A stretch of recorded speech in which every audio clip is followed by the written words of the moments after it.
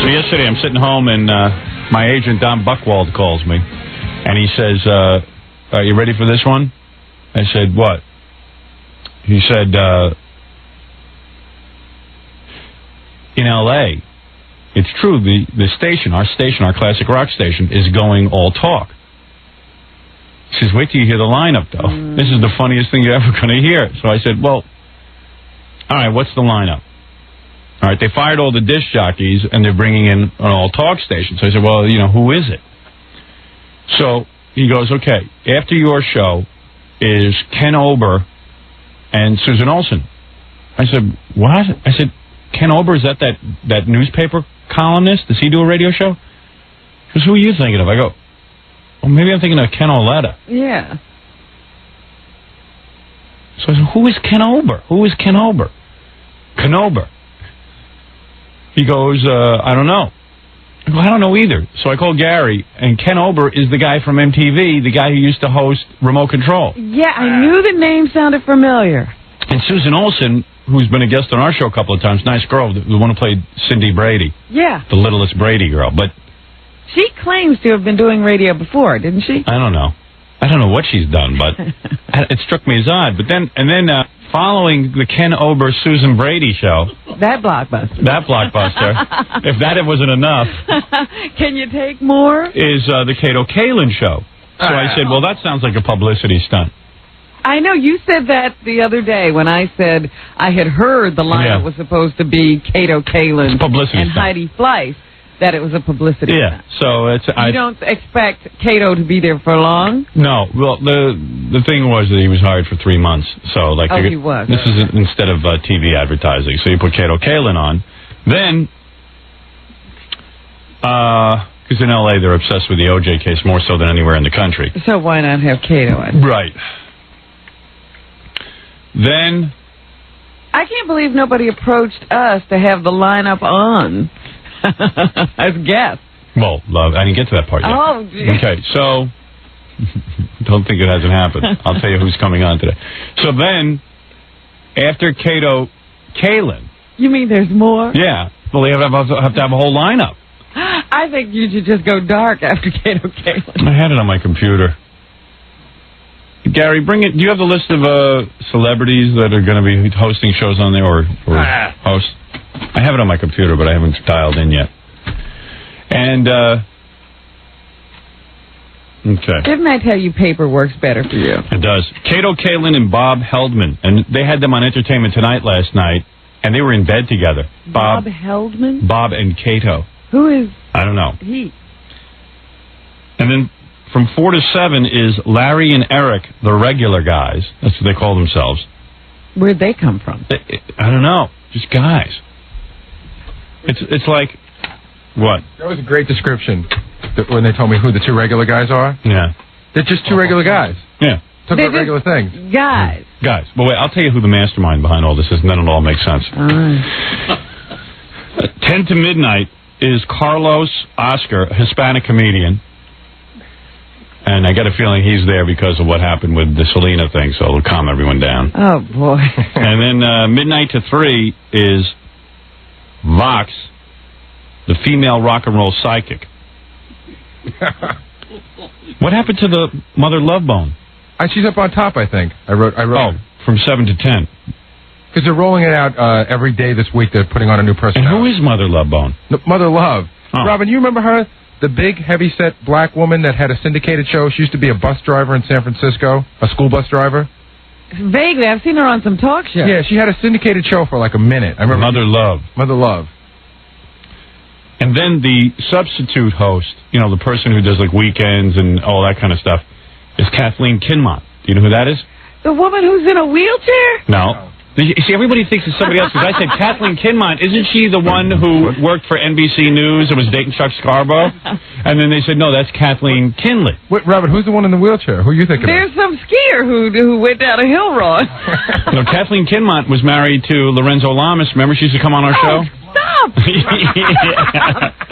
So now, I could see, I mean, there's a lot of people like it. So anyway, I was like, oh, my God. This is amazing. So people kept calling me and saying, does it affect you if all these people are on the station. And I said, of course it does. So you got to understand something. If you're on a real toilet bowl radio station, it's not that our ratings will go away, but it helps to be on a great radio station because something somebody wants to listen to. Because you pick up a lot of different audience and stuff, you know. Sure.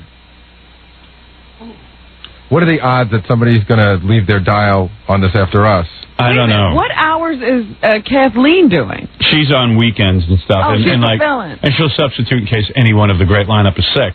She's the swing person. The swing person, Kathleen. So anyway, I said, this is the most bizarre. I've never heard of such a lineup. This is the biggest losing radio station in the country. So, in fact, somebody faxed me this morning, all upset. I guess there must have been news about this in Los Angeles. Yeah. And they didn't fax me the whole lineup. It was just a very cryptic, get off this sinking ship. Yeah, I know. I can't believe that I'm now disappointed that Heidi Fleiss isn't on. Yeah, she would have been a big attraction.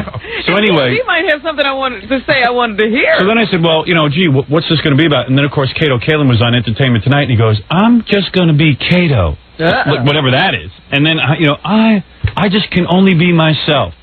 Now, I'm reading in the paper that he can't even talk about the O.J. trial or anything, so it should be a fascinating show. He says he's going to talk about girls. Remember the testimony during that pretrial hearing where he talked about that phone conversation with that girl? Yeah. And it was just a wall of nothing? Yeah. That's Kato. Yeah. He's going to live at the radio station for sure. That's, he'll live there for free. Yeah, they must have a little room that nobody was using. It'll be like at O.J.'s house. Who's using that room? Who stays in the back room? Oh, that's Kato's room. So, anyway, so, I said, of course, who wants to be on a bad radio station? You lumped in with a bunch of bad people trying to do radio. So anyway, I said... This is the worst embarrassment of our career. Yeah. So I said, not that I have any control over the rest of the station, but I said, well, who put this thing together? Who's the program director? They go, no. This is the brain trust of Walt Sabo. Now, Walt Sabo is an old-time radio executive who I used to be friendly with. Yes.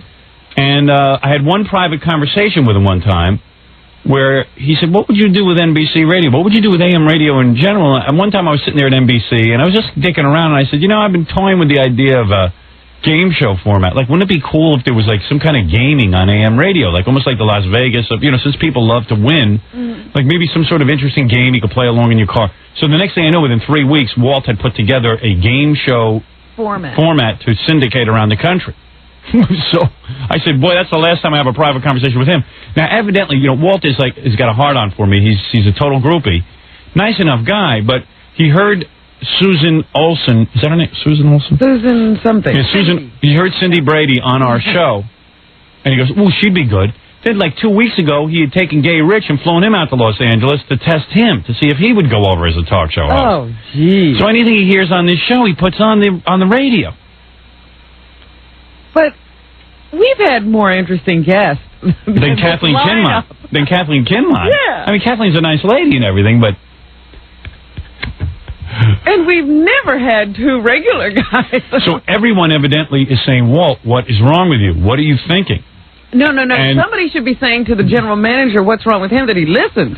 Well, anyway, everyone's been saying, geez, what's going on? What are you thinking?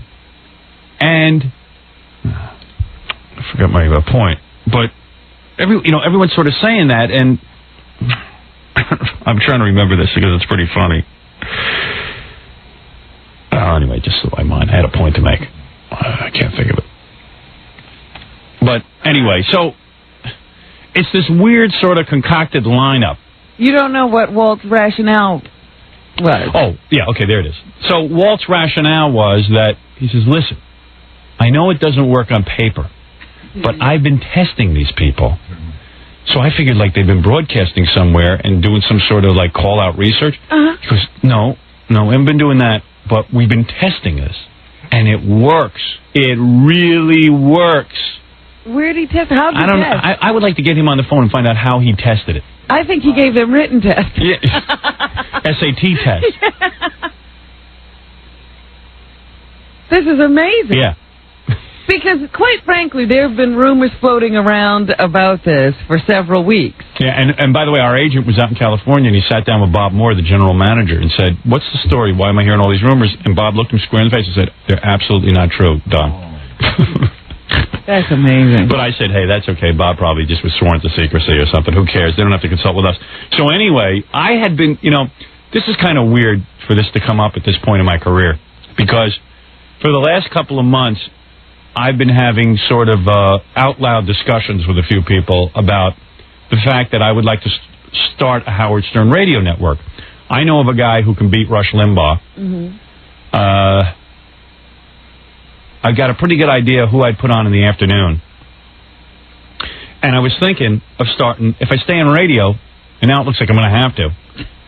If I stay in radio, come September, I would start the Howard Stern Radio Network, which would be a full lineup, a complement of shows that stations could, because if Walt Sabo is out there programming and getting Kato Kaelin to host shows. Testing, if you will.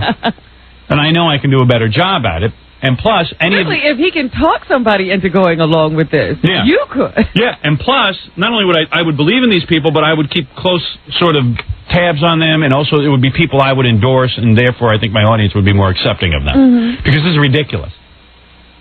This is absurd. It would certainly be people you wouldn't be ashamed to promote. So then Gary got a call. Do you want the lineup to call in? Do you want Ken Ober and Susan Olsen? I said, no, but Cato's going to call in. Yeah. And, this is kind of weird. Like, I'm reading this article in the paper. It's called Fading Kato Takes to the Airwaves. Because, what's Kato going to do? And, he's saying all the right things about me. They ask him about me, and he says, first of all, he says, tomorrow I start on the same radio station as Howard. I'm going to be a radio talk show host, Kaelin told the Post. It's the same station where shock jock Howard Stern has grabbed #1 ratings. Quote, I'm glad I'm not competing with Howard, Kaelin said. I feel like I'm on a basketball team with the best player in the world. He's saying nice things. But now you're Michael Jordan with 5 other guys. Right. 5 other guys. 5 other street players. So Kaelin says, well, they say, what will you talk about on your show? Since you can't talk about the OJ trial, will you talk, he says, well, girls, He says, since this thing has happened, I'm getting so many girls, I have to put airbags on my headboard of my bed. Great. He's getting laid. Well, it's interesting because remember a few months ago he was going to be a stand-up comedian? And he's going through more careers. That disappeared. Yeah. But there's always radio. He says, but hey, in all fairness, he says, I was in show business, but it wasn't like I was a medical student getting into show business. I'm in show business, and I don't like the idea that people think I've made it because of a tragedy involving 2 beloved friends. But that's what he has. He hasn't even made it. Yeah. What has he done but testify?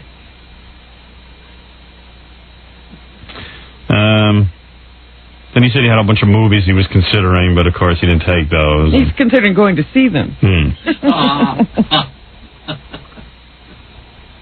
He says Howard Stern is the king and I'm merely a court jester. He says all the right things. Yeah, don't get me wrong. What is he going to do? They told him what to say about that. Right. So the thing is that my problem with Kato is I still feel that Kato withheld information. Yeah. Which I'm going to say to him. I'm going to say, hey, Kato, man, I don't care who has a radio show. I mean, you want to have a radio show, go ahead. That's none of my business. I said, I personally think the station's making a mistake. But,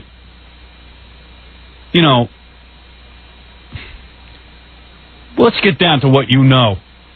I mean, while this may look easy, I want to say you do something people, you can't just walk into a radio station and be on the radio. You know why it sucks being on the radio? Because it's such an insult because everyone now thinks they can do it. And they give it to it's like Kato got off, he had this tremendous fame from the OJ trial. And he got off, and the movies wouldn't take him.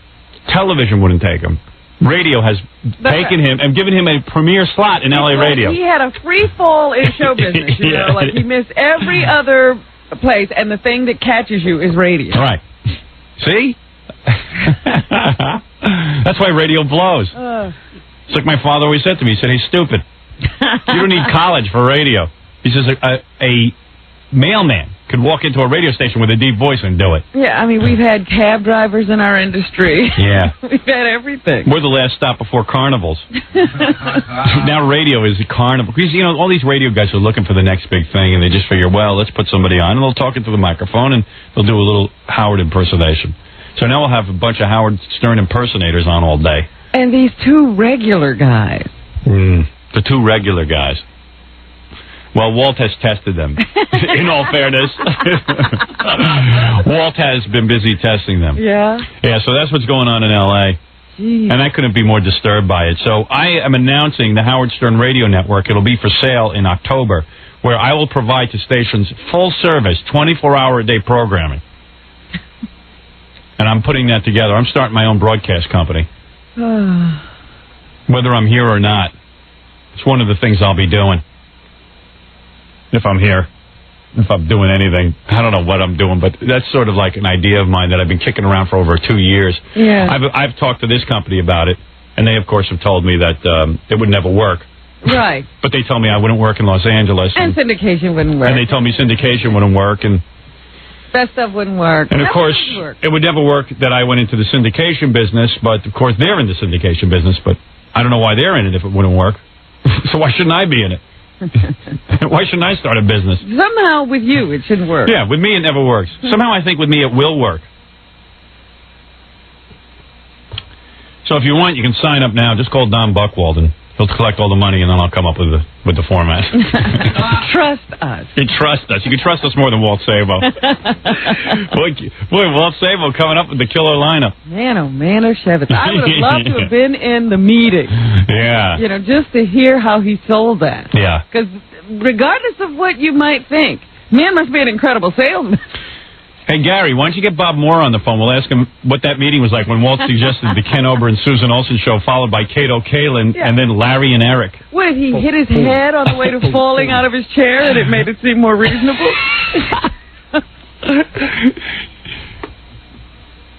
I don't know, man. You know what? I'll tell you something. My whole career, I've always ended up at toilet bowl radio stations. But usually they were toilet bowls when we got there. They're making this station work. They're making it into a toilet bowl. I'm embarrassed. But, you know, what am I going to do? I can't, you know, people said, hey, Howard, how do you feel about it? What am I going to do? What can I say? I'm just sitting here thinking about the fact that I got that, you know, somebody sent me a little blurb from the newspaper when all these rumors were falling out, and I saw a fax of one after the show one day, and I went up to Gary, and I handed it to him, and I said, could this possibly be true? And he goes, oh, no, this is just one of those wild rumors. Yeah, I had to agree with him. Hey, you're on the air. In Los Angeles. Hello? Yeah, hi, you're on the air. Yeah, hello. How you doing, Howard? Yeah. Yeah, listen, I just wanted to let you know, a while back ago you were talking about how nobody makes anything, you know, any Americans. Yeah. And I made a bed. It's called the Hump-O-Matic, you know? That's great.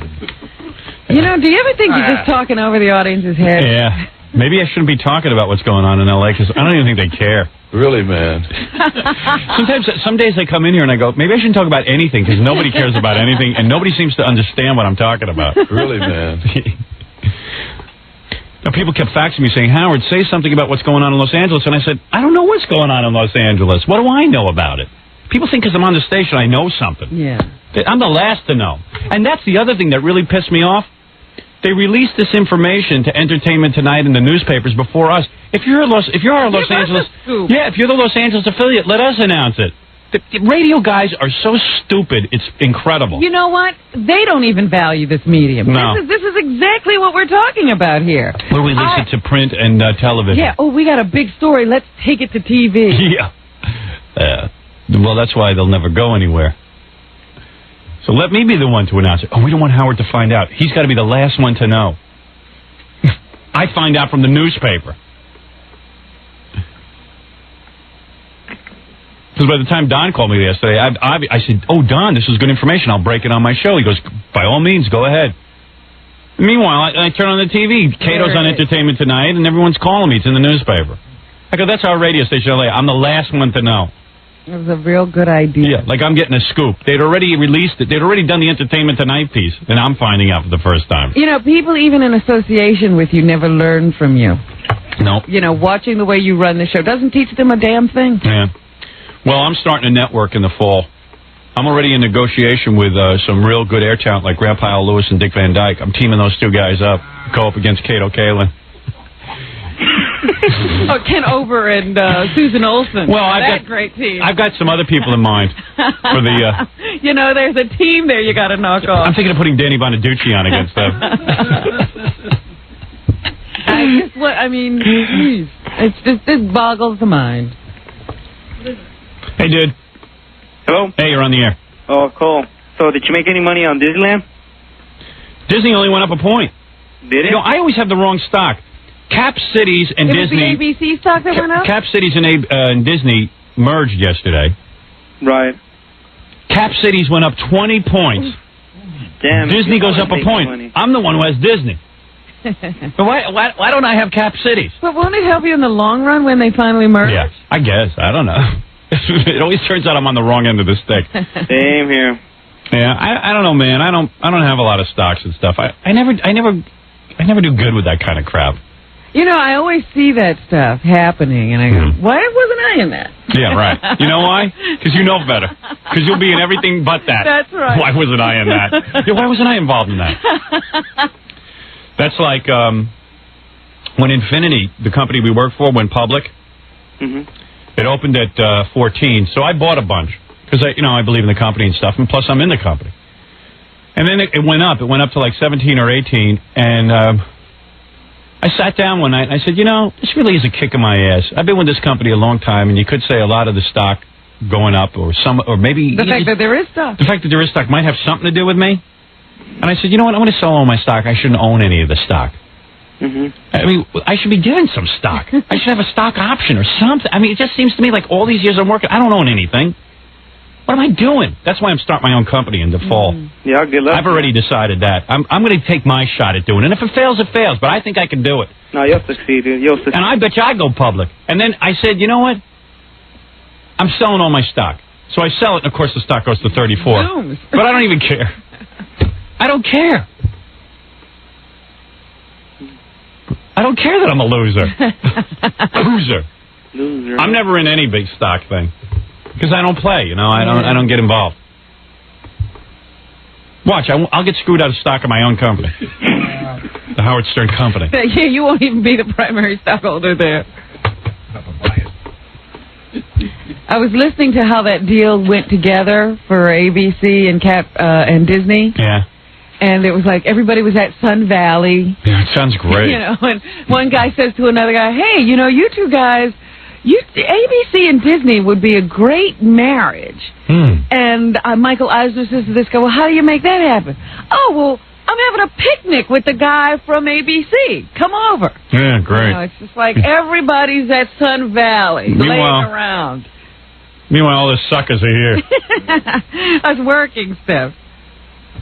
I heard the United States, this is a rumor, United States is merging with Germany. Like every country's going to start merging now. Yeah, eventually. Hey, we'd make two great countries together. Look, you've got manufacturing, we got a market. Let's merge.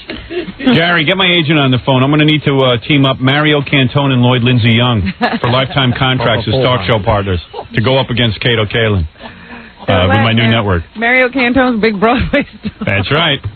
Well, don't you think I'm on top of that? And Lloyd Lindsay Young just got free from Channel 9. That's right. I have two a-holes to compete with the two regular guys. Just two a-holes. That's what we call it. Two a-holes will be the... Hello!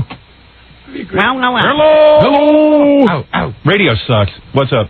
I tried to get a hold of Bob Moore, so I called the L.A. station because, I don't have his number. He's on the phone to Entertainment Tonight. He doesn't have time for us. So they said they were going to... they said they didn't have his number, but they had it in speed dial. So they were going to try to call him and wake him up and tell him to call us. Okay. But I don't think he's going to get up. No. Nobody gets up for us. If it was Entertainment Tonight, Bob would be right out of bed. Yeah, Bob would jump at the chance. Bob, I'm the last one to know. Oofa. Hey, the thing is, though, when you're on a station filled with, with lame radio, all of a sudden, it's like people go, well, that's the station of lame radio. Right. Oh, Howard's on that lame station. Yeah. That stupid station. I don't know what Walt was thinking, but I guess he's just looking for something to do. He was out there flying Gay Rich out there to have auditions. Did you know that? Is that true? Yeah. He heard Gay Rich on the show. Everything he hears on the show. What did he have Gay Rich flying out for? To become part of the lineup in L.A. So Gay Rich was quitting college. He goes, do you think I should quit college? What happened is Gay Rich came to me. He says, this guy, he's probably some nut named Walt Sabo wants to audition me. I go, no, that guy's like a legitimate radio guy. He goes, he has an idea for a show for me. Like a gay show. So you mean Gay Rich flunked And Kato Kaelin didn't? No. That's what I mean. So Gay Rich got all excited, was going to start quitting college because he's an intern. So whoever Walt hears on the show, Walt gives no consideration to the fact that maybe I made them look You're good. orchestrating the whole yeah, thing. maybe. But okay. So I said to Gay Rich, hey, man, go for it. I mean, why not? What am I going to do, tell Gay Rich not to go for it? You know, by some crazy accident, you might make it. Yeah, I say, hey, you know what? Listen, stranger things have happened. So Gay Rich goes out there and he auditions, and according to Walt, tests really well. I said, how does he test this? Wait a minute, let's get Gay Rich on the phone. He obviously has been through the test. Yeah. Hey, Gary, get Gay Rich on the phone. I want to know about this test. I got to take a break anyway. Hey, dude, you got anything else to say? No, I just like to say you're a genius, and Thank you. I'm Mexican. I listen to your show. Thank you. And no one else than you. Stay tuned for the Carlos Oscar show from 10 to midnight. That's great. In L.A.? Yeah. That's all we need. Okay, man. Take care. Bye-bye. Bye-bye. You didn't want Carlos Oscar?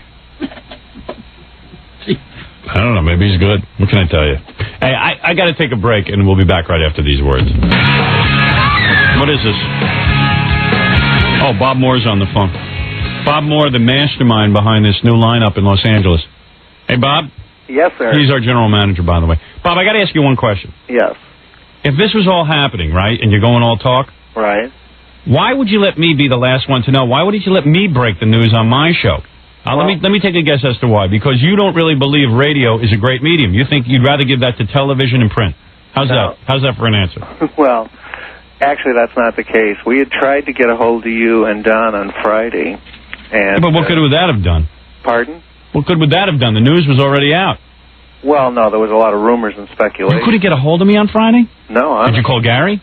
I tried to call Gary, but Couldn't get him either? No, I think you guys, well, you know what? You couldn't get Kathy? She wasn't in the office on Friday? What time did you call, Bob? 11 o'clock at night? Bob's full of it.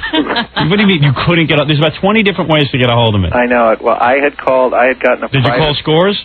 No, I didn't. Well, that's where I made a mistake. I should have called Scores. You know that's my office on Fridays. I had a private line for Gary, and I called it several times. Then I called Don, and he was out of the office. And, yeah. But Don's office could have called me, and I would have gotten right back to you. Well, we made a mistake. Because that's not trying real hard. Yeah. No, I mean, if you coordinate the effort and you say, wait a second, it's crucial that we get this to Howard, let him break the news. Right. Well, we wanted to, and honestly, we... So now so I read it in the newspapers, and I see it on Entertainment Tonight. But now, okay. I mean, when a big story comes across, like Mother Love Bone is coming back to L.A. radio, I mean, you don't want us to be last. Well, absolutely not. All right, are you on hallucinogens? That's what I want. That's the next question. On the medication. Bob, what are you thinking, man? I'm thumbing through Ken Ober, life here. the Ken Ober and Susan Olsen show, right? The Kato Kaelin show, followed by the Larry and Eric show, right? You know, you've inspired me. I am actually going to go. You know, I've been talking about this for over a year now. I am going to put together my own lineup and syndicate it. The Howard Stern Network. Because first of all, I know I can do better than Walt Sabo. I already know I know guys who are 20 times better than this.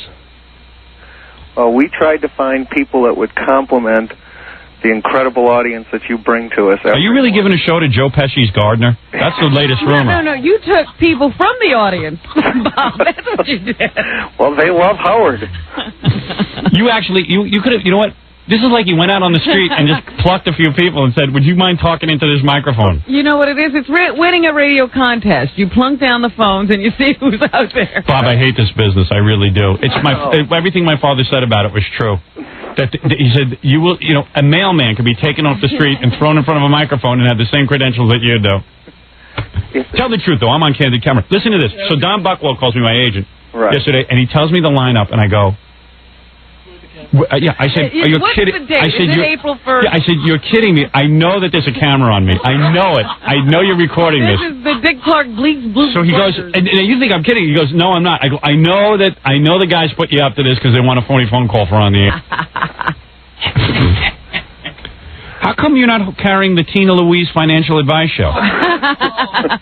Walt will hear that and go, yeah, what a great idea. Please, don't give him any more ideas. I know. Don't give him any more ideas. God. Well, we just... Wow, I'm in shock. I got to know, did you see any of the tests? Now, how does Walt claims that he tested all these shows while they look bad on paper? He's tested them somewhere. How did he, like, when he pitched you, did you throw him out of the office first? You must have punched him in the face and thrown him out of the office. At first, I was a little taken back, no question. Well, like, he came to you and said, I've got a great talk lineup. You probably hired him to go find you a talk lineup. Well, he said, I think we can complement Howard's show by putting various personalities on. Oh, I know what he's doing. He must think... He's showing how bad radio can be. Oh. Right? And that complements our show. Oh, okay. In other words, you're trying to make us look good. But isn't that an expensive proposition for the whole station? Thank you, Bob. Yeah. All right, well, that's different. As long as you word it like that, then it's okay. We're trying to put together the worst lineup in the country so that Howard will look good. Everybody thinks what Howard does is easy. Yeah, Let's just take a bunch of people. Everybody says they can do this. This is the worst move since NBC hired Joe E. Reynolds to replace me. When that brilliant programmer, what was that guy's name? The general manager we had. John Hayes, the Incubus, went ahead and hired Joe E. Reynolds to replace us, and they lost all the ratings. Followed by that other loser, the guy with the Cyclops eyes. Combs, Alan B. Combs. This is. I think they were both on Walter's list. Yeah, I'm sure they were. So what happened? Walter walks in and says, I'm going to put together the talk show lineup, and then he says to you, okay, here's what I got for you. Ken Ober and Susan Olsen, Kato Kaelin, followed by Larry and Eric, Carlos, Oscar, and then the female rock and roll psychic. And our substitute will be Lorenzo Lamas' ex-wife. That's right. A huge fan of yours. Yeah, I love Kathleen, but... Yeah, they're all fans, I'm sure. Where would you... That was the premise. Oh, an all-fan of Howard radio format. Melrose Larry Green. I heard you guys tested him. Do you know they tested Melrose Larry Green for his own show? On. I swear to God, Melrose told me. Right. I'm telling you, and Gay Rich, too. All right. So, Bob, we had him carry various signs with your name on them. No, what's funny is how did he convince you that this was something you should do? Yeah, like, now, you saw it on paper, and you said, this doesn't work. Right. I mean, there's no way. I know you. You're not dumb. I mean, you probably, like, passed out. I've met Bob. I've had dinner with Bob. I think Bob's a wonderful guy, but I don't know how you met him. This is as funny as the Fox Network hiring Chevy Chase. This is literally as bad. Well...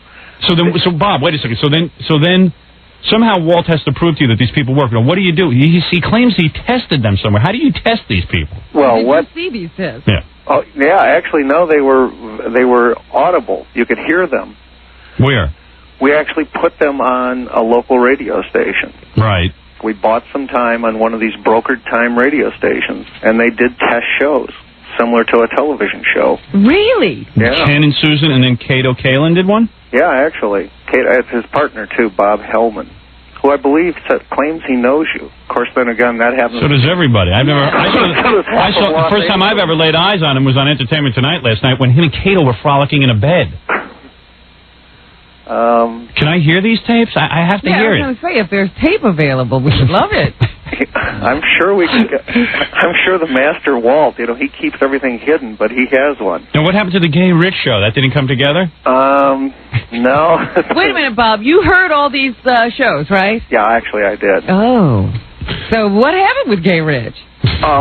Well, it was... He couldn't beat out Kato Kaelin? It was Gay Rich and a partner. Yeah. And... You didn't think the world was ready for that? No. I guess they found out he was gay. No. It's amazing. I think Walt Sabo just listens to this show and goes, well, what can I do? He pulls a lot of energy off of the Stern show. There's no question. Yes, he does. They didn't try the Captain Jank show? I can't believe it. Yeah, why not a Captain Jank show? No. Why does that sound any stupider than the Ken Ober and Susan Olsen show? Yeah, like that makes sense. Or the Kato Kaelin. Susan is a huge... So is Ken, but Susan's a huge fan and been a guest of yours. No, I know. I love Susan. Susan's a great person, nice person. Captain Janks has done this show many more times. I would have put Kenneth Keith on before I would have put them on, though. Yeah, if you wanted two regular, like Captain Janks and Kenneth Now you're getting very close. Now you're getting very close to Walter's original lineup. Yeah, well, let me tell you something. That's Walt's whole concept in life. Why can't we pick elements of Howard's show and just make them their own show? Because it doesn't work. Well, Walt has seen that it was very successful at ABC. Right. Over here in New York. WABC did the same thing. They just plucked everybody they could hear on the air here. Yeah. Put them on the air. Well, you know who's pretty good on the air? Tom Chiasano's son. Did you guys test him? I don't know if we have a... I had him on with his girlfriend. He was pretty loose on the air. The two of them might make a good show. Yeah, Tom Chiasano's son and girlfriend show. Two regular guys. Hi there. I'm Tom Chiasano's son. Yes, and I'm the au pair. We're taking your calls. Wow, Oh. Kato Kaelin. Well, I heard you got him on for 3 months, so then you dump him. What other kinds of contracts did you sign? I think what else did I hear as a rumor? No. I heard all kinds of rumors. Are any of these people, have any of them ever done radio before? Oh, yeah. I mean, Mother Love has done radio. Yeah, she blew away everybody. She's a tried and true professional. No. Actually, a lot of them have done radio. As guests. I meant... no. Well... Hold on a second. I'm starting my own network in the fall, and I'm just in the middle of a negotiation. Hold on a second. Gary, get me Mark Furman and Louis Farrakhan on the show. I need them for middays to go up against Ken Ober and Susan Olsen. And tell Mickey Mantle, if he lives, that sports cooking show is still on hold. Now you're scaring Bob. You're going to put together a station to compete with his. I am. Or I'm going to replace this pathetic lineup. Yeah, he'll be ready by that time. No, I've been toying with the idea for over a year. Right, I've heard you talk about it. That, why shouldn't I put together a whole network, a whole day of program? I mean, Walt Sabo's doing it. Why shouldn't I be doing it? Who's Walt Sabo? That's true. People... Are you tied into these people for long? So if I present you with a whole new lineup that you'll be able to replace I'm just afraid the damage that this is going to do. I'm continuing because I think Bob is a reasonable guy. Bob's real reasonable. Excuses as to why he did this. Maybe he was trying to force you into this decision. No. So was it real fun firing all the other disc jockeys? No, that was horrible. Yeah, that's a drag. That is a part of radio that isn't good. Right. But, the truth of the matter is we had, when you've got the #1 rated morning show and then your numbers... Your audience drifts away because they have a continued thirst for the kind of stuff you bring them. Right. We wanted people that could compliment. You want to actually starve them to death. No, what he's going to do is manage to ruin my ratings in the process. Yeah. Oh, Bobby. Tribute to the Howard It almost sounds as if he thinks the show was too successful. Yeah. What we'll do is make people sick of everything. Bobby. What the hell are you doing? In radio, it's hard to accept success, so no. No, well, everything will be fine, I'm sure. I'd love to see Bob now at these... What are you telling your clients? There are no more clients. They all left. They're all gone. He didn't have to tell He didn't have to tell anybody. Salespeople are gone, too. Well... everything is going to be fine. I'm sure with Bob at the helm, nothing will go wrong. Oh, yes. Ship is run aground. Well, you and Walt have really concocted some radio station. Boy, when your two heads get together. It's dangerous. It is a scary sight. Ladies and gentlemen, the Kathleen Kinmon Show. Lorenzo's a pig! I hate him! I was going to talk about his very rich girl who grew up in the lap of Hollywood luxury. Right. And basically married a guy and did a bunch of TV shows with him. What's she going to talk about? I'm going to talk about Lorenzo! Nobody even asked him Lorenzo is. Lorenzo. Yeah, too bad you didn't get Lorenzo at least. Walt Sabo and Bob Moore, the Wright brothers of 1995, inventing the next airplane. Howard tells me Kathleen Kinmon is on the show, and I don't know who she is. She's been here. Oh. You're out of control, Bob. We're grappling. Who is that guy? It's This plane won't fly, my friend. Well, all right, I'll interview Kato, because I got to tell Kato that I think he should get back on the stand and really do the right thing and help that poor woman out who was murdered. Well. Oh, yeah, maybe we can bring him to tears. Yeah, maybe I can move him. I don't know why I feel he's protecting O.J. Honestly, I don't... it's tough to...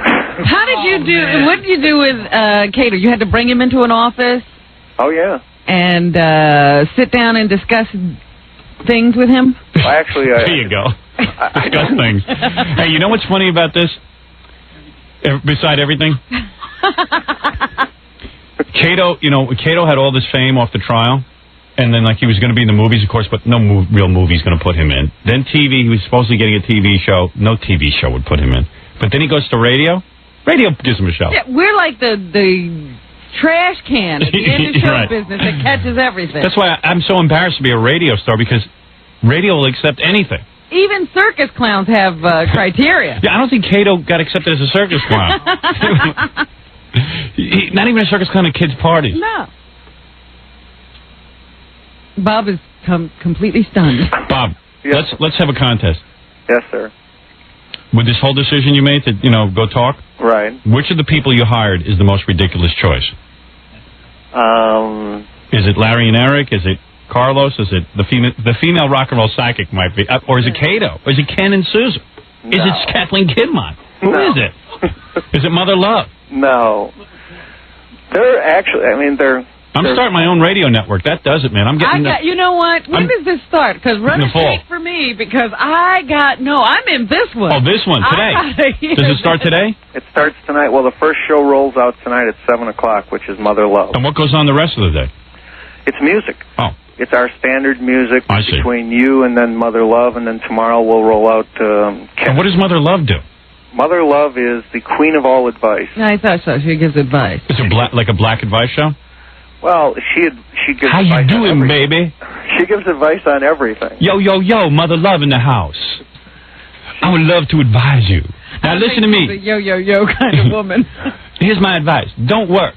I want you to get a radio show. First of all... It's more of the, baby, let me tell you. Baby child, let me tell you something right now. If you expect to get anywhere in life, you got to play by the rules. I still say there are rules, honey child. Let's take our first phone call for the Mother Love Show. Hello? Can you just shut up and play some music? Honey child, let me tell you something. There's going to be lots of criticism of the Mother Love Show, but I don't care. You kiss my black ass. You heard the test. What, did Walt make all the calls? Yeah. Was he like every Yeah, call? Walt was brought in to be a G. What has Walt done, by the way? I can't figure out what Walt does for a living. Walt was at NBC like 900 years ago. What does he do? We're not really sure. I know he writes a column in that horrible Talkers magazine. I haven't seen that. I haven't seen that yet. Yeah, Bob. You took his word without even seeing any credentials. Well, no, obviously... Is Walt going out with Mother Love? Is he linked romantically with her? Is that it? I don't know. That I'm not aware of either. I'm in the middle of negotiations for Donald Trump to go up against Mother Love on my network. He's going to host... He's got his good advice. He's going to be doing a game show at night for rich people. Only rich people can play. It's called The Price Doesn't Matter. And then you call up and you just bid on stuff. And the high bid wins. Yeah, it's going to be a tough battle between him and Mother Love. Oh, boy. It's nice to be Tom Chiasano. How come you guys didn't hire Mark Harris in the Public Enemy show? That's one of the shows I'm pitching. Mark Harris, who was formerly with Martha Raye, and Public Enemy, the rock band, the rap band, will actually be teaming up for a show of their own to go up against Larry and Eric, the regular guys. Do they have a test show that we could listen to? Captain Janks just called. He said he and Kenneth K. Callenbach will do it for half the price of Susan Olsen and Ken Ober. Yeah. That is a show. That's a show.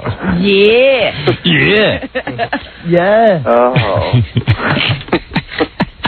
It's pretty funny. Bob's taking a big station like KLSX Los Angeles and just experimenting like this. A huge station. Well, You got balls, Bob.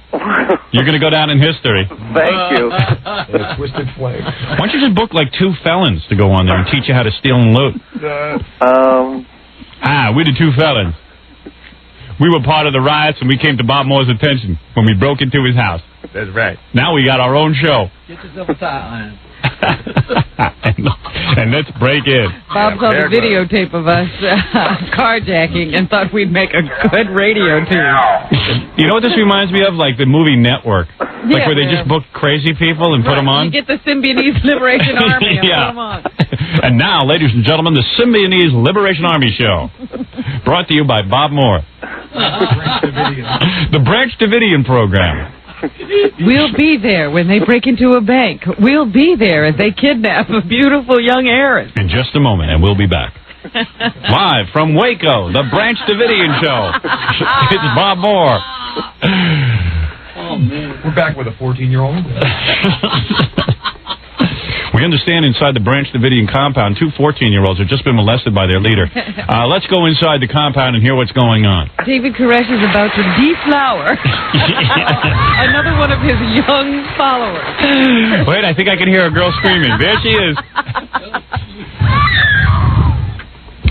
I think you lost your mind.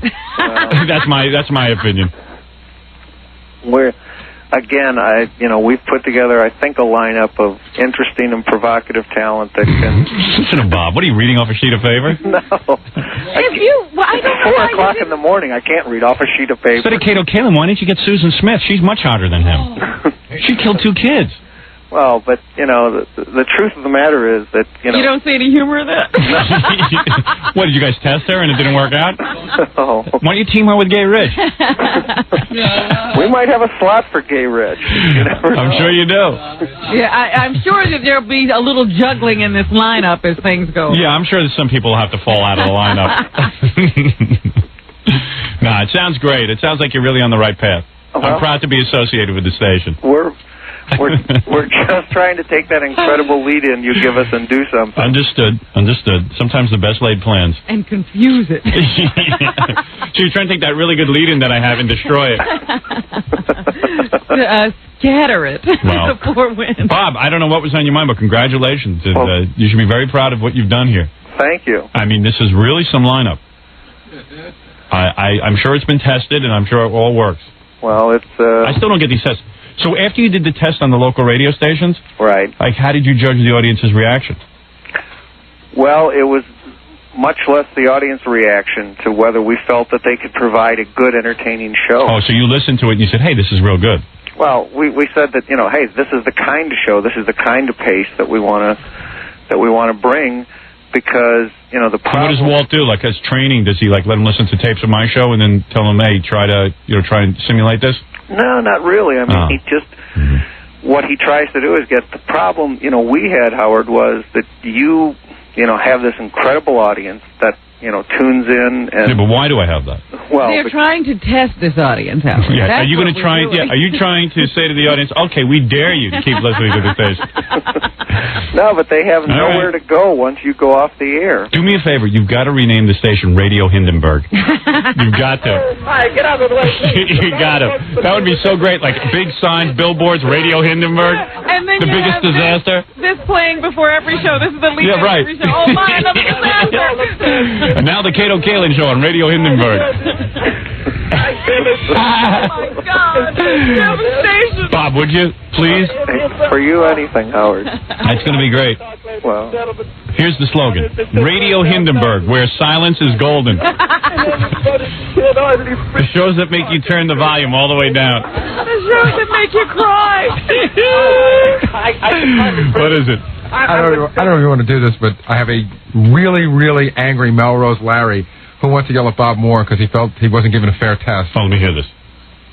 Melrose, is it really true that you were tested? I was never tested. Oh, you weren't? I was never tested. Can I turn my radio down? Why would you be tested? But let me turn my radio down. Well, he's a moron. I thought he had been tested. He told me he'd been tested. I don't believe it. I was never tested. Oh, so then fine. So what are you arguing about? He's a liar. He's a liar. Bob is not lying. Years running around with the signs, with the other guy, with Tilden. I don't want to say his name. If anybody deserves to show on this new stupid format, I do. Yeah, well, you want to know something? I'm going to be honest with you, Melrose. I would have argued that point with you, that you don't belong on professional radio. Yes. But I'm going to tell you something. I don't see anything in this lineup that says you're wrong. Howard. Yeah. You are wrong. Melrose, Bob Moore's a liar. He never tested me. He's a liar. Is he on the line?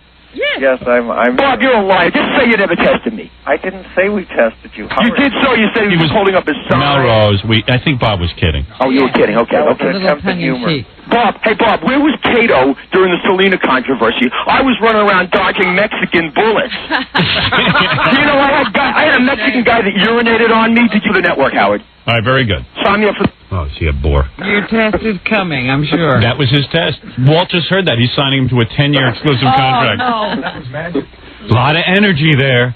That's the kind of pace we're looking for. It was working. Robin, how long do you give any one of these shows to stay on the air? I don't even think they'll last out there. Kato won't last the 3 months of his contract. I say... We're going to keep on the air. I say Kato's on for 2 weeks. I say the whole thing lasts 1 year because, Bob will stick Not with it even. for a year. Oh, no, it will Not last even. a year. Bob will give it a year. You think because he just has to out of pride? Yeah. And then we'll have to go back to playing the dopey records again. Right. He'll find music interesting again. Unless I step in with my new network and save the day. Which I might have to do. Now you forced me to go hire disc jockeys. This may last a shorter time than the all Elvis format. Oh, yeah, that was a good one. We considered the all Elvis format. Bob's looking into it right now. Walt Sabo's putting something together. Walter first approached me with the all Elvis network. Walt Sabo's a really weird guy. I've only met him once, but I know he's a big fan and everything, and he's obsessed. I told you, I once casually talked to him about an all-game format, and he went out and produced it the next day. He and took full credit for it. Never mentioned that I had come up with it. He should have. Yeah, I was glad he did. Why don't you just do 20 hours of Louie Louie?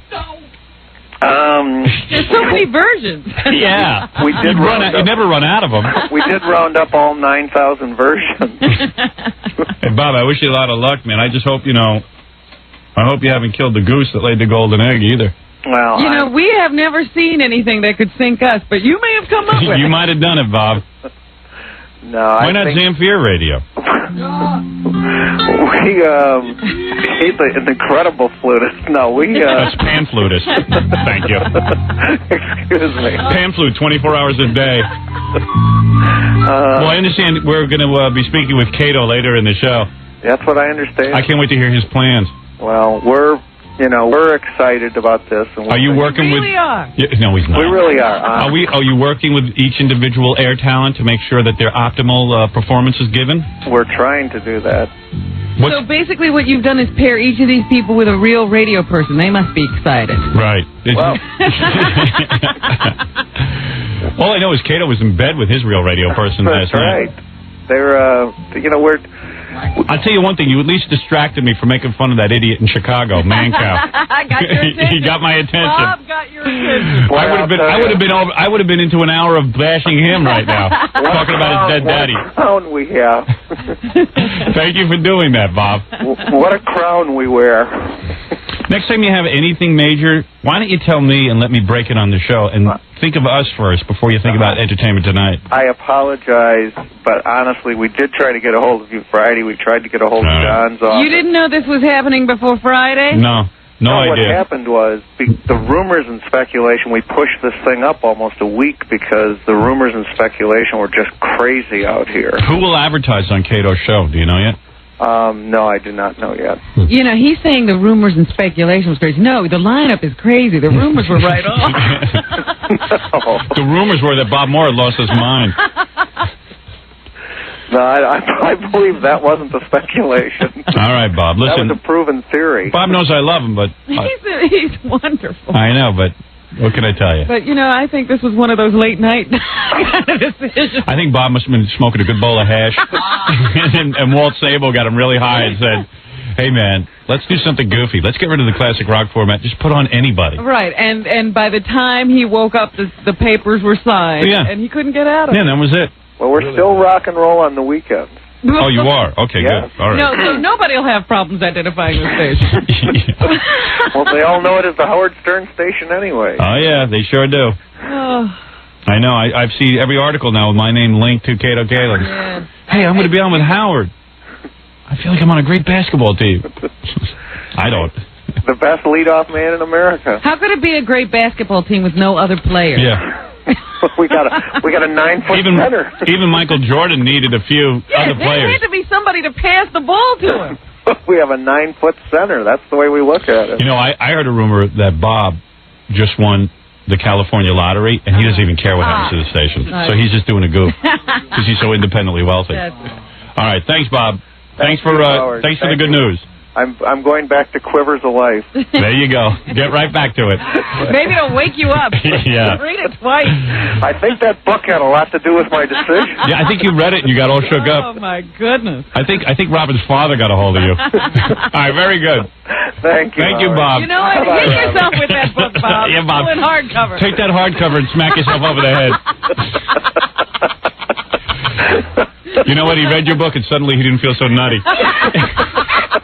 Very good, Bob. I don't know if he read it all the way Bob, through. you've gone down in radio history. You've just ruined a beautiful career. Very good, Bob.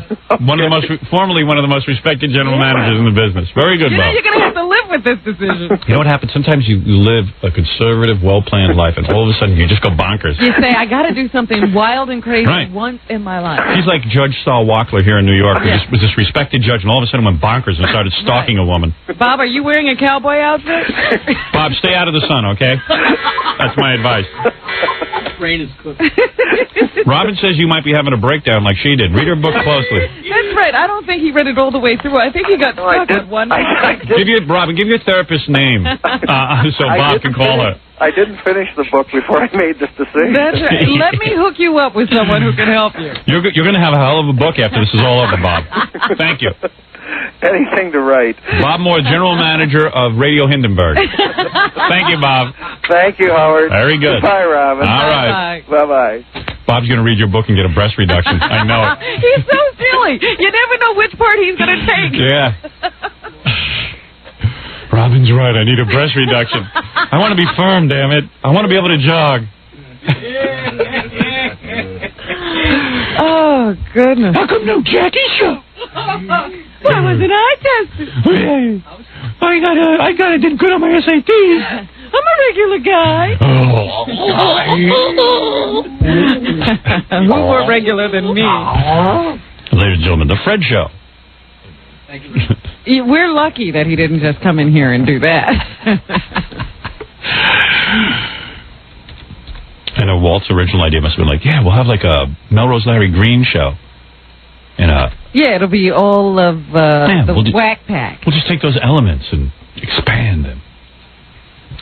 That's it. I officially announced the formation of the Howard Stern Radio Network. I will begin hiring radio personalities to be under my umbrella, and we will market the entire network across the country. Now, are you looking for real radio people? I know. I have the whole lineup in my mind. Who you know could do radio, they just never have done it before. No. I am testing people right now. I am in the middle of testing. Fafa Foley, tell Cope to stop calling so much. I know he's available, and I'm going to call him back. He might be teamed with someone. Yes, he's going to be teamed with Hot Tub Johnny West. It's the Hot Tub Johnny West and Cope Show.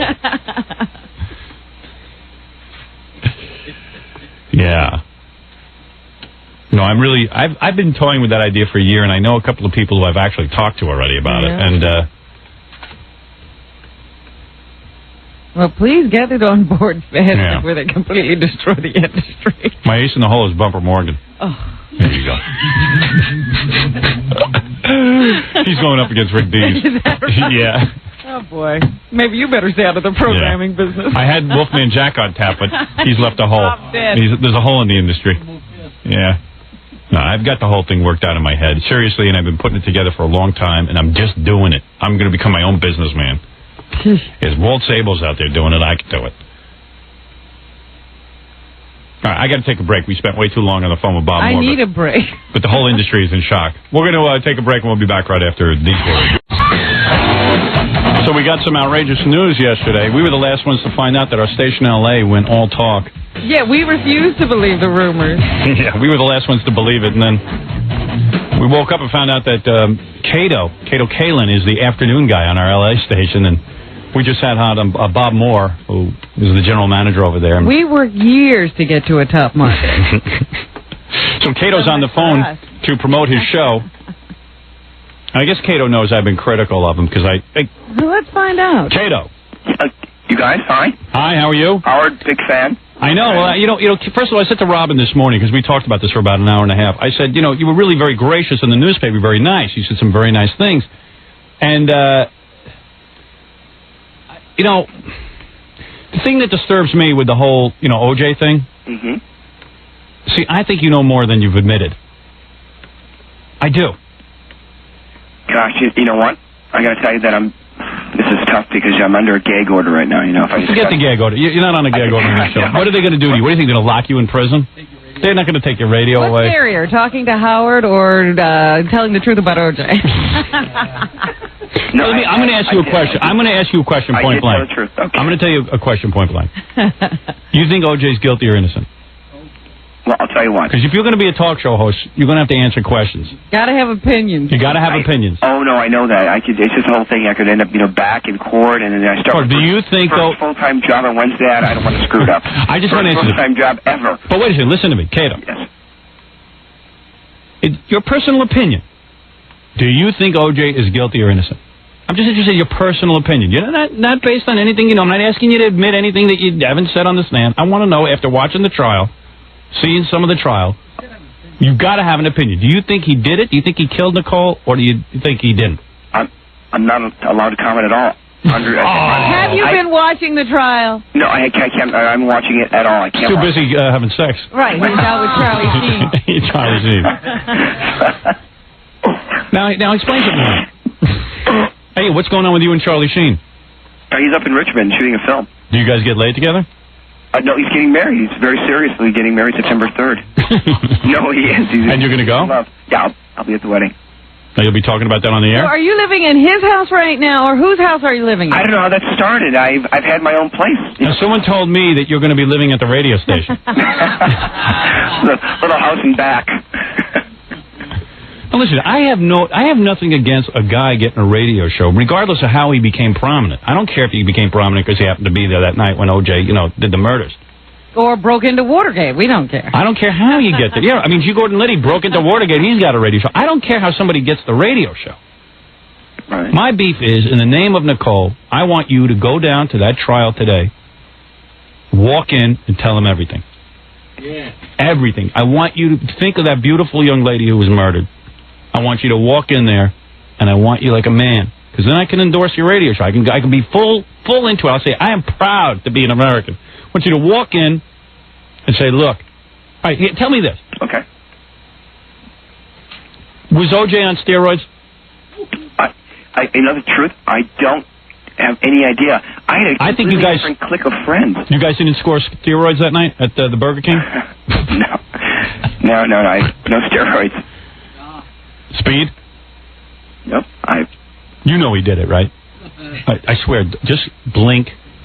Blink, we can't. He knows he did it. Kato knows.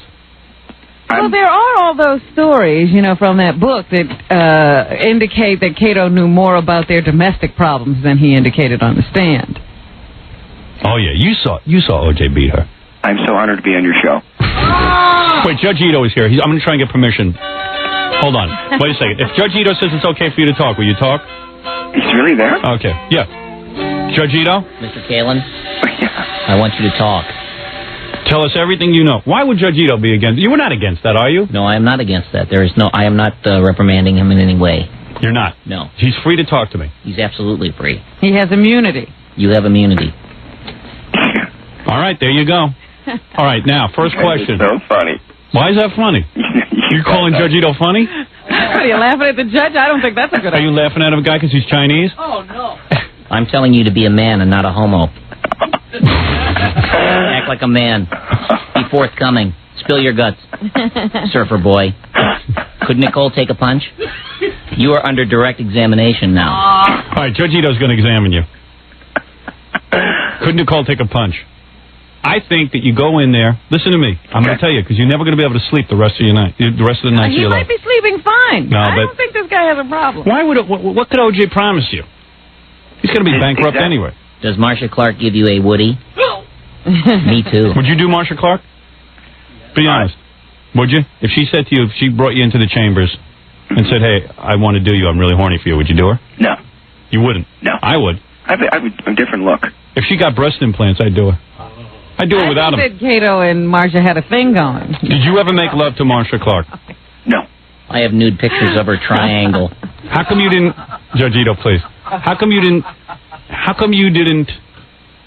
sue the National Enquirer or whatever it was, the Star Magazine, for saying you were out scoring that night for drugs? There are some things being done right now. Oh, there are? We've got a few things. That as far as really? You get 1 year to file for suits. Oh, really? Yeah, there's a few things that have happened that I just can't believe have been printed. Really? You know, Howard, that I've never tested a drug in my entire life. Really? I swear. Ever. Not even pot. You never smoked pot? Never smoked pot. You want to smoke some with us? I mean, I've seen people smoke, and I could watch you guys. Sure.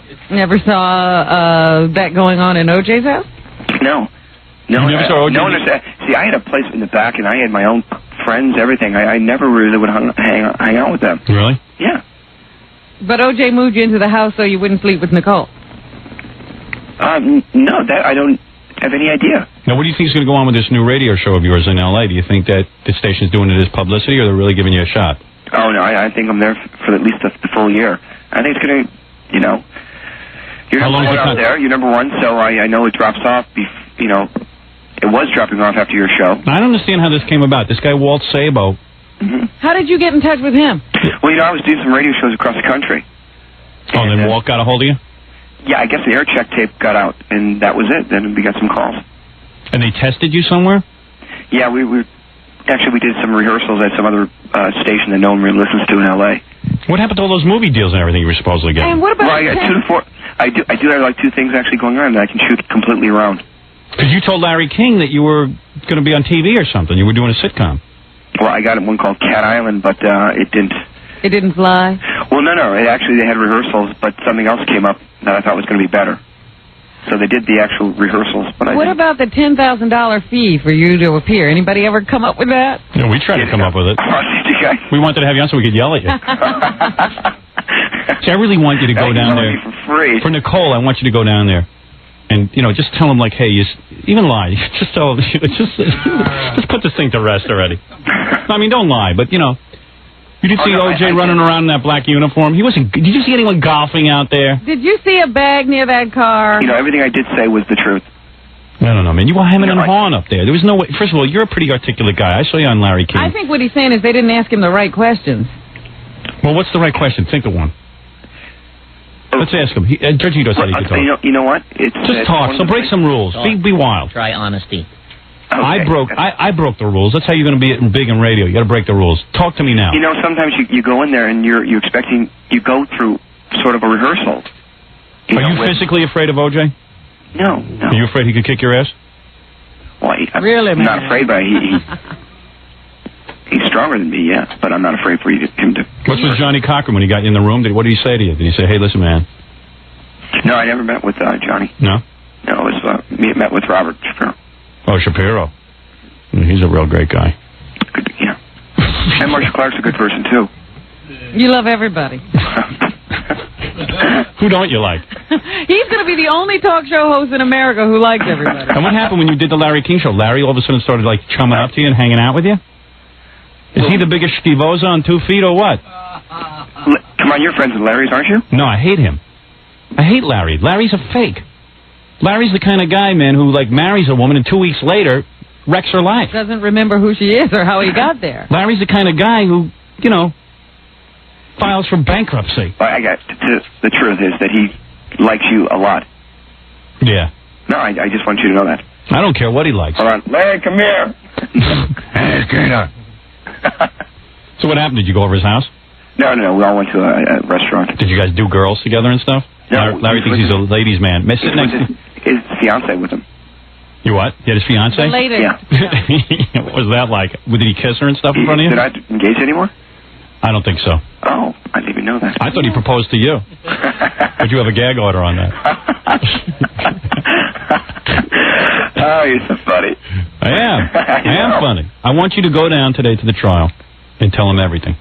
Everything. He just can't break in. It's the defenses. I don't care. I bet you if he went over to Marsha and said, Marsha, I have some things I want to get off my chest.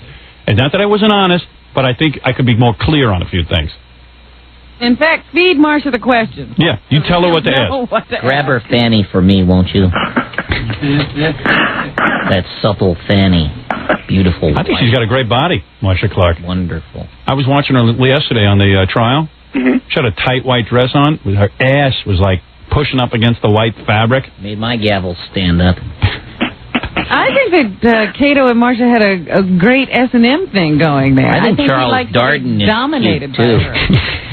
I like Mr. Darden. You do? Christopher Darden. Mr. Darden. I want to admonish him in my chambers. Were you ever alone with Marsha Clark in a room? Was I? Yeah. Yes. Wouldn't you think Marsha would be active in the sack? Never even didn't cross my mind. Oh. I was guys. I was so nervous. No, well, he gets some pretty good girls. I was pretty nervous. So have you nailed any celebrities since you came into the public eye? Have you been to some parties and gotten some? Oh yeah, I Playboy Playmates. Oh, a few, yes. Yeah. But I got that before, but now it's been Now it's easier. Yeah, I guess so. You hardly had to try before, and now you don't even open your mouth. Hey, who's having a better life, him or me?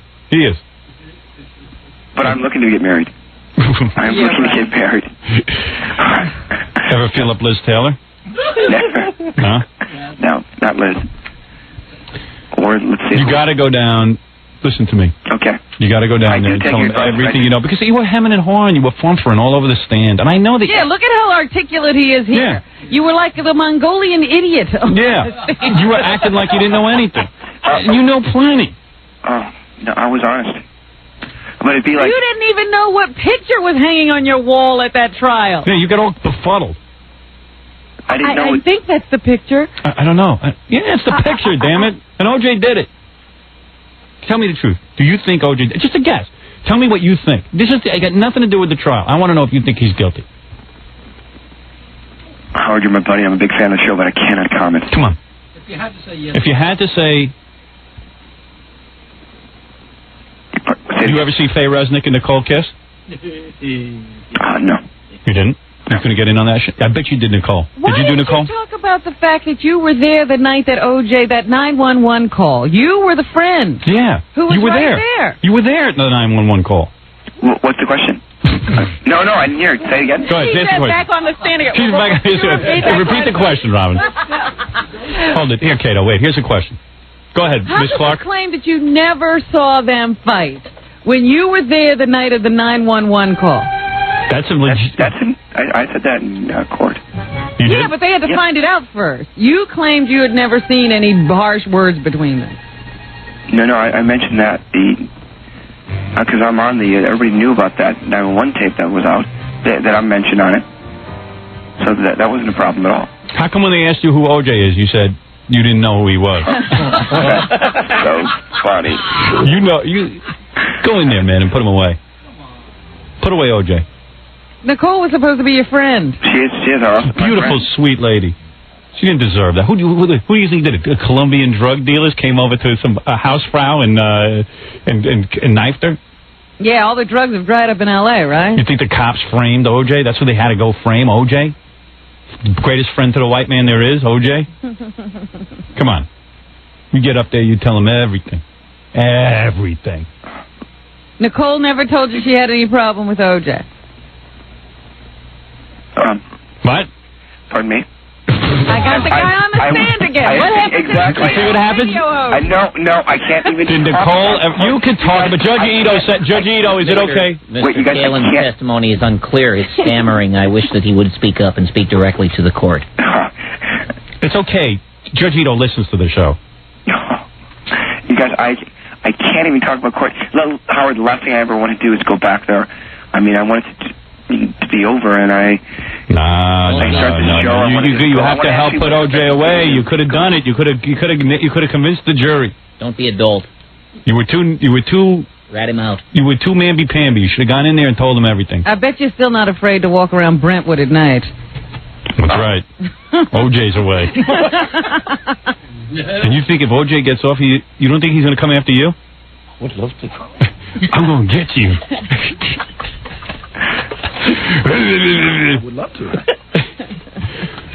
Where's my scuba gear? Really, man? Really, man. Hey, Kato, you better give me something back.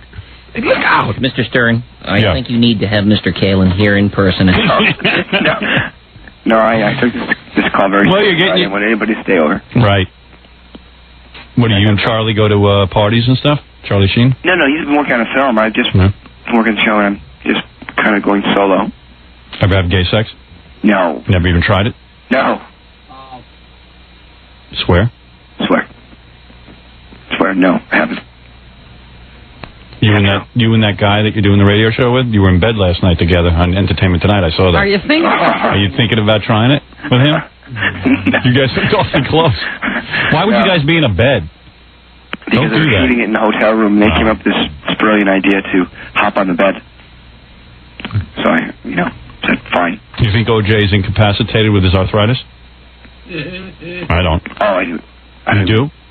What? I really don't even think about it anymore. I've been working on this radio show. You're so funny and so tough. Oh, man. Oh, please don't be so tough on me. You gotta go down there today. I'm being dead serious about it. I know. I got nothing against you. I got nothing against you in terms of who you are, or I hope you're a big success on KLSX radio. I really do. The thing is, though, but you've got, in clear conscience, go down there and answer clearly everything. What do you think people are going to call? And you can take phone calls on your show? What do you think they're going to ask about? Mm-hmm. Going to be like, ask about? Yeah, they're going to be. They're not going to ask about girls. They're going to ask about O.J. They're going to go, hey, here, let me see how you handle this. Is this a call? Yeah. Hello? Hi, how you doing? Where are you calling from? Hi. Hold on, I got a little bit of radio. Hello, Howard? Hello, Kato? Hi. This is Kato. Hi, what's your question? How's Howard? What's it like to talk to him on the air? Well, it's been the highlight on our show, and it's big. Hey, let me ask you something. Okay. Why don't you go down to why don't you do what Howard says? Go down to the trial today. Tell Miss Clark everything you know. I mean, really come clean. Don't flump her around. Just go in there and tell her everything. Everything. There'll be 2 lines of questioning. Wait a minute, who's that? All the O.J. case, and how do you get to move into these great estates without paying rent? Well, I think it's going to be questions about the case probably for the first 2 or 3 days. And I think it'll dissipate, and we're going to have a... You'll be off the air. You'll be off the air. That's so funny. Who said that? All right, here's the rumor I heard. I don't know for a fact. I heard your contract's 3 months. They'll use you up for 3 months, get publicity, and then throw you the hell out of there. You got to be careful. But what do you care, right? It's 1 year. It's a 1 year. Is it a 1 year deal? Yeah, 1 year guarantee. 1 year guarantee. Hopefully it's gonna. I'm not going to say we're going to be number 1 and nowhere anywhere near, but I know we'll be better than 24th. So when's your first show? You got it all planned? Yeah, I'm going right in there today. Well, today's the first show? But Wednesday will be the actual first show on air. Oh, I see. We've been working all week, and today will be the complete run-through. So what are you going to talk about? Today? This entire week, probably this phone call. And that'll take up hour and a half. Well, if you think about it, it's an hour and 20 minutes of talking with the commercials and not including the calls. I can't endorse the show until you go down there and you tell Marsha Clark everything. And you go in there. Marsha got mad at you because you were rolling around. You should have gone in there and said, hey, I saw O.J. kick her ass. I was there the night this guy looked like a wild animal. Let me tell you how I would have testified. Let me tell you how I would have testified. Okay. Robin, you be Marsha Clark. All right. Ask me the following question. Did you ever see a domestic dispute between O.J. and the wife? Did you ever see any domestic dispute between Nicole Brown and O.J. Simpson? All right, now there's 2 ways to answer that question. You could go like this. Or you could say the following. Or you could say this, all right? This guy, I'm going to tell you something, Your Honor, and everyone in this courtroom. I've never been so frightened in my friggin' life. I'm sitting there for no apparent reason whatsoever. This guy's bursting down the door. He's coming in there screaming, I'm going to kill you. I'm frightened out of my mind. I mean, I'm a man, and I was crapping in my pants. You can imagine what this poor woman was feeling.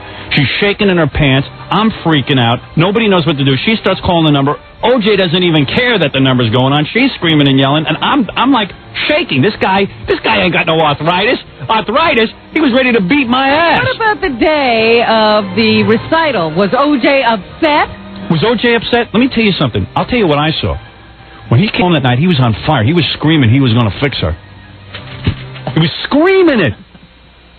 He said he was going to go. He was completely agitated. I knew where he was going. Thank you very much for your candid testimony. And probably the only, excuse me, let me say one other thing. Probably the only reason he had me driving around with burgers is so he could think he had an alibi. And they called me and asked me for an alibi. Yeah, what was that all about, Mr. Kaelin? Didn't O.J. say to you, thank goodness you can provide me with an alibi? Yes!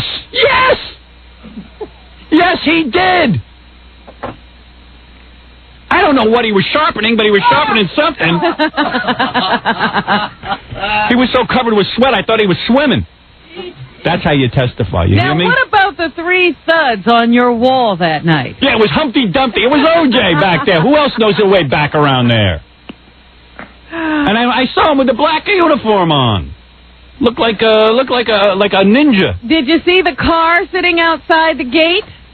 Not only did I see the car, Let me tell you something. OJ never parks there. And I saw everything, and OJ had X amount of bags with him, and then I hear thumps on my wall. First thing I heard was the 3 thumps. That was Morse code for I did it. That's how you testify. Kato, so you could sleep at night. That poor woman and that young guy are dead. It could have been you in there. That's how you testify, my friend. That's what I'm telling you. You go down there, you're like a man. OJ ain't going to get you. Oh, I know. He's behind bars. And the black jurors, they need to have it spelled out for them. They don't understand. Well, he's a black man. Of course, you're framed by the Mark Furman. 100% innocent. 100% innocent. I get it. You got to go down there and talk turkey. I want you to go down to that room and tell Marshall Clark you're ready to testify. Kato, I need you to do this as a man-to-man conversation. Charlie Sheen ain't going to tell you this. He's busy with the girls. He's trying to get out of the Heidi Fleiss thing. He's busy with Heidi Fleiss. You ever get her? No. Tell the truth. You are under oath, Mr. Kaelin.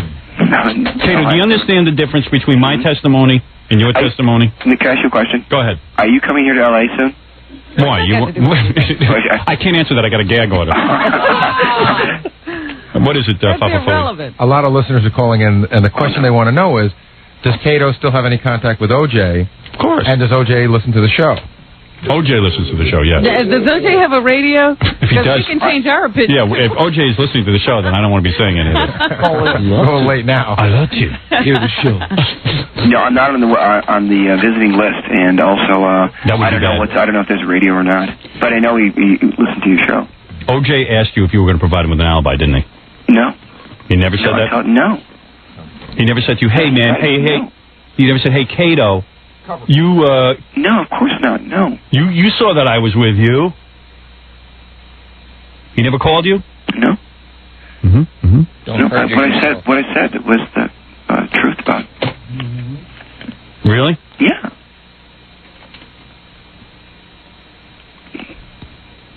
Yes, hello. And you saw him beat you. You saw him beat Nicole. Oh, and don't listen to those people who tell you there can be no dead air on radio. Don't freak out because you didn't hear anything. I'm just thinking. Trying to crack you. Trying to get you to do the right thing. I see you're a man. You're a man. You have to stand up and be counted. This is your Vietnam. I served in Vietnam, man. I took it all. I didn't want to kill the gooks. Easy does it. Sorry, Judge Ito. I apologize. Are you having your Strike flashbacks that. again? I wasn't even listening to you. Strike that. You think that dog was barking that night? You know what that dog was saying in dog talk? He was like, OJ did it. OJ.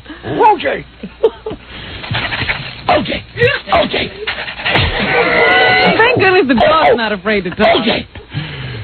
OJ. You were there when OJ beat her, right?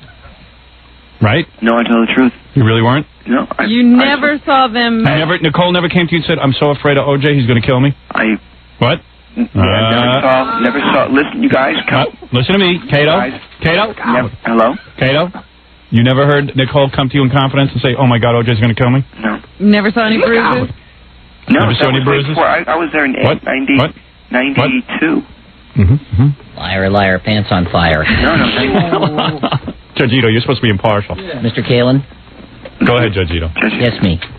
Full on the mouth. I'll get the truth out. All right, I want you to pretend I'm your father. We're having a man-to-man talk. Forget about the radio. Forget about everything. What are you wearing right now? Red shorts. No shirt? No, I had a shirt. Hands. Dad. Yeah, all right. I want you to lay down on the bed and take your shorts off. Oh, no. All right, just pretend I'm your father. And I'm going to do something to you with my big ham hands. Don't all right? tell Mama. Have to take your temperature, son. Yeah, I have to take your temperature, son. You look a little ill. Don't tell Mama. Don't tell Mama, son.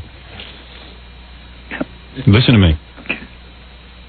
There's a way to testify, you understand? So that the black people understand. They get upset. The jury. Why can't you say the jury? The jury. Excuse me. Same thing. The swarthy. You sure you don't want to go back down there? No, I don't want to go down there.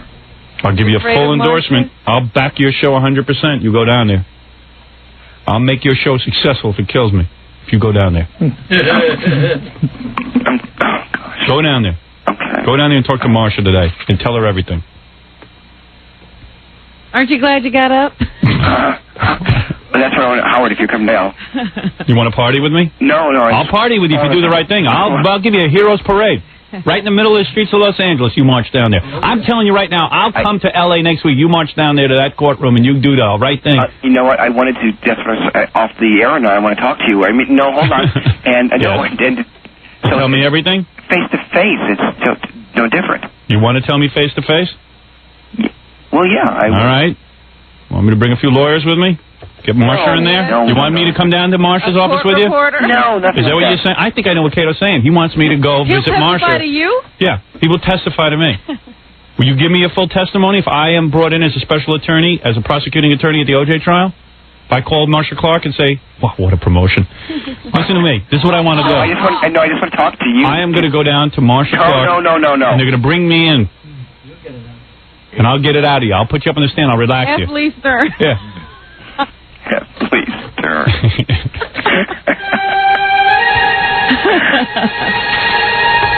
You want to tell me something off the air? Is that it? You'd rather confess off the air? Like I'm a priest or something? All right. All right. When do you want to talk? Susan Smith just called me. She wants to talk too. I'm not free this afternoon. I'll talk to you tomorrow. Tomorrow? Yeah. All right. I'll call you off the air today. Want to hear what's going on over there. You got to tell me the whole scoop. Tell me everything like I'm Charlie Sheen. Okay. I was truthful. Right. You were truthful, kind of. Oh. It's a better way to be truthful. You hear how I testified? That's how I want you to testify. Yeah, why was there all that hesitation? Yeah, too much hesitation. What if you're telling the truth? You just sort of blurt it out. You're an actor. I seen you act. You know how to talk. You know how if you go in somewhere and Howard says something like, "Okay, here's what I'll ask you this," and then he comes in and he doesn't ask you any of that. So you kind of Howard go, wait. never does that. He always I know that. I'm saying, surprises me. For example, then you're going, wait a minute, this is nothing. And so you hesitate. You go, and that's. You were caught off guard, you're saying? Yeah. Mm-hmm. Okay, let's have a talk about it. You guys, what's it like out there? You got to free yourself of this burden. You got to free yourself and go, and the world will cheer you. You will be the greatest hero ever. It's like there's two Katos, the guy on the stand and the other guy. Yeah, I see you. You're an articulate guy. You're not a dummy. But you got on that stand, you were acting. I thought you were Forrest Gump. Yeah, you were befuddled. No, you guys. Let me tell you, you go in there and do the right thing, you'll be bigger than Jack Ruby.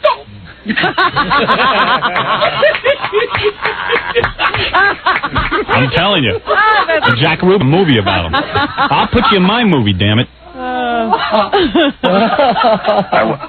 Kato, listen to me. I know, I was all truthful. Kidding aside, I did that stuff. I know you were truthful.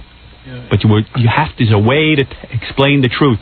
You've seen things. You were an eyewitness. Suspicious if a guy doesn't even recognize the room he's lived in for a couple of years. You couldn't even answer those questions straight.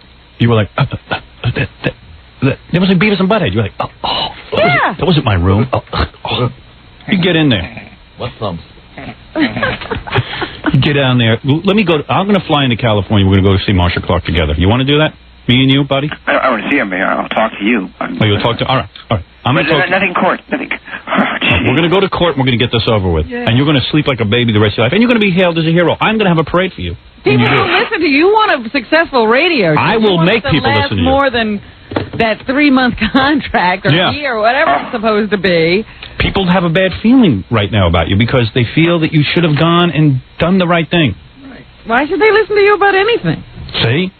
You got to go purge yourself. Even G. Gordon Liddy, I'll tell you something. I did. I was. He went to jail like a man.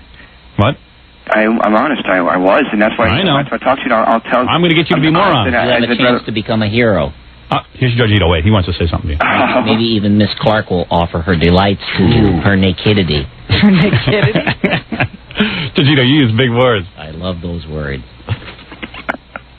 I swear on all that is yellow. The trial is costing... that you will be a hero if you fess up. He swears on all that is yellow. The trial is costing L.A. millions and millions. End the trial, and you could be mayor. Frig the radio. Mayor Kaelin. Mayor Kaelin. There could be a parade in your honor. I would throw the parade for you. Okay, I'll talk to you. OJ's going to hate you no matter what. Really, man. Really, man. So you really have parlayed this thing into getting some excellent girls, huh? Oh, yeah, it's been... I mean, I haven't parlayed it. It's just, kind of happening. Two at the same time? Yeah, no. Well, how are you going to find a wife if you keep doing so much sampling? Yeah. There's no We wife. have to sample. No wife that can replace that.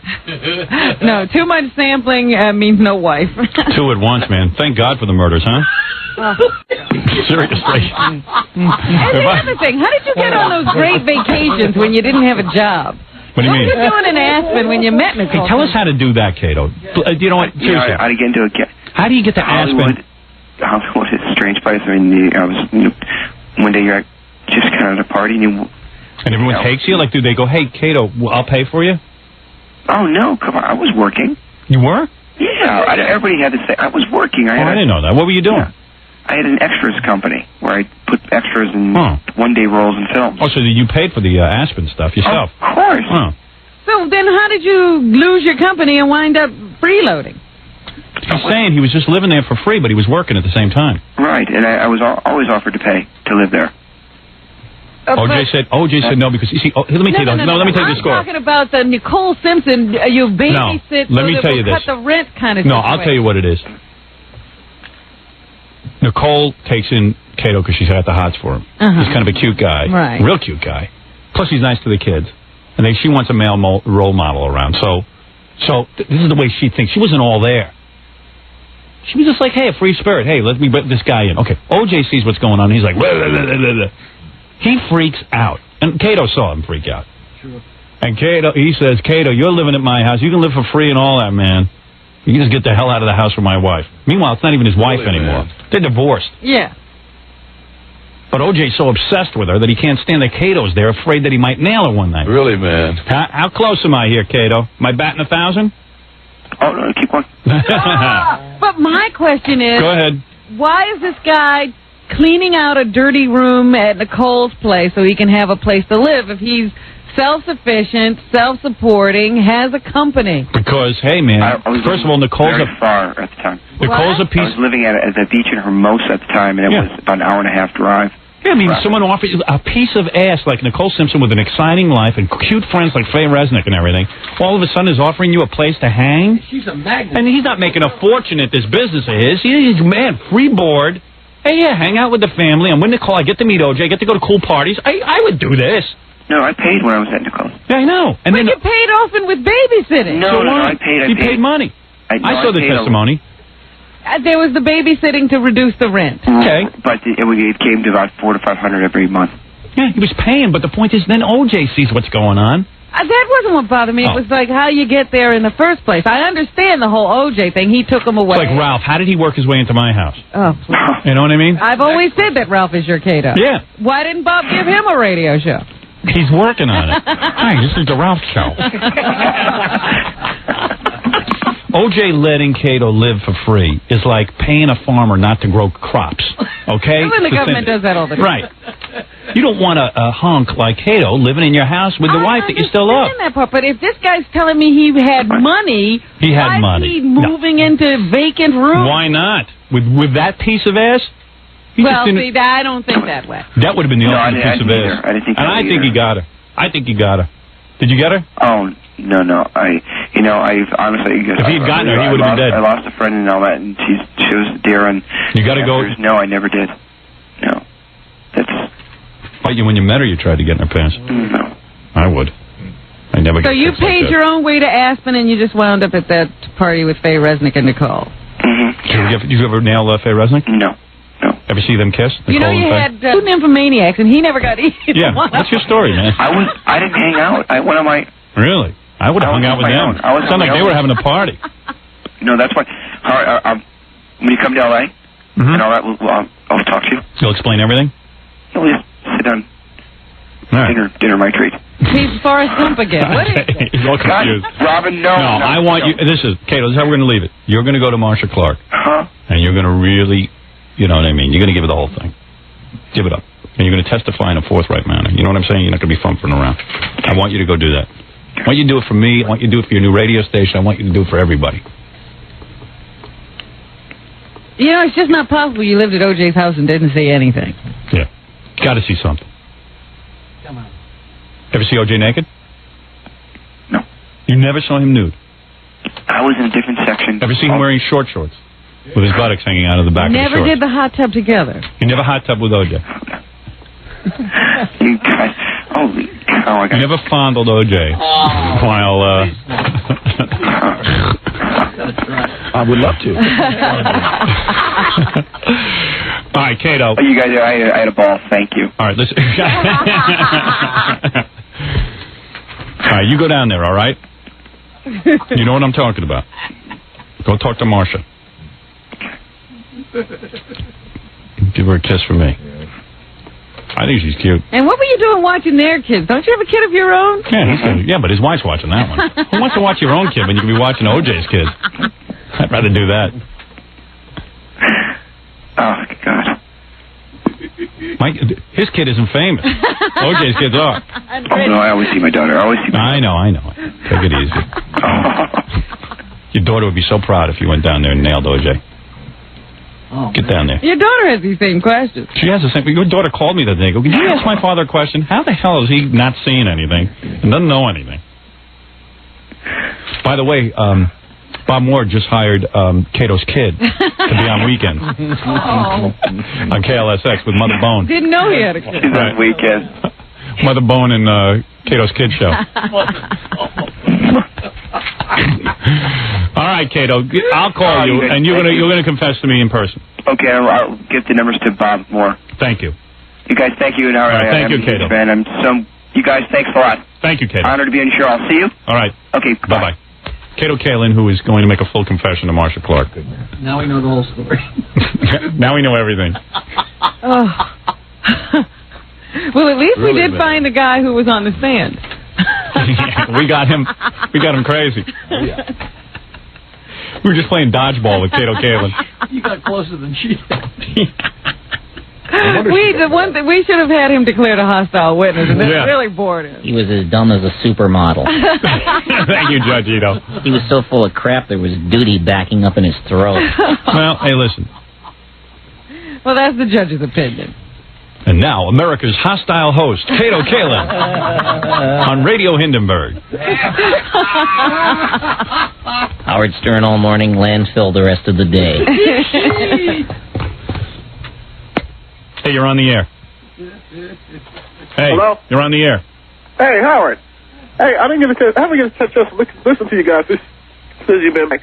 Did Scott go to the scores with you guys? No. Thought he used to mention something about Kato. 2 hours of Kato, and he's asking about scores. Scott and scores. Can't win on this show. I got to take a break. I need a break from my audience. Really, man.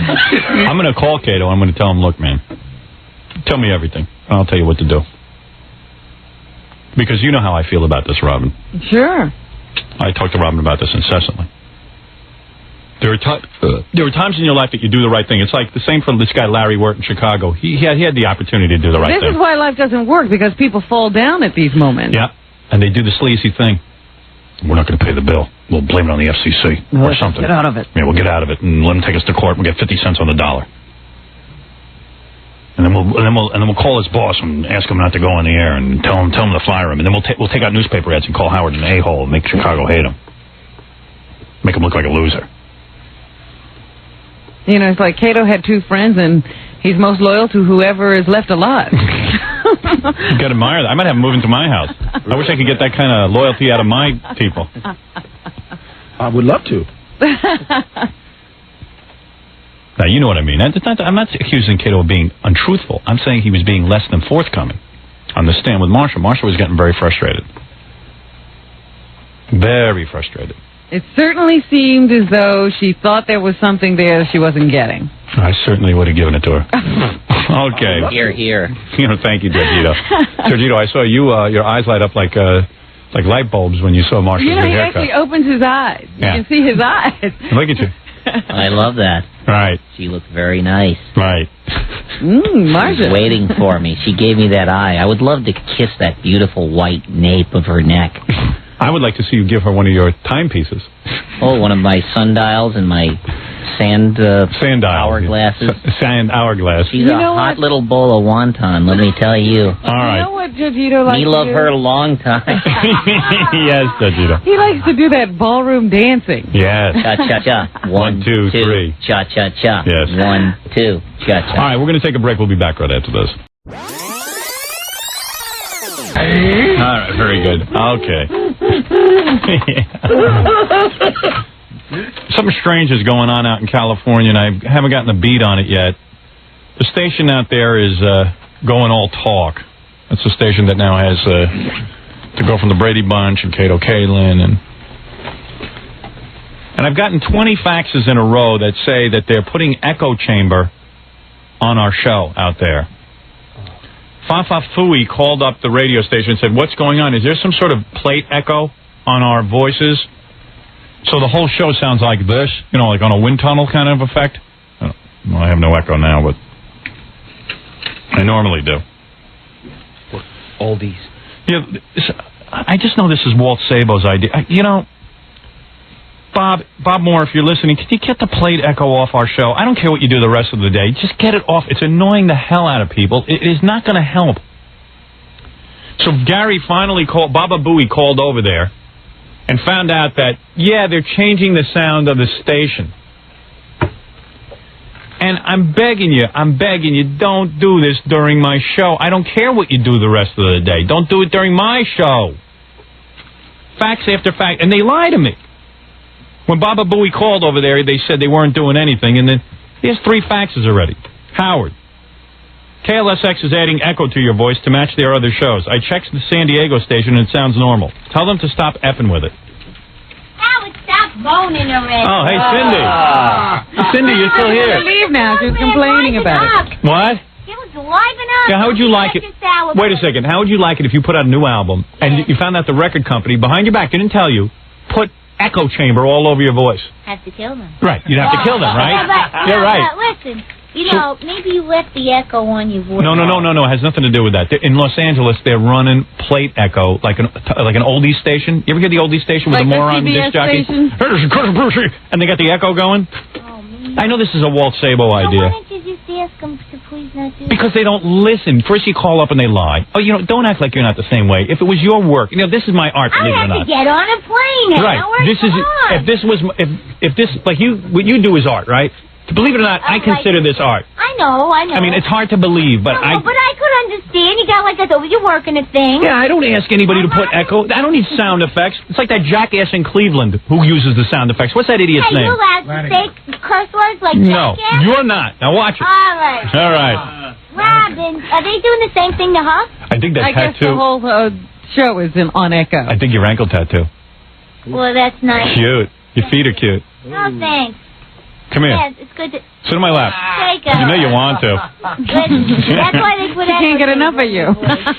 Does that mean echoes on my voice? Hello. Hello there. So, anyway. I just heard you complaining. I thought you should lighten up because, Day's young, Howard, and, What do you call those pants you're wearing? What are they? 3/4 pants?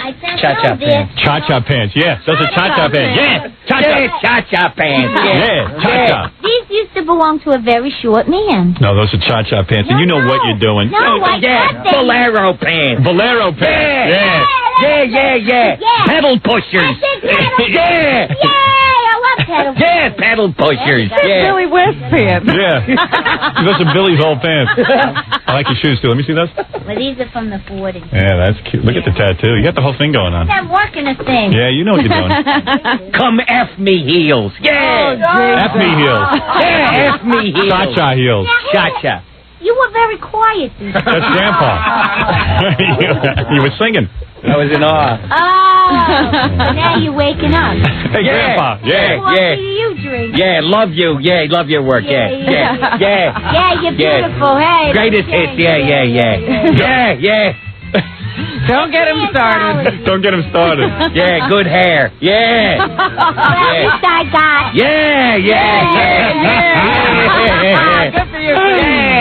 Yeah. You're cute. All right. Not you, I mean Grandpa. Yeah, a litter of puppies is cute, too. Yeah. Want to give me a kiss? Want to give me a kiss? No, Come on, kiss me goodbye. I don't think so, Howard. Come on, I'll tongue you.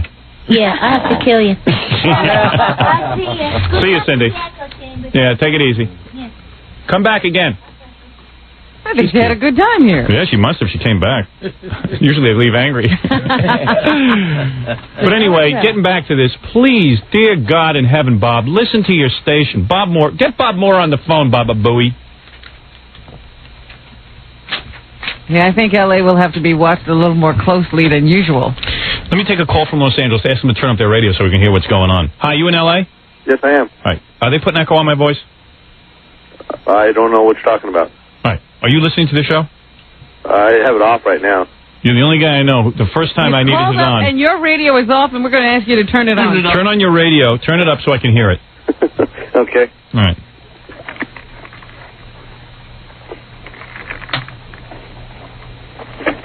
Might be hard to discern over the phone.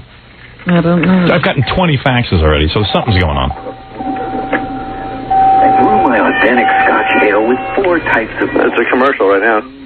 Really? Oh. But we're not live then. No. Well, we're 3 hours behind. Yeah. Yeah, it's already 6:45, so 45 minutes. I'm just waking up in Los Angeles. So, have you heard the show at all this morning? Yeah, since 6 o'clock. And there was no echo on my voice? Oh, yeah, there was. Oh, there was? There sure was, yeah. Oh, I got to hear this. We'll wait through the commercials. Actually, yeah, when Cyndi Lauper was on, there was... No, I don't mean during Cyndi Lauper. No. We put echo on during Cyndi Lauper. I'm talking about before that. I didn't hear before that. Could the listeners be confused by the Cyndi Lauper echo? Well, Gary could. No, because I was getting those faxes early in the morning, earlier than when Cindy was on. Oh, jeez. That sounded good. No echo on that. Yeah, you don't want that altered. Hey, dude, I'll come back to you in a few minutes, okay? Okay, thanks. All right, As soon as they get out of commercial. Yeah, I want to listen to that. All right, let's get back to L.A. You on there? Yes, I am. All right, do you hear echo on my voice? Right now I do on the phone. Yeah, now turn it up.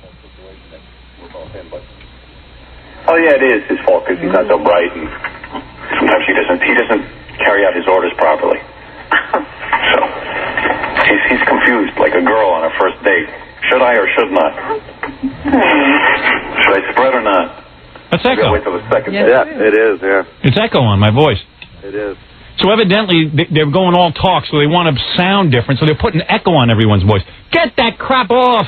It's talk. People want to hear a clear voice. They don't want... Why does the person have to be talking out of from a cave? You know, they'll do anything to ruin my show. That's that Walt Sabo. They let him in, and this guy doesn't know what to... He's another guy who worships me and listens to the radio all day and night to me, and then he finally got involved with me in Los Angeles, and now he's going to put echo on my show. Yeah, he's got to fix you. You're skivozo, Walt. Sounds ridiculous. Oh, Why do the other guys need echo? Why do you have to be talking from the bottom of a cave? That way you'll be able to...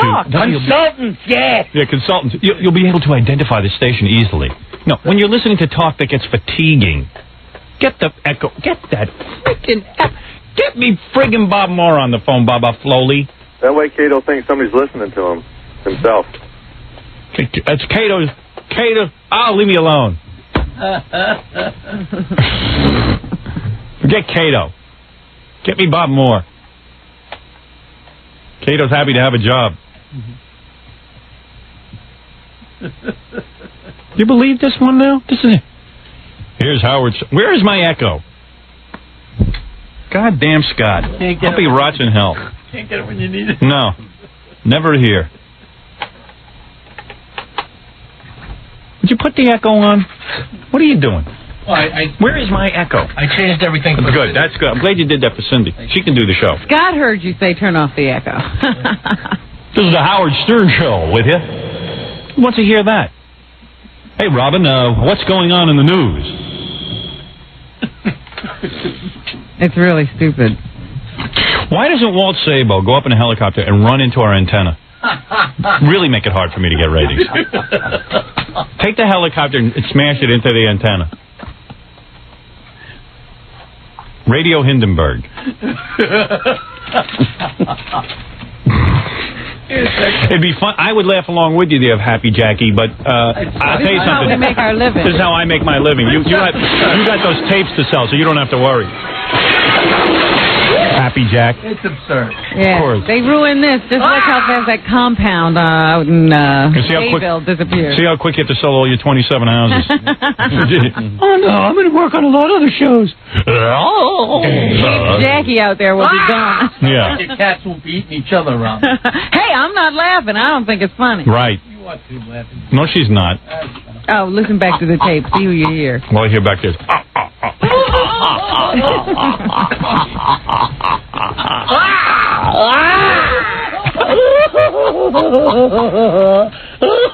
laughing like a mental patient. His career is going down the drain with mine, and he's laughing. He thinks that's funny. He laughs right into the gas chamber. I think Walt running into the antenna with a Yeah. I was laughing at you. All right. Thank you. All right. Comedy show. All right. That's enough of Been quiet before. During Cyndi Lauper, he didn't chuckle once. No. Angel.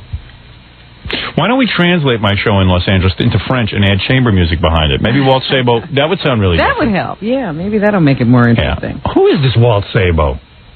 I ran into him one time. Now he's my best friend. I don't know how to get him on the phone. I know how to get Bob Moore on the phone, though. Bob Moore's the general manager. Boy, that's brilliant, putting plate echo behind my show. It's an oldies thing. Oldies. There's Cousin Brucey with her. Hey, cousin, are you good? Imagine hearing a whole show with echo behind it. You'd want to hang yourself. You know there are people hanging themselves in Los Angeles right now? Got a sunny day out there. You know, echo's okay if you're going to do a 3-second rap. It's 37 degrees outside here at your Cousin Brucey. Hey, cousins, we're going to be carrying on in Jones Beach this weekend. That's okay. Reverb Howie with you. Gary, give me a status report. Am I waiting for Bob Moore in vain, or am I I don't even know if you're calling him. I don't know what's going on. What's happening? Give me a report. Okay, I don't have Bob Moore's number, but I'm waiting for him to call me back. However, I do have Walt Sabo's number. Well, you do? I just got that. Would you like me to call him? Call him and ask him to come on the air and explain to me why I have echo behind my voice in Los Angeles. Here, let me set this up for you so you can dial. Flunky. Fafafui is dialing the phone with his ham hands. Smelly fingers. Go ahead. Where does Walt live? In Los Angeles? Right here in the city. Oh, in the city. Oh, he must be so busy ruining my show. I don't know if I'll have time to pick up. Doesn't he have to be there? This is the big debut week. Yeah, doesn't he have to be in Los Angeles? Does he want to be in Los Angeles? To work with that big lineup For of the his? launch of his great talk format? For his Radio Hindenburg? Nobody's answering. Nobody's answering. You're damn right. Does he have echo on his phone? In real life, people don't echo. You know, I love this idea that you're going to put echo and people are going to listen. You got to have content. You don't have to echo. But can you imagine? You don't want to hear guests echoing along with disc jockeys echoing, the echo bouncing from here to there. It sounds like we're in a cave. Oh, for crying out loud. I mean, aside from that, you've already proven that you're number one without. No, Walt's going to improve everything. Wait till he gets done with the station. Now you must also put plate echo on Howard so that everyone knows it's the same station. Yeah. No one will know. No one will be able to find it without that echo. You know, I'm such a observer of radio, and I'm a listener of radio. I am convinced that the people who program radio stations do not listen to them. That there is no way that someone who listens to talk wants to hear echo. There's just no way. Well, if they're listening, they don't know what they like and what they don't like. I don't have Walt Sabo, but that's probably Bob Moore. Bob? Bob Moore. Bob? Bob? Yes, sir. All right. Welcome to the show today, Bob. Thank you. Things are worse today than they were yesterday, aren't I think I know why you're calling. they? Yeah. Are you letting Walt Sabo do this, or? No, well, what happened is we're working out of a new studio, and I think we're taking the show the way we normally do, but it's not being rebroadcast the way it normally is. Oh, so you mean the station isn't going to have echo behind it? Well, I think the rest of the station is more compressed. No, wait a second. Bob, you're giving me the double talk. No. Is this a concerted effort by the KLSX radio station to have a new sound with echo behind the disc jockeys? What I was told is it's more compressed. No. Listen to me. Did you listen to the station this morning? Yes, I did. Did you hear how horrible it sounds? Yes. All right. Do not let... You are the general manager. You cannot allow Walt Sabo to come in here and ruin my show. I don't care if Kato is in a hyperbolic chamber doing his show. I don't care what he does. I don't care what Cindy Brady does. If they want to do their show from the Grand Canyon, I don't care. Right. So that they sound like this. I don't care. I don't want echo on my show. Please, Bob, it is the most annoying thing in the world. You're a fan of radio. You listen to radio. Who wants to hear echo chamber behind a talk show? It will not happen on your show, I promise. Thank you. God bless you, Bob. I promise you. Because, we call over there, we get the runaround. First, we got all these faxes from people who are ready to hang themselves. Yeah. People hate it. And then all of a sudden we call over and they go, oh, there's no echo. What are you talking about? No, I heard... They're crazy over there. I heard it this morning, and I called the station, and they said that Gary had called, because I thought you might be doing something, because I heard a Stuttering John, you were talking about a Stuttering John interview. Let me tell you something. If I was on acid, I wouldn't be doing that. I mean, I don't know what Walt is doing. I don't know what you're doing. I don't know what anyone's doing out there, but you cannot put echo on the show. I know it. That will not happen, I promise. Thank you, Bob. I appreciate it. My listeners appreciate it. Everyone appreciates it. I wish you luck with Radio Hindenburg. I hope it all works out. I just think you ought to can the echo. No, the echo is gone off of your show. I don't know. We're in a new studio. Can I ask you one last question? Yes, sir. Are your fingers crossed when you're telling me this? No. Because maybe I'm not asking the right... telling me he understands the show now. He does? I don't know. Bob, what can I expect tomorrow? Bob, tell me what's going to happen tomorrow on the show. On your show? Yeah. Tell me what different things are going to happen tomorrow. Put it through a fuzz tunnel. Yeah, right. Run it back.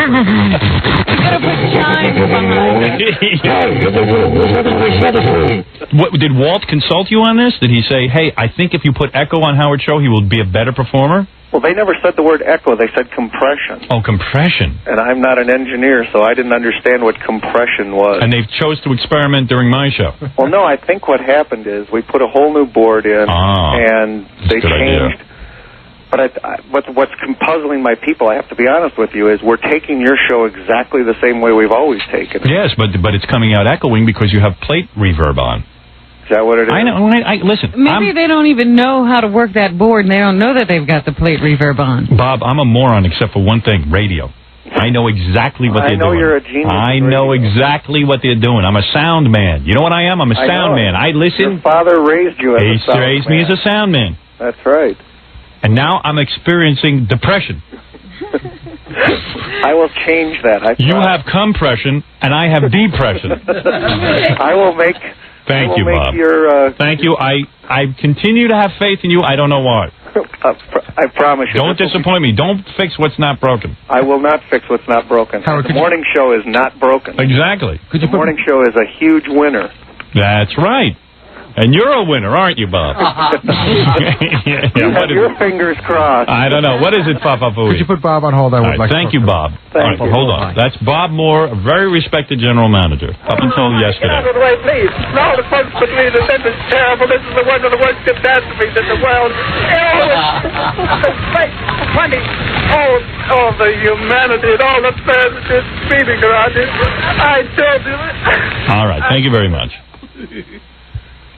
Robin, I apologize for not getting the news on right away, but I must tell you that I had to take care of this very pressing problem. Impressing. Now, very pressing problem. Oh, pressing. Please. Whatever it is. Oh, I have to pee. On a picture of Bob Moore. Okay. All right, very good. And Walt Sabo, don't forget Yeah, him. right, I don't want to forget him. Ruining my life. Ruining my life, Captain. I need lunch. I better put this to work. You don't like the way my lunch smells? Well, the broccoli sometimes has a very pungent aroma.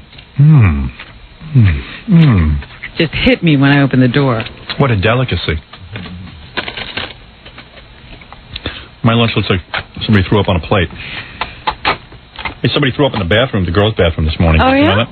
I didn't know that. I haven't been in. Happened early on. Did they hit something that you would want them to hit, or did they not? Did they miss? It was pretty sloppy. Oh, boy. Who's throwing up in here? Well, there were only 3 girls that work here early in the morning, and we only had a guest in, but I'm sure our guest I don't do think that. Cindy threw up. No, not Cindy. This was before Cindy got here. Uh-huh. So this was early? Yeah. I mean, Anna Nicole was here, but I don't think she would have done it. Anna Nicole Smith. Yeah. You don't think any of the guests are responsible? I can't imagine. Well, it certainly wasn't me. So who does that leave? I don't know. Anyway, let's continue with the... We can't track down this culprit? I mean, Anna Nicole sounded fine. Well, she didn't say she was sick. Right. She didn't say she felt bad. So I'm not blaming her. But, you know, it's very nerve-wracking during the show. Yeah. Could have upset her. Wouldn't be the first guest that puked. Well, it happened yesterday. They made the big announcement, the $5.4 billion deal for Westinghouse to take over troubled CBS. Yeah, well, a lot of people are thinking it's not such a good deal. Well, they say that CBS is in bad shape. And Westinghouse isn't in the best shape either. Ooh. They have a high debt. They have a $3 billion debt. Yeah. Some have said they haven't been managed all that well, although their radio division has been managed pretty well. And, you know, I think that a lot of people were hoping that CBS would be taken over by like an entertainment company like Disney or something. And Well, Westinghouse has an entertainment division. yeah, I guess. Group W. Yeah, but they haven't had a real good season. They were the makers of the Vicky show and Uh-oh. a couple other shows that didn't really take off. So not too many people excited. You know what's funny Well, you about know what's interesting to me is all the stuff you're reading about Larry Tisch now. Yeah, it's really weird. Like, Larry Tisch is a genius. This guy takes over CBS. He walks away with about $1 billion. Yeah, regardless of whether CBS was making money, Yeah. Larry comes away with $1 billion. He's a weird guy, you know? I mean, like... Well, they say he sold off everything. He sold off everything, sold it off for way too little money, but he walked out with $1 billion. Well, here's the deal. They said And everyone's in saying 1986, he paid $750 million for 18% of CBS, and he sold his stake for almost $900 million yesterday. That's a profit of $150 million, but that is nothing. That's only part of his payoff. In the past 9 years, Tisch has taken $900 million in cash out of CBS, and $100 million in dividends, and $800 million in stock buybacks. So what's weird about it is, on the one hand, I feel like, you know, all those people who work at CBS, and, you know, they've tied their future to CBS and everything. They have a guy running it who made $1 billion, but ran the company Into pretty the poorly. ground, Yeah, into the ground pretty poorly. But at the same point, he looks at it like, hey, I'm in it to Good make for money. me. It's good for me. And you know what? My stockholders made a lot of money. Screw everybody. Yeah. But it's sad. I mean... Well, that's what, you know, everybody's saying in the paper, that, you know, a lot of people, their lives depend on this stuff. And Right. It's ruined them. And everybody better start checking their resumes at CBS, because when Westinghouse comes in, they talk about how tightly they run their ship. So there's not going to be a lot of extravagance, and they're going to be reevaluating the role of everyone. And there's a lot of duplication of effort when these two companies merge. And let's face it, Westinghouse is a company, $3 billion in debt. I don't think there's going to be much fat around. Hey, but here's the point. I don't think Westinghouse will end up buying CBS. What do you think of that? Well, they say that this might make it more CBS more attractive to some other buyer, so you can expect some other knight to run in there and try to make a bid. Here I am, Night Jackie. Why don't they just give the money to Carrot Top? Oh, you back on that? He's stuck there. So while everybody was raving about the ABC Disney deal, not too many people very excited about the CBS Westinghouse deal. So, and how could CBS be losing all that money? I don't know. I don't get that either. You know, it's like they took a nosedive or something. The next couple of years, you're going to see, like, television and everything change. I was just reading an article, like the Internet that now exists. They're going to be sending TV over the Internet. So the point is that even networks and stuff won't be necessary, and broadcast stations won't be the same anymore. Even the phone company's going to be different. You know, you can transmit phone messages over the internet, so you don't even need the phone company. They got Really? they got a program now. Like if you had the program and I had the program, we could talk to each other over the internet and wouldn't have to pay anything. Talk to Japan for the price of a local Yeah, call. talk to Japan for the price of local calls. It's the same as... Wow, the world as we know it is about to change. It really is. So, like, I'd be afraid to spend $5.4 billion on anything in the entertainment field because everything's up for grabs. I'm already starting my own network, the Howard Stern Radio Network. So, there you go. There were a lot of inquiries yesterday as to how to get a job on your network. Very simple. Very simple. Call my number, my home number, at 516-922. What are the last 4 digits again? 9463. Right. This is the special line at your house. Right. Call there and see if you can talk to my people.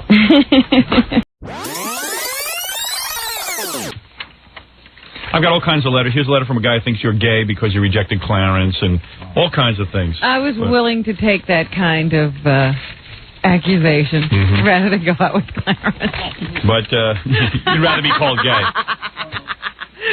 Let me take a couple of phone calls, and then I want to play these songs that people performed. I want to hear what they did with your song. And then we'll do Richard Simmons. And Kato is calling in at 8:15. I have something I want to say to him. Okay, because I have Kato tape of his radio show. Okay, they good. had their debut yesterday. All right, because I want our Los Angeles station has gone berserk. I call it Berserker Radio or Radio Hindenburg. It's gone berserk. But I want to be very pointed in what I say to Kato. I've been thinking a lot about him, and I have a few thoughts, but I'll share them with you when he gets on the phone. Jackie says to me right after we finished the interview with him, "Would you go out with him, Robin?" Absolutely not. You're not allowed to. Said I didn't even want to talk to him on the phone. Right. What is this, Los Angeles? You're on the air. Hi. Hi. I'm sorry, I just turned down my radio. That's okay. Let's see. I just wanted to comment on what Robin said about women who don't listen to your show. When did she say something about that? A couple seconds ago. That was a joke. Oh, how come you're Oh, hi, Robin. Yeah. I'm up to chapter 9 in your book. Oh, good. Yeah. Keep going. Well, when I read it, I sit down and I don't stop. Oh, good. Well, evidently you did stop. Well, I Stop just to make this call. Right. I had to go to the bathroom. But anyway, the other thing is I'm listening to KLSX here in L.A., and you were just, like, on this total high on this bill that was passed. And they came on the radio and talked about, like, I guess it was the new announcer or something. And he said about 7 or 8 on-ramps or transitions or something like that were closed due to construction. And I was like, we need to, I don't know why we don't have that kind of a bill passed here. But it seems like they're... Well, I don't know, but all I know is you're rambling. I have to go. But Sorry about that. the thing that upsets me about your phone call is that you're telling me that the Los Angeles station is busy with these traffic reports in the morning. Oh, no, I'm sorry. I got off on the wrong track. No. I'm upset that they're doing traffic reports during my show. I've asked them not to do that. They totally changed their format. They say they're called... I know. Dorky. They're like, we're real radio. I know. I'm fortunate. You know, the part that's annoying me about what they've done in Los Angeles, I'm now linked with everybody. Well, wait a minute. I also saw facts come in here today that they're not only calling themselves real radio at times, they're calling themselves Howard Stern Radio. That's right. Yeah, I gotta really. That's why I want to get Kato you have on the to phone. talk to Bob every day. Yeah. Is there do you have a CIA hole here? A CAA hall? CIA hole? See, in Los Angeles, there's It's CAA hall because of the talent agency. Yes, talent agency. Sorry. Because of why? CIA hall.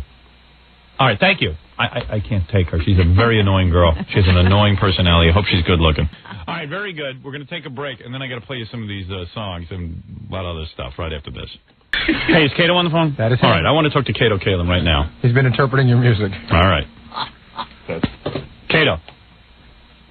Hello? Howard? Hey, Kato. All right. How did your first show go? We're canceled. I thought so. No, it went pretty well. All right, listen, I've been thinking a lot about you, Okay. and I'm going to be totally honest. Okay. All right. And I told you up front from the beginning that I told you I don't begrudge anybody a radio career. Somebody wants to be on the radio, God bless him. I'm not the only thing on the radio. Other people want to have careers and they want to do things. No problem with that. But here's what's upsetting me. I've been reading all these articles now out of Los Angeles because it's usually like a 2-day lag before I get these articles. And now, whenever I read an article, it says, Howard Stern and Kato Kaelin are working side by side at KLSX in Los Angeles, or Kato Kaelin is now with Howard Stern, and I get angry. Yeah, I understand that completely. Now, you want to know why I get angry? Why do you think I get angry? Because they didn't call you. No, wrong. Because turn off your radio. I don't have it. You guys got to turn that radio down. I'm in the studio. What studio? At KLSX. Oh, you are? Yeah. What are you doing there? I just finished doing the Today Show. Oh, I see. And so we just stayed here and made the call because I couldn't make it home in time. Got it. So anyway, here's my point. The reason I'm upset is because I still feel, and I wasn't kidding the other day, that you have to go down to the courthouse and really make clear what you know to Marsha Clark. And if you did this, I don't think I would mind having my name linked with you, but I do mind having my name linked with you. I'm angry about it because it looks like somehow I'm endorsing you. And it looks, I can't get behind the whole thing because my name has never been linked with any radio personality. I don't lend my name to that kind of thing. Right. Reporters do that. It's Howard Stern and Kato Kaelin. And I think as a dad, as a father of children, which you are, right, at some point your children are going to come up to you, your child is going to come up to you and say, hey, Dad, you were friends with Nicole. You should have stepped forward, and you really should have, you witnessed some beatings and stuff. And you should have gone on the stand and not fumbled around and gotten in there and done your thing. No, honestly, I said everything honest. I never saw a beating. You weren't there that night? That was the night of the 911 call, and there was no fisticuffs that night, just broken doors. But you saw the look in OJ's eyes. You know there's a way to go down there and position things. And I've been thinking about it. I really want you to go down to the courthouse, and I really want you to purge yourself of this. And if you're afraid of OJ getting off and coming after you, he's not coming after you. He's going to go to jail. I firmly believe that that's going to happen, or else I give up on the justice system. You know, I was... And I'm the guy now... When I talked to you... What? I thought about when I was talking to you, and I just wanted you to know that it's a thing where I am... There was the best trial attorneys in the world were talking with me. Right. And... I mean, I answered everything, honestly. No, you answered everything, but you didn't answer it. They dragged anything they got out of you. Yeah, they needed you to be more voluntary. She needed you to really paint a portrait of OJ. Right. What did OJ look like on the day that that recital occurred and he didn't get to go with that family? Was he angry? It was just what I said. It was fine. Right. Honest. And when he was busting down the door to the house the night of the 911 call, what did the look in his eyes? Did he look like someone who wanted to kill someone? I mentioned that when I didn't see that happen because I wasn't there yet. What happened when you came in, though? What did you see? It was what I had said. What did you say? That he was angry enough that the police had to come, and they did. Yeah, but that's not the way to say it. You got to say he was so angry they had to call. He looked like he was going to kill me and everyone in the house. It was scary. We were frightened. He didn't look like an old man with arthritis. He looked like a wild beast. Look out! Were you afraid of OJ that night? No. What? No. Howard? Yeah. So why didn't you get him to leave the house? Why'd you have to call the police? Because he was afraid. I didn't call the police. Of course not. He was angry enough, though, that the police had to be called, but you wouldn't have called the police. You could have gotten him out of there.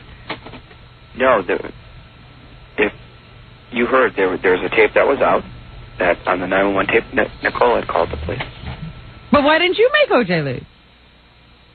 Because he was scared. Tell the truth. Were you scared that night? Kato, for your daughter, do it. What if your daughter hooks up with a guy like OJ? And nobody comes forward. Kato, you're the man. You're the guy who can change the course of the history of this case. Kato, listen to me. I would be proud to be on a station with you if you did that. Are you coming out here? You want me to go down there with you? I'll fly out there today.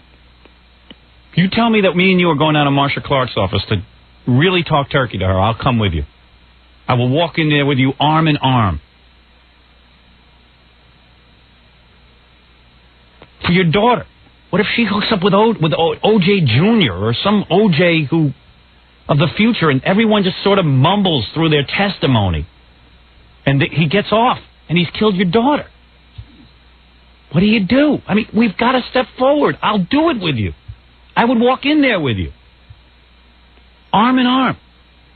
And I'd say, Marsha, you know what? I guess I didn't come across well. I told the truth, but I didn't tell it exactly right in the sense that I could have been more forthcoming. And I want to tell you what I saw that night. I want to tell you about the look in OJ's eye. I want to tell you about the times I saw him agitated. I want the jury to know what kind of guy he is. I don't want to protect him. Because God forbid my daughter grows up and marries a guy who's violent like this, who cuts my daughter's throat.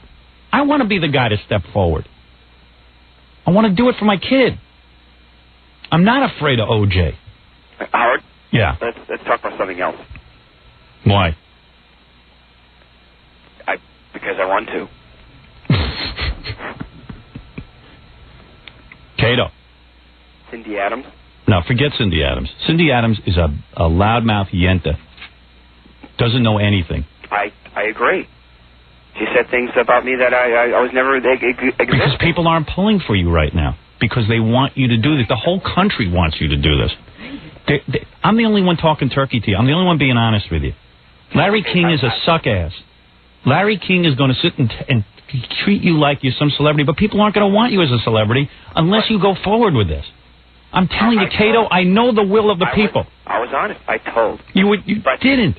Let's not talk about stuff on the air. Yes, on the air. No.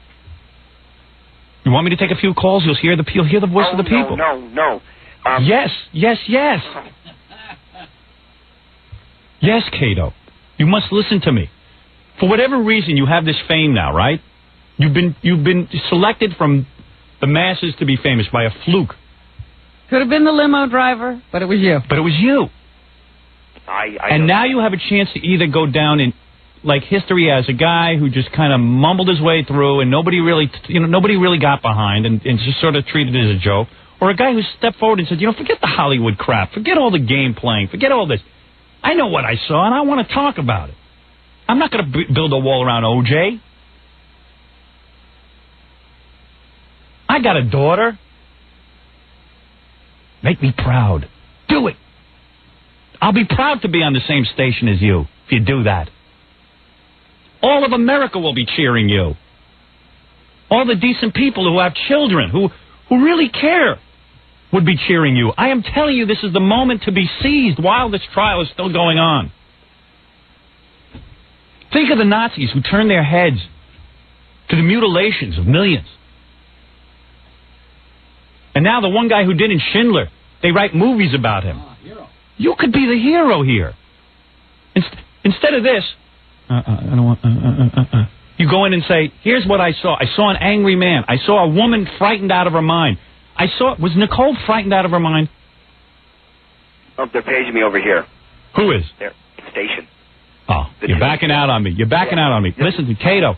Howard. Kato, listen to what I'm saying. Can I ask you a question? Go ahead. I think I should talk to you face to face, just to meet. And then we'll go over to Marsha's? I just want to meet and talk with you. What's to talk about? Well, I don't want to do this on the air. Are you saying that somebody threatened your life? No. I'm admonished by the court. I can't even talk about this. So Yes, you can. You can talk to me. I talked to Judge Ito. He said it's okay. When did you call? No, come on. No, admonished by the court. Nobody let me tell you something. What do you think? You go to jail if you talked about this? You know that I am, and well, you don't want to get me in trouble. Yes, I do. You what? I want you to be in trouble. Oh. I want you to just be truthful. I got to believe in you. I want to believe in you. You've always admired me as a broadcaster, right? You know why? Because I'm honest. Yes, but... Because I speak the truth, even if it's not politically correct. Politically correct sucks. PC sucks. You know what I'm talking about. Now, you want me to come down there or not? Are you ready to walk in with me? Well, it will be the greatest thing in the world. Howard, the prosecution and the defense know where I'm at, and if they need me, they're gonna call me. Right? That's right, but you know what I'm talking about. There's all kinds of ways to testify. And if you're going to be in town, then... I'll be in town when you call me. You tell me when you're ready, and I will be there. Otherwise, I don't want my name linked to you. I don't want to see my name. I don't want to hear you guys saying Howard Stern and Kato. I don't want that. I don't write any of the articles. I don't want it. I don't want you. I don't want. Listen, you've said some very nice things about me, but I don't need the attention. I'm not looking to be linked to anybody. I want to be proud of Kato. Mm-hmm. Put him away. Well, I know you're coming out here soon, so... You got to have a conscience on this. When are you going out to Los Angeles? As soon as Kato calls me to come out there. If you want me to walk in there with you, and I know how to handle Marsha Clark, don't worry about it. No, I just come down... But you will be America's hero. You will go down in history like Schindler. Do you hear what I'm saying? It's the difference between becoming just another guy who's See, I know that the truth will come out in the book after the trial is over. Right. You can be heroic. You will go down in history. Your name will be forever linked as a brave man. Your daughter will worship you. She does. Sponsors will sponsor your program because they feel that they have to support Kato no matter what his ratings are. Abe, it'll be honest Kato. Right. I'm telling you. You got it. It can't be this. And then OJ. You saw enough. You were there. You were living in Nicole's house. That poor woman lays there, dead, in a box, with worms eating her face. Gorgeous woman. She didn't deserve it. All right, you guys, I'm going to go. Kato, don't go. Sorry, make me fly to California. Make me proud. Okay, I'll see you here.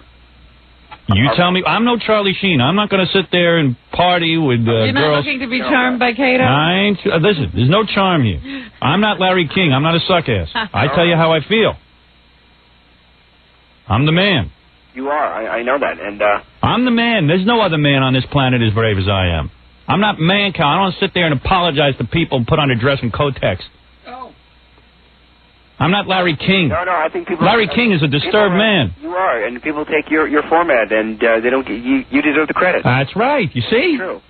And let me tell you something. And people steal. That's right. People steal. And what do we do to people who steal? We don't like them. And what do we do to people who go down to Marsha Clark and confess everything and do it in a forthright manner? We worship them because they step forward. Oh, my. Yes. Oh, my. I know. I mean, I'm seeing that I have to head out of here. Oh. I'm going to call you. I'm going to call you. Call me and tell me the right thing. You understand? Yes. Call me when you're ready to talk real turkey. Yes. I don't care about these Hollywood people, and these Hollywood people don't care about you. I care. I'm after the truth. These Hollywood people can all kiss my ass. What do you think? They're going to invite you to more parties if you keep quiet on OJ? No, party smarty. You don't need a party. You want to be a man of the people. You want to work in radio. You want people to respond to you. Yeah, I mean, the things you did, for the night construction, all that, that's good things. That's good things. You could do good things. You could put away OJ. Put him away. It's not too late.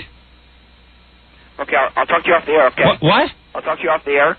I'm gonna have Rob Moore and I will call you. Talk turkey. Don't be a turkey. Talk turkey to me.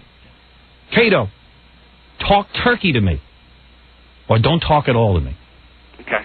Understood? Yes. It's your chance in history.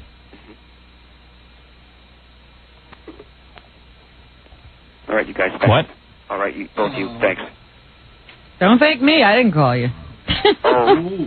See, Robin doesn't even want to be I know, she's a little bitter, and that's okay. Bitter? Okay, thanks, Rob. Everyone's upset. Everyone is upset I'm talking to. Okay, I understand that. Do it, Kato. Listen to me. For your daughter, do it. Okay, you guys. All right. All right, thanks. Thank you. Bye. Johnny Cochran laughs at you behind your back. Had to be said, Robin. I read these articles. I'm linked up with... I don't want to be linked up with anybody. Howard Stern and Kato Kaelin. I'm now on the Radio Hindenburg station. They're killing me out there in Los It's actually Angeles. Kato Kaelin Radio. Yeah. You happen to be on his station. Yeah. I got to get off that sinking ship. I got to get off the Radio Hindenburg. Oof.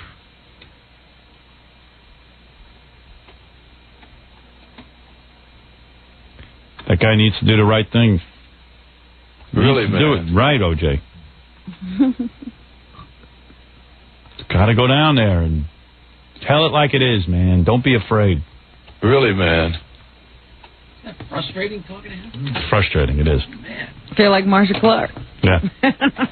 Well, I wanted to bring up 2 points to him. One, I don't want to be linked to a guy. I don't want to be on any station with a guy who doesn't go down there and put away OJ.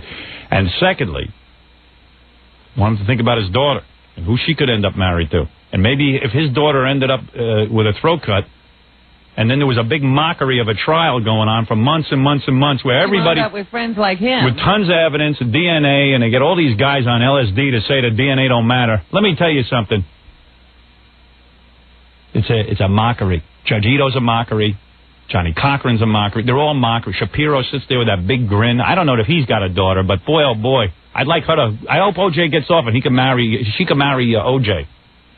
You know what I like are those sidebars when sidebar. All the guys go up to speak to Judge Ito in the corner and they have their backs to the camera and all you see is the bald heads. Yeah, the bald heads. Spray all their old heads. F them, F their skulls. Shapiro, big smirk on his face with big smirk OJ. I hope they're counting their money. I hope they're happy with that blood money. I hope he gets off. I do. I want to have a good laugh. Put me on that stand. I want to be like,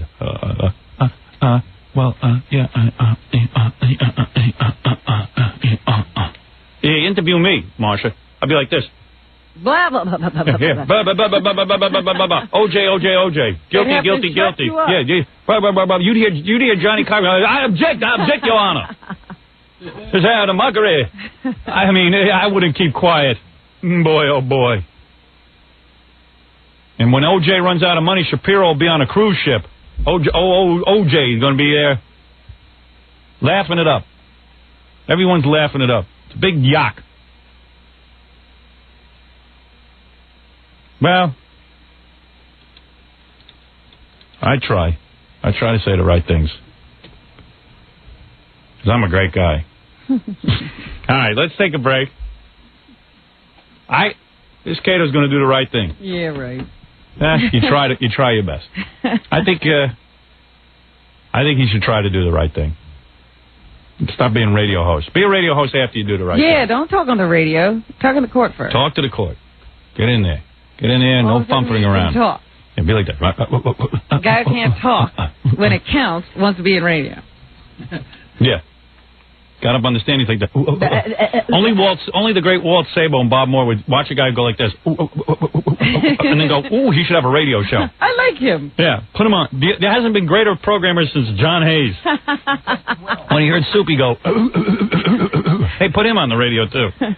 All fun for radio. First they can have Soupy on and go, and then Kato go, put him on together. Put them on together.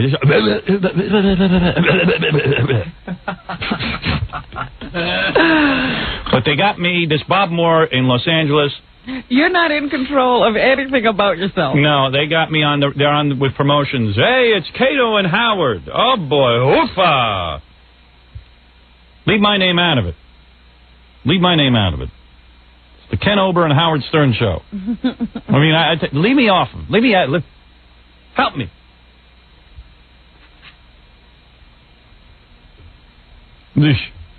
You worked your way up to be linked with Kato. Yeah. Buffalo just hired Dr. Kevorkian. It's Dr. Kevorkian and Howard. At least this man has some credentials. Yeah, right. At least he's a doctor. At least he went to medical school. I got to take a break. I'm very exhausted from my morning. We'll be back right after this. I don't think my phone is working.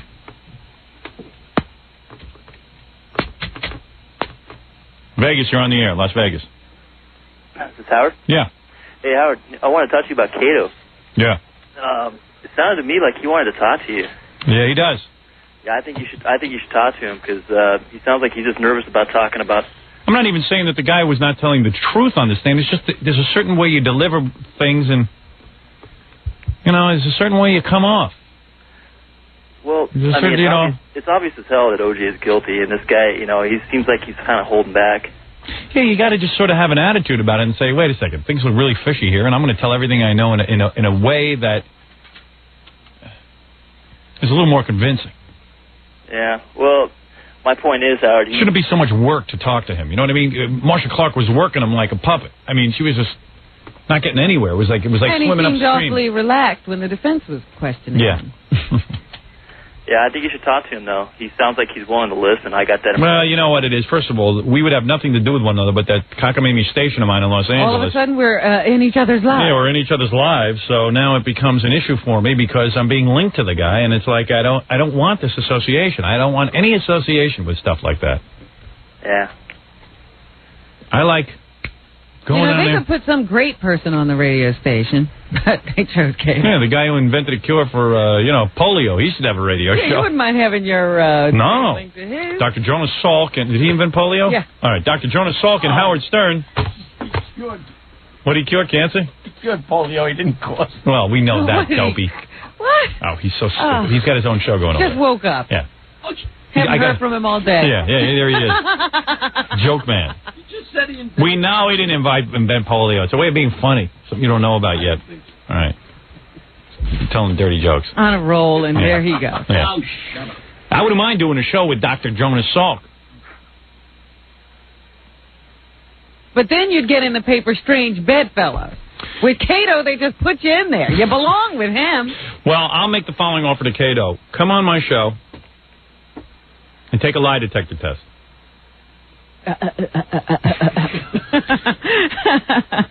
Dominic Barber called me and said he'll put up $25,000 if I do that. For what? Do I get the money? Kato gets $25,000 if he comes down here and does a lie detector test. How come you didn't make that offer on the air? I thought of it during the commercials in the bathroom. I go, you know, I should give him a lie detector test.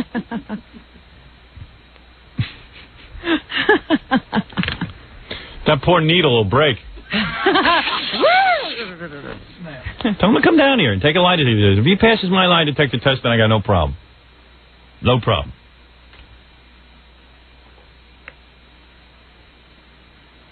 Zero problem. Thank Well, you. there you go. I'm sure he'll hear about this. And call in if he wants a lie detector test. Los Angeles, you're on the air. Hi, Howard. Hi. I wanted to talk to you about the LA radio station. I'm from Los Angeles. Excuse me, I'm just waking up. And is there any pool you guys have? They have turned it into a bubblegum radio station with the promos and the deep DJ voices. No, I don't listen. I'm not here to. I hope they get. I hope they go up 300 points in the ratings. I don't care. Yeah, I called and complained, and it's almost unbearable. I love listening to your show. Well, listen, just listen to my show, and that's it. I mean, what can I tell you? And if you want to listen to the rest of the station, listen to the rest of the station. I don't know what's going on there. I'm not responsible. I work on many different stations. I tell you, I don't know one thing from another what's going on. Yeah. I don't care what they play the rest of the day. People say to me, well, what do you like the rest of the day? Classic rock, alternative rock, you like talk? I go, I couldn't care if they go blank the rest of the day. Yeah. But even listening I to just don't want my name in the newspaper saying Howard and Kato and Howard. I mean, what is this? Yeah, I agree. But even listening to your show, which I love, right, and the promos in between, and it's just like, oh my God, I feel like I'm 13 again or something. It's ridiculous. No, I don't know. But anyway, I just wanted to let you know I will continue listening to your show. Thank but you. It's just ridiculous. Thank you. Okay, good luck. Thank you. I'm happy for the station if they do well financially and they're successful. I'm telling you, I am starting my own radio network. In September, when I'm free to do whatever I want to do, I'm going to offer radio stations an entire package so I know what's following me.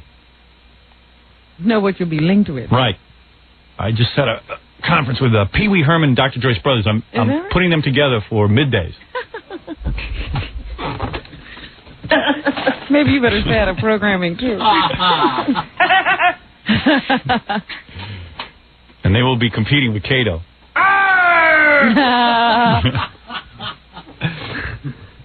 San Diego, you're on the air.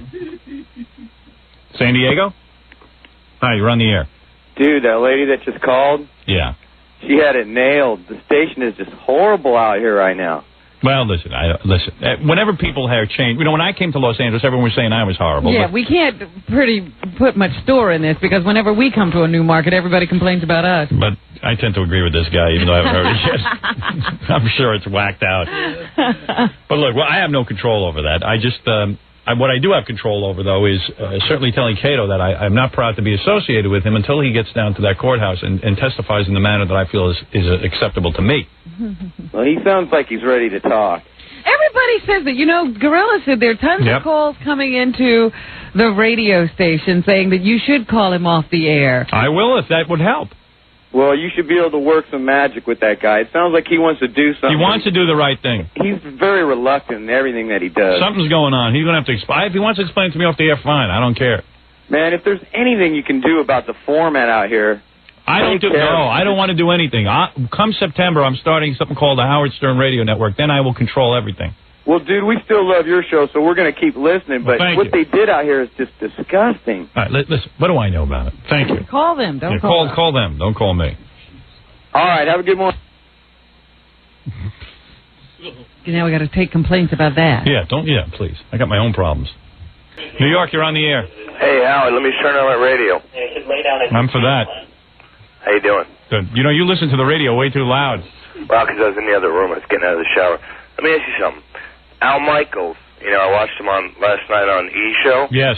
It was a repeat, brilliant show. Yeah, that was a good one. Why don't you grill Al like you grill Kato? Why doesn't Al go down there? Al wasn't in the room with O.J., silly. He worked with O.J. He worked with him. I don't know that he has... in that case, I should be grilled. I've met O.J. a couple of times. O.J. was absolutely delightful in person. I've been meaning to grill you. Listen, the O.J. that I met is a wonderful man, but let's face it, I believe the evidence. I see what's going on. I don't believe any cop-framed O.J. Simpson. No, I don't either, but all I'm saying is Al was saying how close he was with Nicole and O.J. He is. Why don't you tell Al to get down there and get him? Get down where? He has no information. He never saw them fight, Of course he did. He said it on E! last night. He said he had to console them both when that happened. Oh, that was when the 911 charges call came happened. out. Oh, yeah, but he didn't. But he was... Sir, listen, get a brain fix for a second. When you testify at a trial, it has to be somebody who was there and saw somebody that night, saw them that day, was in a house when they were attacked. No, I'm not even going to talk to you. You're being never stupid. even called as a witness. What is he supposed to do? How absurd. This is what I mean. People are nuts. They're going to dig up Howard Cosell to testify. It's like saying, why isn't anybody who ever met O.J.? I met O.J. The guy was absolutely delightful. One of the nicest guys I ever met. Absolutely gracious. Was very friendly to me. Hung out with him. Guy was a lot of fun. Great conversation. But what does that got to do with anything?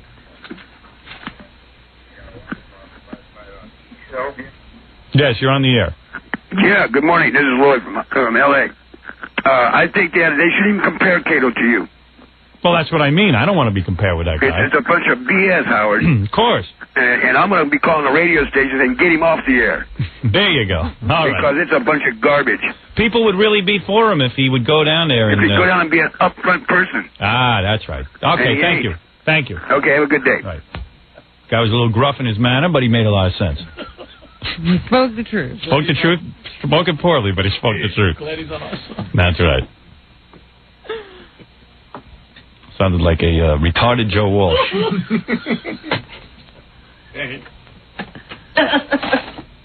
Where is Joe Walsh? Are we ever going to hear from him again? Yeah, as soon as the Eagles get done turning him into Robo Joe. Isn't that tour finished? No, not yet. No? There's more money to make. We ain't through milking it yet, man. How you doing? Vegas, you're on the air. Hell, Howard. I think the Eagles took Joe, they kidnapped him, and they turned him... That's not the real one, huh? They gave him a haircut and turned him into Robo Joe. I think they got Joe in a pod. Yeah, the real Joe Walsh lives in a pod in New Jersey. Somebody help him. Hey, let me out of here. Vegas, you're on the air. Hell, Howard. Thank you. Hey, Kato, you got to get him to march down there. You can do it, man. Oh, I'd love to do it with him. I would be so proud, but I would love to make that happen. I think all of America likes when I speak to him that way because they would all like to lecture him. Yeah, I know you... Larry King gets him on like this. Hey, how's it going? Hey, you got to be pretty excited. You got a movie pilot coming. Are you going to get your hair cut? Your mom wants you to get a haircut. Hey, let's talk to your mom. What? Talk to your mom? What is this? What are we talking about here? I can't talk about the case. I'll be in trouble. In trouble? Who cares? Trouble schmubble. He wants to tell the truth, though. He's just too scared. You got to go out. See, in his mind, he's telling the truth. He didn't lie. I'm not accusing him of lying. I'm not saying he lied. I'm just saying... I'm saying that you gotta really come up with something. Yeah. You gotta have a point of view in life. Thank you. Thank you. That's right. All right, enough of that. Tired of lecturing. I'm trying... Fred is impossible. Fred, the answer is no. What?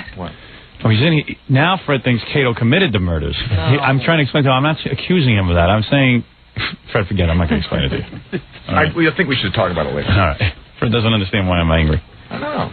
I'm angry because when a guy... Forget it. Come on. When a guy gets on the stand and Marsha Clark says to him, what did you see that night? Mm-hmm. What did you see when O.J. and Nicole were together? Well, O.J. was okay. O.J. was okay. Well, yeah. No, I mean, what do you mean he was okay? The guy was in the middle of arguing with his wife. What did you see? What was the attitude there? There is a way that you testify. Right.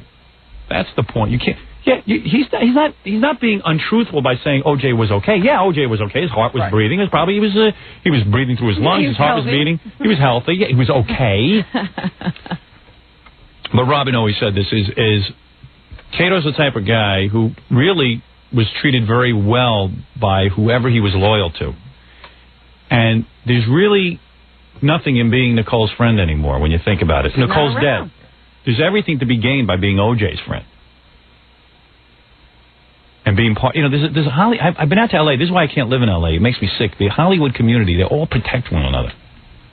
If you're tied into that in some way. In fact, if you think about it, a few years ago, Cliff Robertson, big actor, he had a contract problem with some guy who was the head of some studio out there. Spiegelman. He fought him for the money, won the case, never worked again. That's right. Spiegelman's working. So in other words, it pays to be Spiegelman's friend. Sure. Doesn't matter that he did the wrong thing. I'm just saying Kato could go down there and say, hey, when I saw Nicole and O.J. fighting, it was a very angry fight. Tell what you know, explain. You can offer information. You don't have to make everything be dragged out of you. Paint a picture. Right. Because Jackie said to me during the commercial, well, what do you think Kato has a smoking bomb, like he really knows something, like maybe O.J. turned to him that night and said, cover me or something? No, I don't think anything like that is going on. I don't think Kato is malicious that way. Nobody's even accusing him of having that kind of information. There's just a general attitude by the phonies in Hollywood that when something happens, you don't necessarily volunteer information. Like, you notice all the Hollywood celebrities won't say O.J.'s guilty. They're just like, hey, let's wait and see what happens. Let's change the subject. Because if he gets out, hey, I'll be in a movie with O.J. You know what I'm saying? It's a whole attitude. Like, hey, O.J.'s alive. Why should I badmouth him?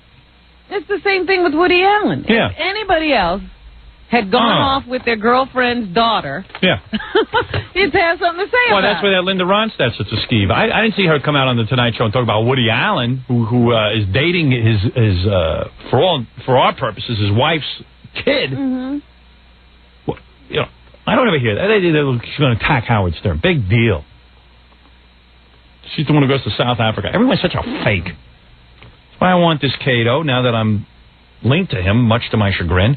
I want him to really get down there and volunteer information, not have everything dragged out. The thing is, radio is a medium of talk. Why all of a sudden can he talk now? Now he wants to be forthcoming. He wants to sit on the radio and give you his opinions about stuff. Tell the truth. Tell you stuff about dating and all this other crap. Why not speak up when you're on the stand? Right. He's such a talker. There you go. That's my point. I share that point of view. Hardly knew English when he was sitting. Could you ask the question again? I didn't hear. Didn't understand one question and hardly had an answer. What did you say? You know what I said. Because he's the type of guy, he don't want to offend anybody. You don't want to offend O.J. Hey, O.J. was a nice guy to me. I don't want to offend him. But, sometimes you got to offend him. Sometimes you got to just... Who cares? Yeah, right. Offend everybody. Yeah. Hey, look at my life. Everyone hates me. I don't have one single friend. All right, we should get to the news. We should stop doing Howard's Music Hour. I don't remember what the song is now. Stop playing the Music Hour. Want to do the lead story? Sure, it's going to be O.J. How do you know? I do the news here. I pick the stories. Oh, I see. That's how it works, then. Yep. All right, well, let's do O.J. O.J. Simpson is still on trial. They were commenting yesterday. I was watching the coverage on E! And they said that Johnny Cochran had promised Judge Ito that they'd be wrapping up the defense by August 3rd. Well, that's today, and they don't look like they're nearly through. So they don't seem to be sticking to their time schedule. And when the reporters were those expert lawyers who said they were trying to figure out when it might end, they said the trial could go right into September. Wow. Before deliberations start, because they just can't see the rebuttal being done quickly, and they said there could be at least a week to a week and a half of closing arguments. You have to figure if the opening arguments were 3 and 4 days long. That's because Judge Ito's the worst judge. The same thing is going to happen with the closing after months of testimony. Shouldn't be allowing that. You can do closing arguments in 2 hours. Give each guy 2 hours, and that's it. Good night. Well, let's go out and let's find out what the hell the jury verdict's going to be. Meanwhile, yesterday they had a DNA expert on the stand, this guy who had gone to the LAPD laboratories to evaluate them. Yeah. Name was John Gerdes. None of this made any sense, you know. Clinical director of the Immunological Associates. He was saying basically that the room was dirty. Well, he was saying they didn't have good lab practices, is what he was saying. Here is Barry Scheck doing the direct examination of Mr. Gerdes. They had bad practice. That should have gotten O.J. off the hook. Is the LAPD, in terms of levels of contamination, worse than any other forensic laboratory you've ever seen? Definitely. By far. Yeah, so that means that they probably should have botched up and not gotten O.J.'s blood, why would right? you give them O.J., Nicole, and Ron Goldman? Yeah, as dirty and as bad as their practices are. Why would you get Joe Smith? Right, they would say, oh, my God, we can't even get anything out of this. No, in the worst conditions, they got O.J.'s blood there. You can't introduce something that's not there. Yeah. Yeah, why would they have O.J.'s DNA just hanging around, or Nicole Simpson's DNA just hanging around? And I love this they're trying to fracture the prosecution by saying, by the way, they also, not only did they frame them, but then they use bad techniques. Why wouldn't you use the best techniques if you frame them? Unbelievable. On the one hand, they're saying, this isn't even O.J.'s. So smart that they were able to frame O.J., but they were so dumb they made all these mistakes. Yeah. And they were so smart they framed O.J., but they're coming in and saying, well, wait a second. We don't even think this is O.J.'s blood. The police don't know how to...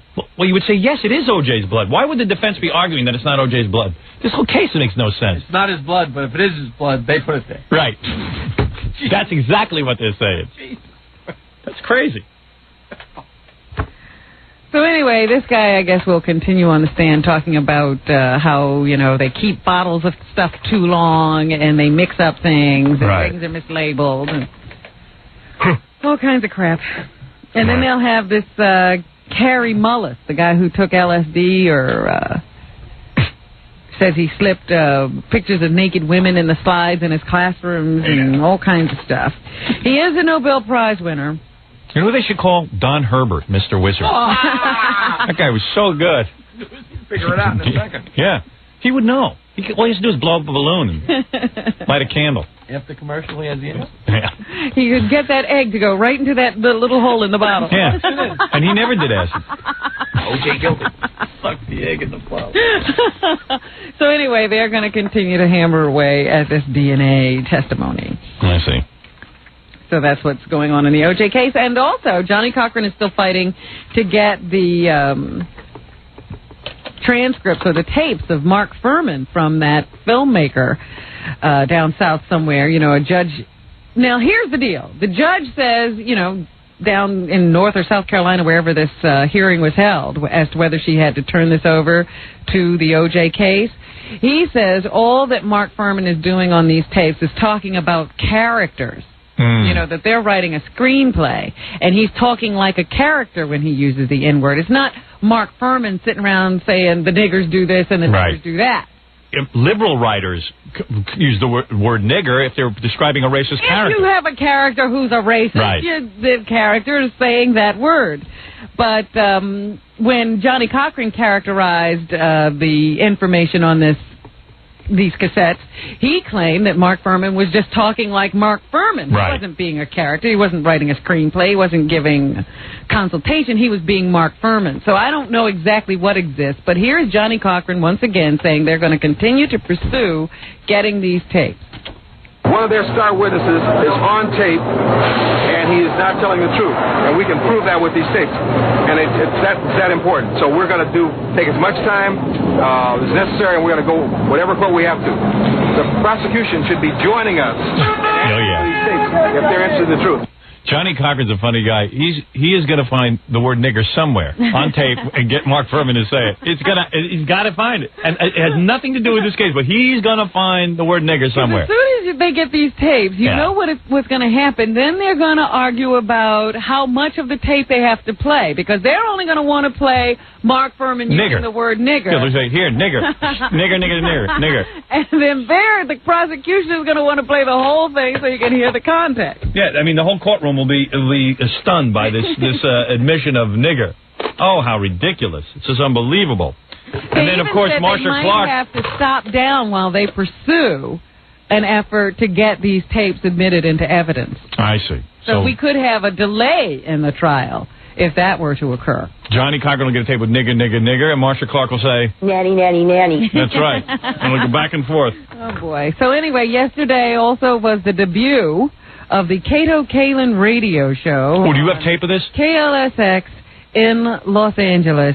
Here is a couple of clips from the program. I'm going to make everyone sit through the commercial for that. Because that's too good. Nobody's tuning out for that.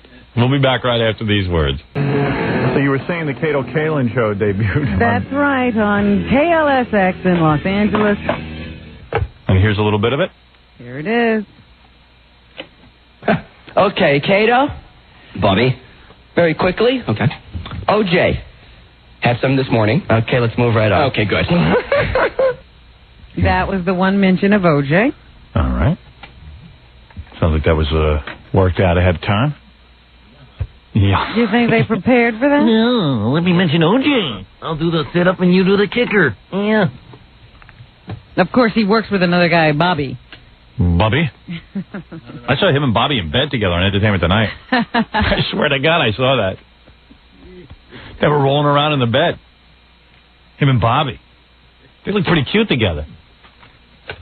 Daddy's girl's been a bad girl. I mean, they were like two pretty nice-looking guys laying around in a bed, and they were kind of thin and narrow and wispy hair and stuff. I wanted to put Kato up on all fours and take a look at him from the back. Hey, why not?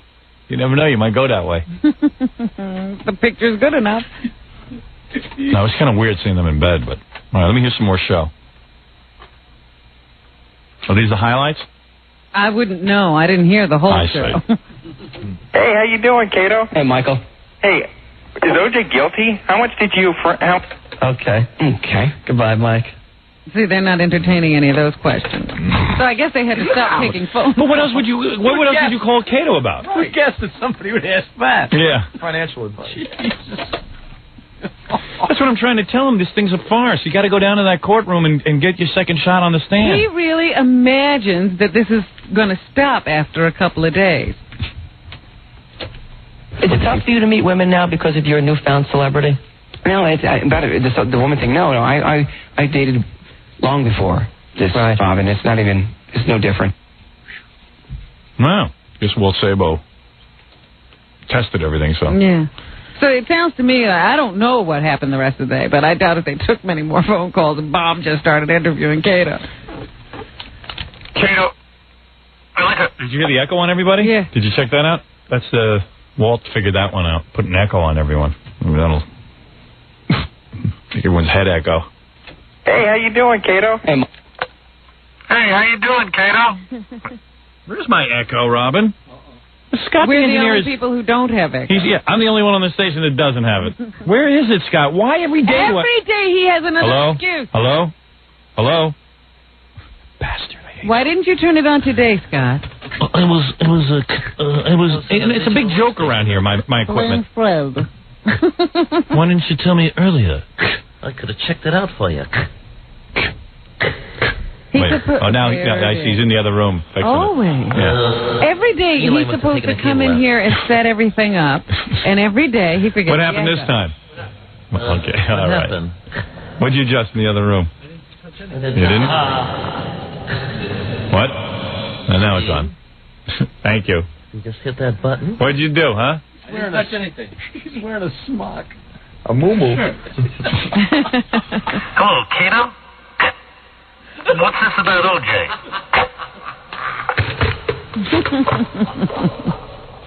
What did he expect?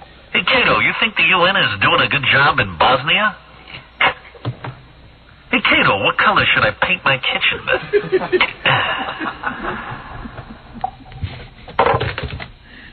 What, are you kidding me? So then I guess some reporter asked Bob Moore, Bob the Moore, general manager of the station, why Kato Radio? How about asking him, why wouldn't you put a little more effort and time into selecting an air staff?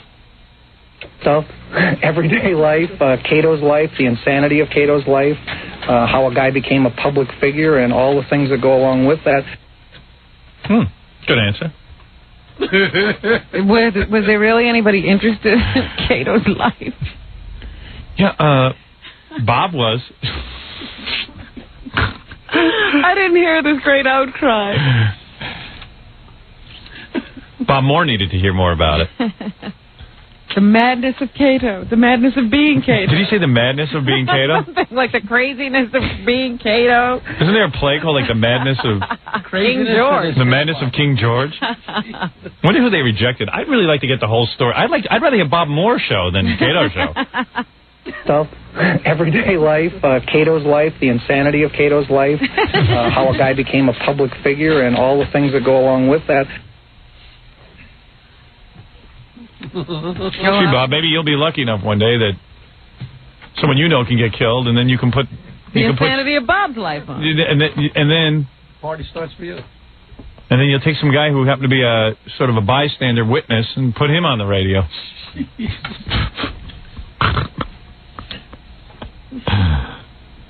The insanity of Bob Moore. I'd rather hear about that.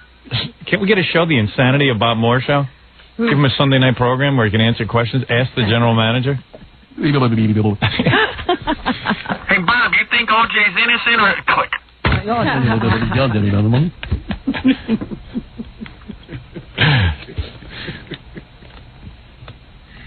Well, I guess if they were doing it for publicity, it worked. It certainly worked. I'm certainly talking about it.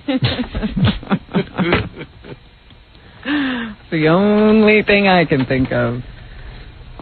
I'll tell you what would really turn the people around is if Kato walked into that courtroom and really... Yeah, it might make me feel a little better. I really just, it makes me sick.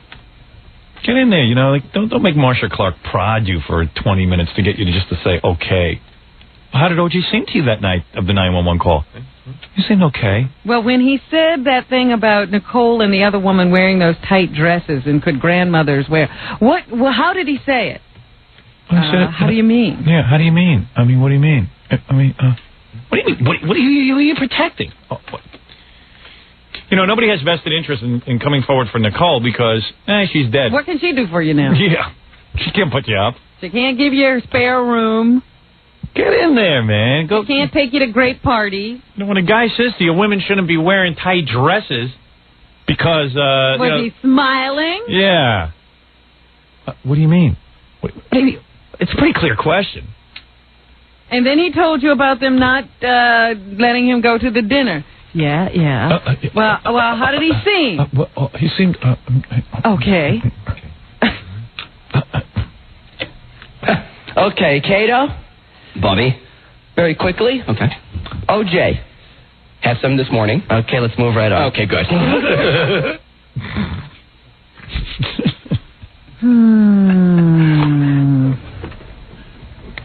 Wait, I gotta hear Bob Moore's explanation for all this again. Somebody get that? What is Kato going to do on the radio? Everyday life, Cato's life, the insanity of Cato's life, how a guy became a public figure, and all the things that go along with that. We all know how he became a public figure. That takes about 10 minutes. Tell us something we don't know. Yeah. Is it tough for you to meet women now because of your newfound celebrity? No, the woman thing. No, I dated long before this, Bob, and it's no different. This is an embarrassment to women. Does he have to fill like 4 hours, or does he play any music, or what? I think it's a 2-hour show, isn't it? What are they going to talk about today? That it's not tough for him to meet women, I guess.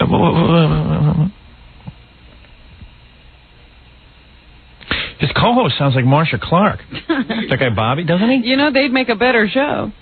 They would. Marsha Clark and Bobby show. Just have Marsha Clark on with Kato. Nanny, nanny, nanny.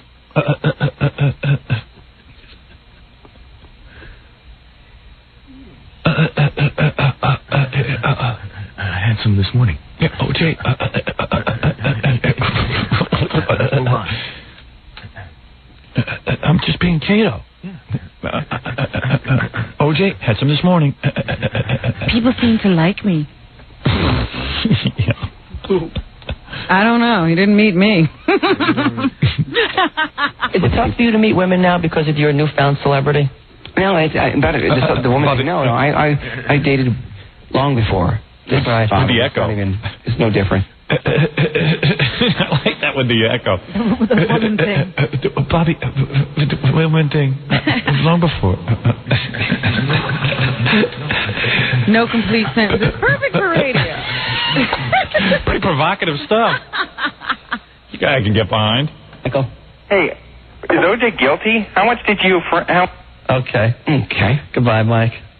Okay. Okay. Okay. Then he just repeats everything Bob says. Okay. Bobby goes, okay. Okay. Okay. Okay. Okay.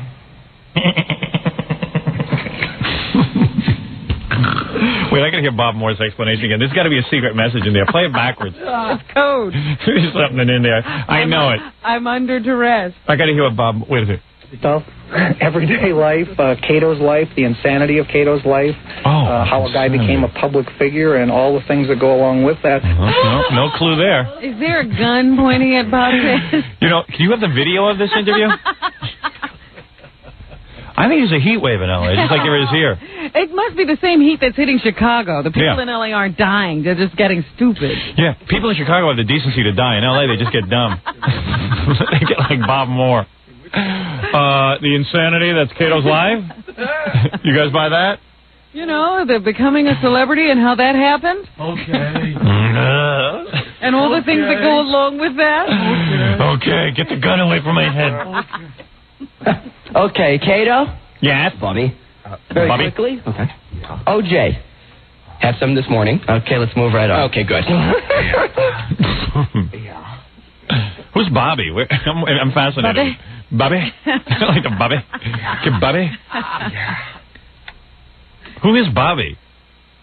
Don't know. Hardly know Kato. Okay, Kato? Bobby. Very quickly? Okay. OJ. Had some this morning. Okay, let's move right on. Okay, good. To stand-up of Kato Kaelin. Yeah. Stand-up comedy. Joke gets better and better, doesn't it? Oh, yeah. He doesn't get it, man. He wants to get me behind him. He better march his ass right down to that courtroom. He just better get right in there. Then I might find the OJ stuff humorous. Yeah, maybe. Hey, how you doing, Kato? Hey, Michael. Hey. Is OJ guilty? How much did you...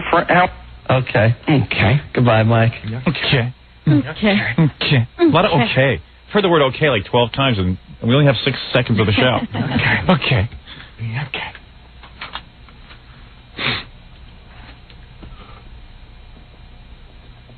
I mean, Kato must have been close to Nicole's kids somewhat. I mean, close as he can be, living in the same house. He used to babysit them. They named the dog after him. They really liked him. Go down there. Stick up for her. Dude.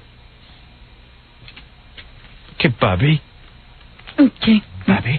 Okay. Bobby? Bobby and I are good friends. Bobby. Had some this morning? Okay. Wait, you didn't do it with the echo. Do it now. Had some this morning? There you go. Echo. I called up the station, complained. I said, there's echo on the station during my show. And they went, no, there isn't. They always lie to me. They almost cheat on their wives because they're so good at just saying what's happening in front of your face isn't happening. And I'm so stupid. I always take their word for it. It's like me with Larry Work. Oh, yeah, I'll sign you a 3-year contract. Sure. It's like the guy says to me, no, we're not running anything. We don't know what you're talking about. And I can say to Gary, the guy just told you point blank he's not running anything. He wouldn't lie to you. We can get a tape of it. We can hear it. He would not lie to you. And then, of course, they're lying to me. My whole show was like, Hello there. Yeah, we're in a goddamn wind tunnel. Hello. The Howard Stern Show. The Howard Caverns. How Caverns. Coming to you from the grave. Okay. Is it tough for you to meet women now because of your newfound celebrity? Not really, Bobby.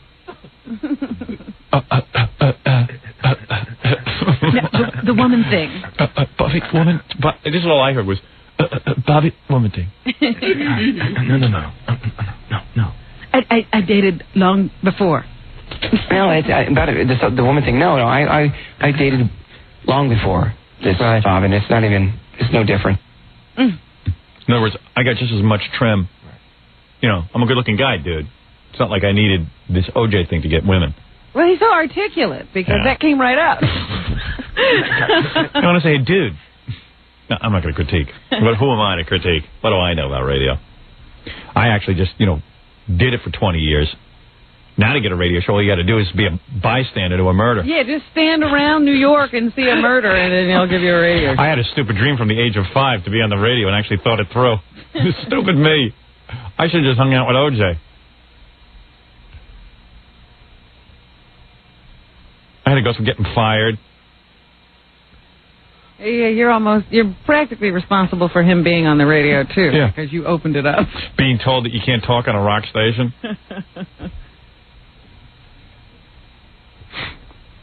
Sure that people did want to listen to some kind of talk. They just haven't. Everybody else is still trying to figure out what kind of talk that is. Bobby, is the show over yet?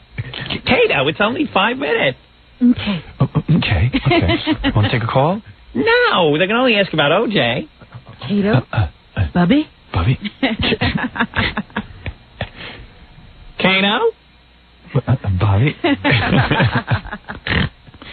ought to have Bobby Moore in there, the general manager. Should be Kato, Bobby, and Bobby. Threesome. Yeah, why do you have 3 guys? That would be an innovation. Instead of 2 guys, 3 guys.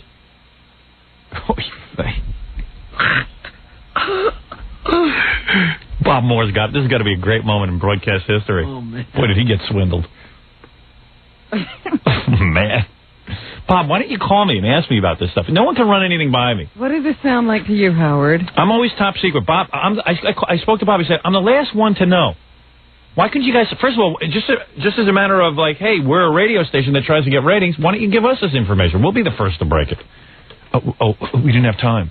We didn't have time. Yeah, you didn't know about it. We were trying to call you all Friday after you were gone. Yeah, that's a little late, isn't it? After you were gone. Like, I'm a dope.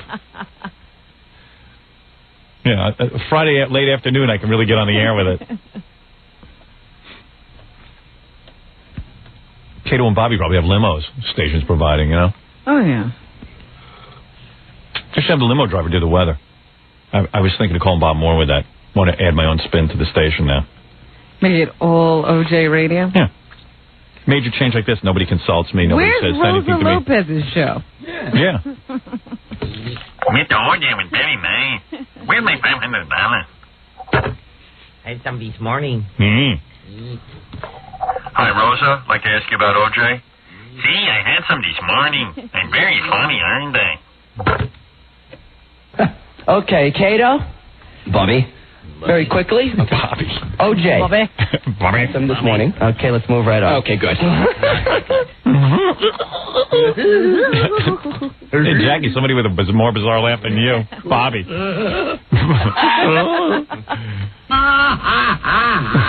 Can we get Bobby's laugh isolated? Hey, Scott, can you get me Bobby's laugh? I gotta do that too now. What do you want, echo? You want Bobby's laugh? Turn on the echo. Turn on the echo. Anything now you want me to do that? Okay, Kato. Bobby. Very quickly. Okay. OJ. Have some this morning. Okay, let's move right on. Okay. Okay, here it comes. Ready? First do Jackie's laugh. We'll A-B him. Good.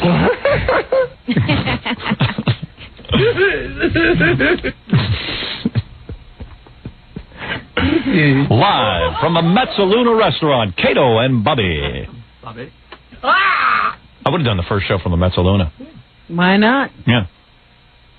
Go for it. Gonna capitalize. Might as well go whole hog. Nothing like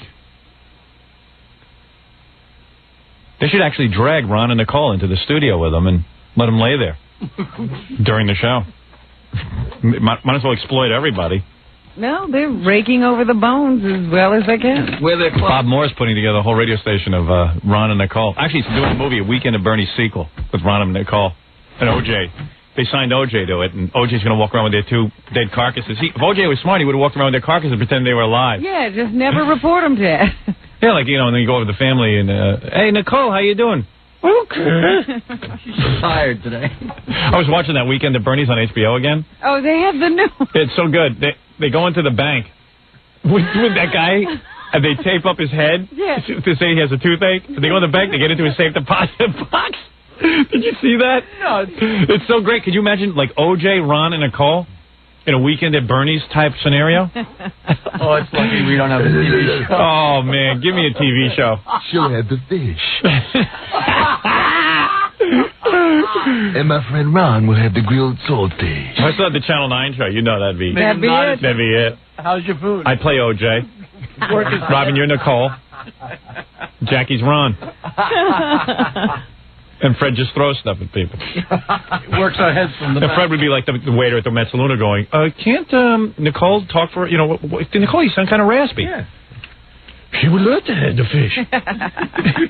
I'll take the fish. I'll take the fish. Ron, would you like an appetizer? Yes, I would, O.J. It's good. It's good. Mr. Goldman is all bandaged up, O.J. What's wrong with him? Oh, he got a toothache, don't you, Ron? Yes, I do, O.J. My teeth done hurt.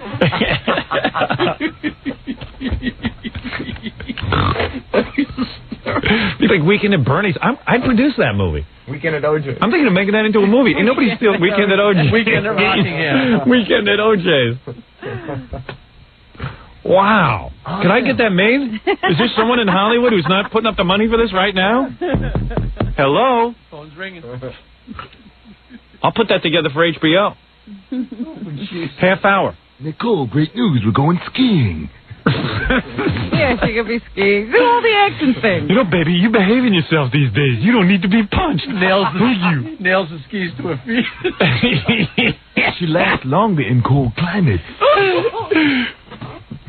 Yeah, as long as we got Kato, why don't we get everybody?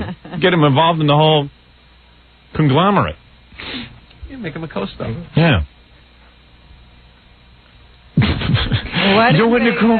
We're going to go skiing because there's less odor in the snow.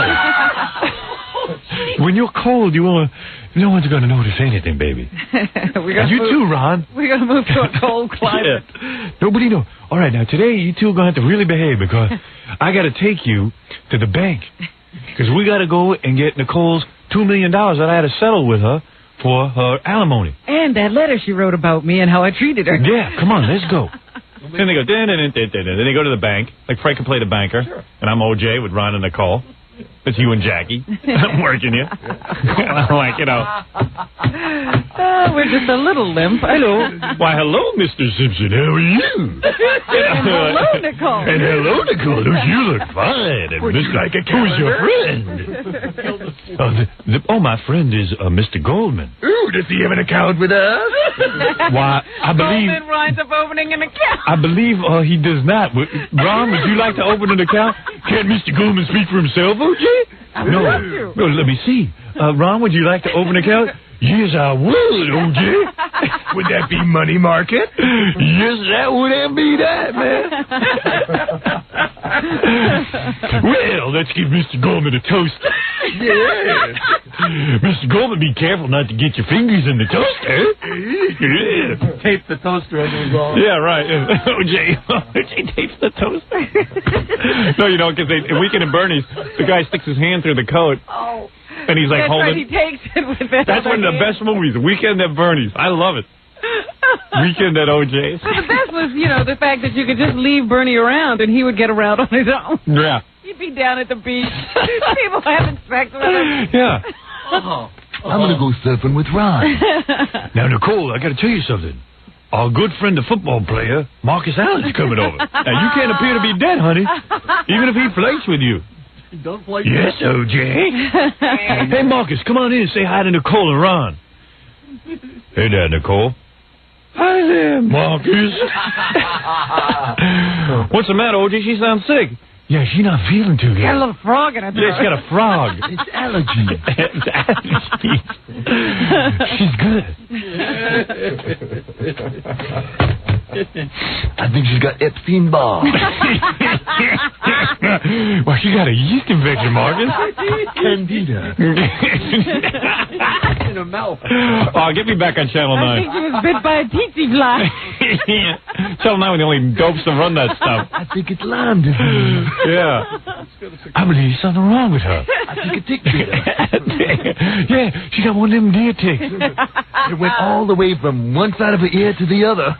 Big slash. You see like there's blood dripping out of her neck. She's on a period, Marcus. Yeah, she got that jagged sewing mark that he's sewing her up. That's a new tattoo. That's called scarification. I got all the answers. You know, she's always into Frankenstein.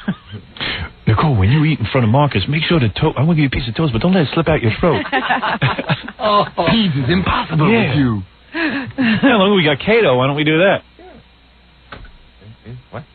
Nanny, nanny, nanny. And then Marsha Clark could visit and say, I've heard a rumor that Nicole and Ron are dead. What? I'm here to investigate. How dare you? How dare you? Can't you see my wife is right here? We are very happy together. Honey, why don't you nod once for hello, Miss Clark, twice for please leave, Miss Clark? Oh, she funny. She been drinking. Let me put her head back on. And just like Bernie has that permanent smile on his face. Yeah. Nicole have a permanent smile. Oh, man. Very happy. We're happy together. Maybe Bob Moore would finance that movie. Sure. He's been talked into sillier things. I got Bobby's laugh now. He's on my show, Bobby.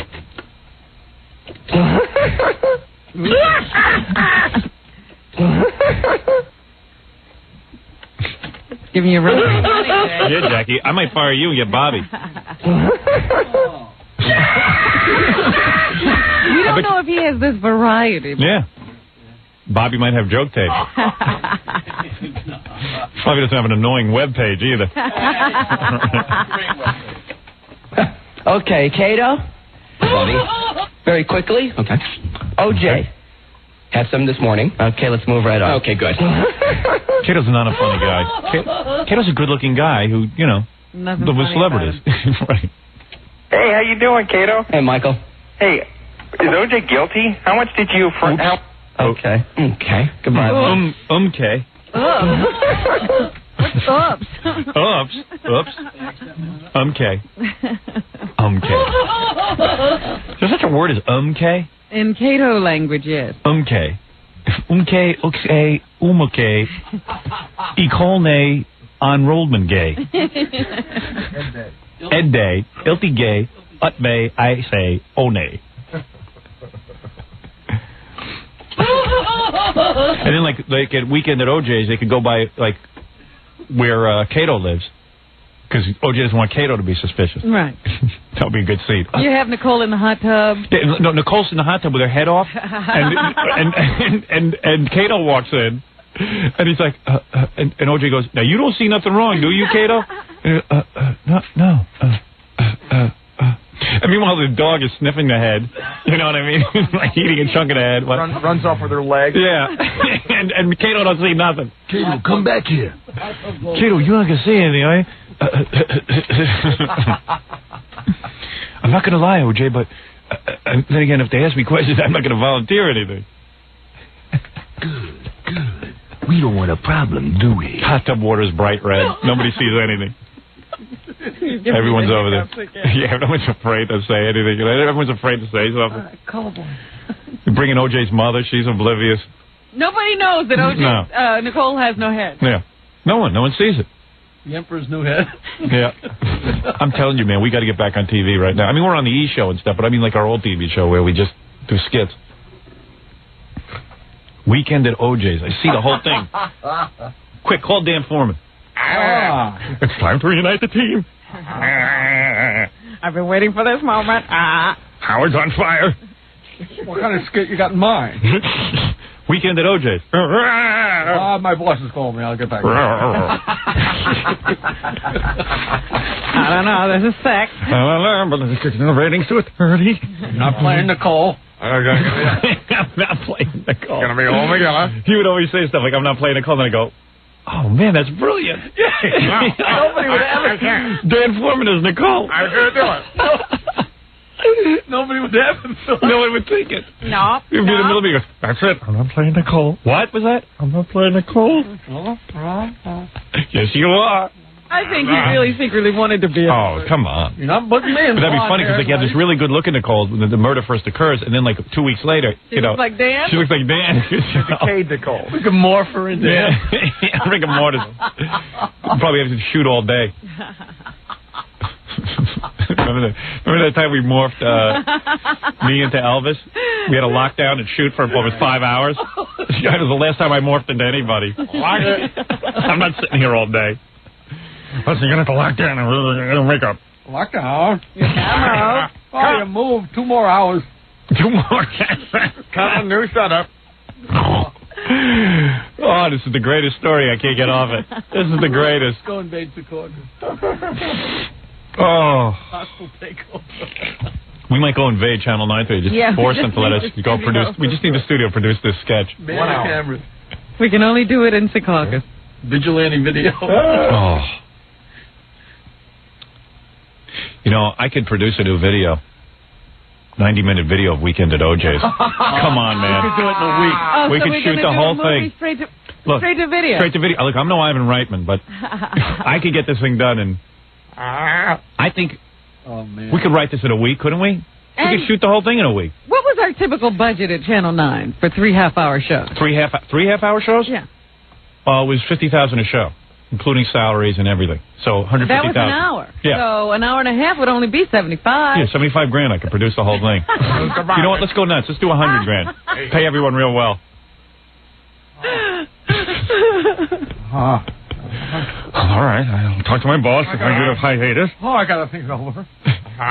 One on the line. What do you guys say? Let's do it. Up for it? Yeah. We're in. Be the big. What else we got to do? Look out. Pay-per-view. What did you say? Pay-per-view. No, they take 50 cents on the dollar. Really? I still haven't seen dime one. You're not kidding. I got straight to video. Straight to video. Oh, what a big seller. Weekend at OJ's. Jesus Christ. I got to get to work on this. We got to end the show. Yeah. It's going to be the biggest video in the history of videos. Oh, goodness. Howard Stern as OJ. Oh, my God. That's the role I've been waiting for. Plus, we got to figure out where we're going to go when they let him out. Yeah. Well, we're going to need the money. We're going to Mars. We're going to need the money.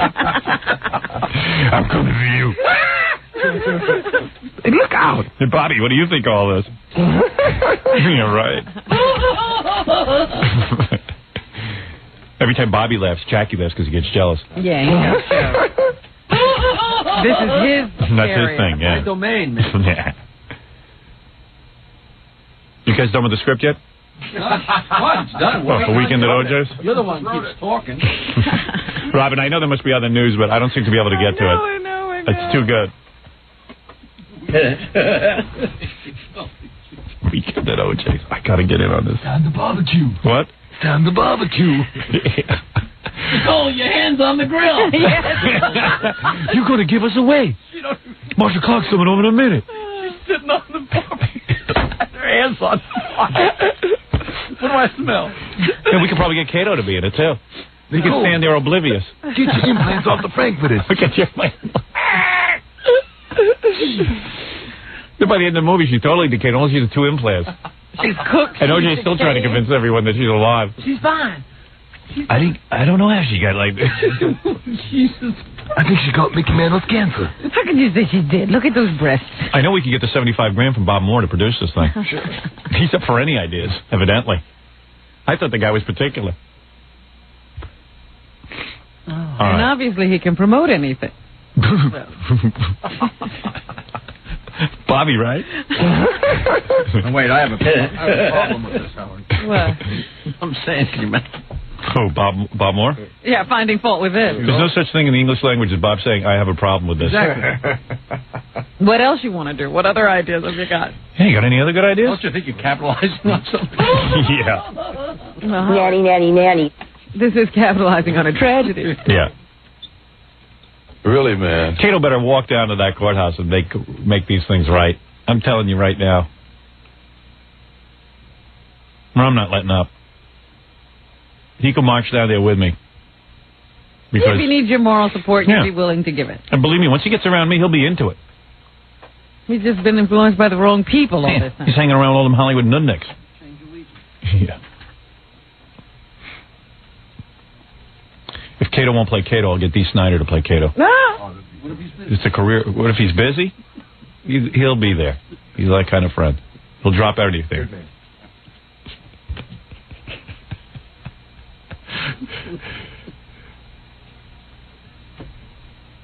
Can't take it. It's too funny. Just going through your mind, scene after scene. The ideas are just exploding. Yeah. Nothing is too sick. I got like 50 scenes in my head. I gotta go type. One worse than the other. Yeah. Skydive. Pull a chute. Oh, God. Do you do parasailing with Nicole? Well, he doesn't even have to get that involved. And you know, we could have like... He slams the car door on her arm. Yeah, and you know what would be funny? We have like... Al Michaels could come over for dinner. We got to prove to Al Michaels that everything's okay. Yeah. And then Nicole ends up on the barbecue with Ron. What? Ralph said he's already working on the bodies. Is he? Yeah, for the part. All right, tell him to get to work. Well, I'm thinking of hiring outside people. Tell him. Can you do this, Ralph? It's not fair. Hey, what about me? Yes. I told you in the inner circle. Do you want it done right, or do you want it done quick? Quick. We said a week. I can't get it done. 3 months. 3 months. I'm thinking. Though. I need time to think and absorb, and I need time to create. Yeah, okay, then you're out. No. All right, I can do it. The day the shooting starts. You need it today? Today? Nobody's And then he comes in with some elaborate contraption that nobody can put together. Yeah, it never works. Hey, you guys want to... I'm serious about this. I'm going to call Bob Moore and see if he'll put up the money for this. I'm not kidding. If he can get financing. Yeah. We're there. Bobby Moore. Hey, we got a 3-day weekend. There you go. Oh, do we? We have it by Monday. Tuesday, rather. Excellent. 3 days to work on this great project. We can have this. We can have this out by next week. We can shoot it all in one day. Yeah, I mean, we don't waste time. We're not really worried about it. They call us one take Howard Stern show. It's Monday's a beach day, so let's get it done by Sunday. Yeah, let's just use 2 days, and then by Monday we can rest. My God. I hate people who worry about quality. Okay, Kato. Bobby. Very quickly. Okay. OJ. Had some this morning. Okay, let's move right on.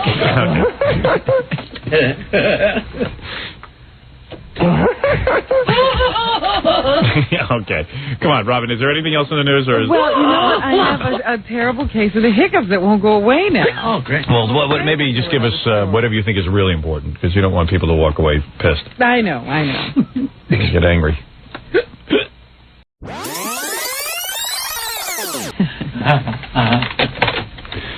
As funny as that tape is, it's not as funny as the Kato Kaelin radio show. Should I play that again? Yeah. Want to hear it? I was thinking about it all night. It's the hottest new show in Los Angeles. Here it is. Okay, Kato. Bobby. Very quickly. Okay. OJ. Had some this morning. Okay, let's move right on. Okay, good. Bobby and Kato. OJ, Bobby, Kato. OJ, had some. Okay. Let's move. OJ, okay. For those of you who want more, I'm thinking of leaving the radio station in Los Angeles and letting Kato and Bobby take over the mornings. Why should we hold him back? Yeah. He should have the prime slot. I was thinking about it, because he's done so much with his life. I'm sure he's got a lot of things to say. Hey, how you doing, Kato? Hey, Michael. Hey, is OJ guilty? How much did you... Okay. Goodbye, Mike. Okay.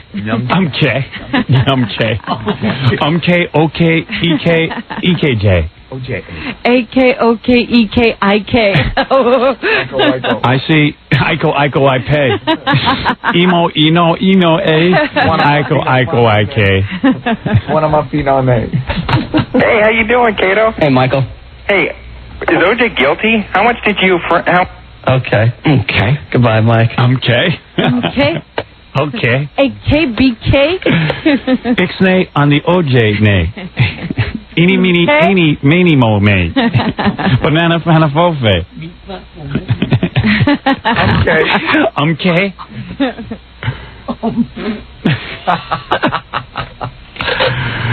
I'm sure they thought this through when they changed the station's format and just throw guys on the air. Well, they tested them. And then they're calling it Howard Stern Radio.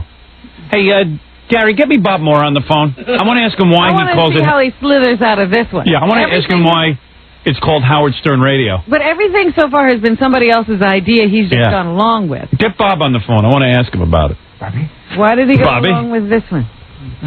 Bob Moore, my new co-host. Bob Moore's the general manager of the Los Angeles station. He put together the new format. Is it tough for you to meet women now because of your newfound celebrity? No, the woman thing. No, I dated long before this, Bob, and it's no different. I've dated long before this. Answer the question. Can't answer a question. The dating thing. The woman thing. The woman thing. What woman thing? What woman is going out with that? That's what I want to know. The woman thing. Stupid woman. The woman thing. He better get his ass right down to that courtroom. What is this with the... You know what? Seriously, from a career standpoint, if Kato wants to have a career in show business, the only way he's going to really get people on his side and people are going to be into him, he has... Forget radio shows, because he's wondering, like, what do I do to get into show business? What should I do? What should I do? Forget about radio shows. What is it? Bob on the phone? That's Bob. Forget about radio shows. If he walked down into the courtroom, because this is his biggest role so far, is being in the courtroom. He walked into the courtroom and said, I need to testify. I don't feel that I was nervous the last time. Let me really tell you what I think happened that night, or what I saw and what I've seen in the past, and how O.J. behaves around Nicole, and what I saw the night of the 911 phone call. So I can convey to the jury the terror, the fear that we had that night. People would love him for it. That's the thing he should be doing. Okay. I think I'm getting to the guy, though. I think he's thinking about doing it. Bob? Yes, sir. How's things going? Going great. Why do you call it Howard Stern Radio? Explain that to me. I don't think we do. I think you're running a promo that says Howard Stern Radio? No. That never ran? Bob, you know I'll find out. Does it say the Howard Stern Station? We do say that. We've always said that. The Howard Stern Station. We've always said the Howard Stern Station. Oh, you have? Yeah. Now somehow I'm a little embarrassed. Before I didn't mind. No, we've always called it the Howard Stern Station. Well, the station changed, Bob. You can call it that. You can't call it that because I'm starting the Howard Stern Station in about 3 months. And I expect you to be my first client in desperation. You'll have to pay for the nose. You surely will be shopping for something. Yeah, you're going to be shopping for some kind of Howard Stern Station. This Kato thing is a joke, right? I mean, this is going to end, what, in 2 weeks? No, it's actually, the response has been extremely good. Could you call it the Kato Station? The Kato Station? The Kato Station. Featuring Howard Stern? You think it's going well? Actually, the response has been very good. Who's responding? Walt Savo.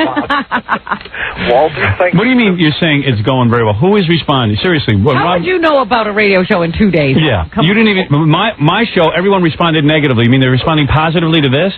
Well, no. I'm not going to tell you that. You haven't gotten any negative phone calls on Kato? No, of course we have. Oh, you have? But when you go, I think, well, part of it is when you switch from a music station to a non-musical direction, that evokes a certain amount of negativity from, certain parts. Well, there were certain people who like classic rock, and they're going to miss it. That's understandable. And there are certain people, I think people should be... Is he just counting phone calls? Yeah. Whether they're positive or negative is a good response? I think what Bob is saying is, hey, even if people are threatening to blow up the station, it's still positive because they're noticing that things are changing. Well, I wouldn't say they haven't gone that far. There was a woman who called in yesterday and said she is so emotional about the new change of format. She is actually hanging from a rope and is going to push a chair out. That's good. Yeah. So, hey, I take that as a positive. She called me also. No, but the phone... Bob, don't call it the Howard Stern Station anymore. I don't want to be the Howard Stern Station. Not until Kato marches his ass down to that courtroom.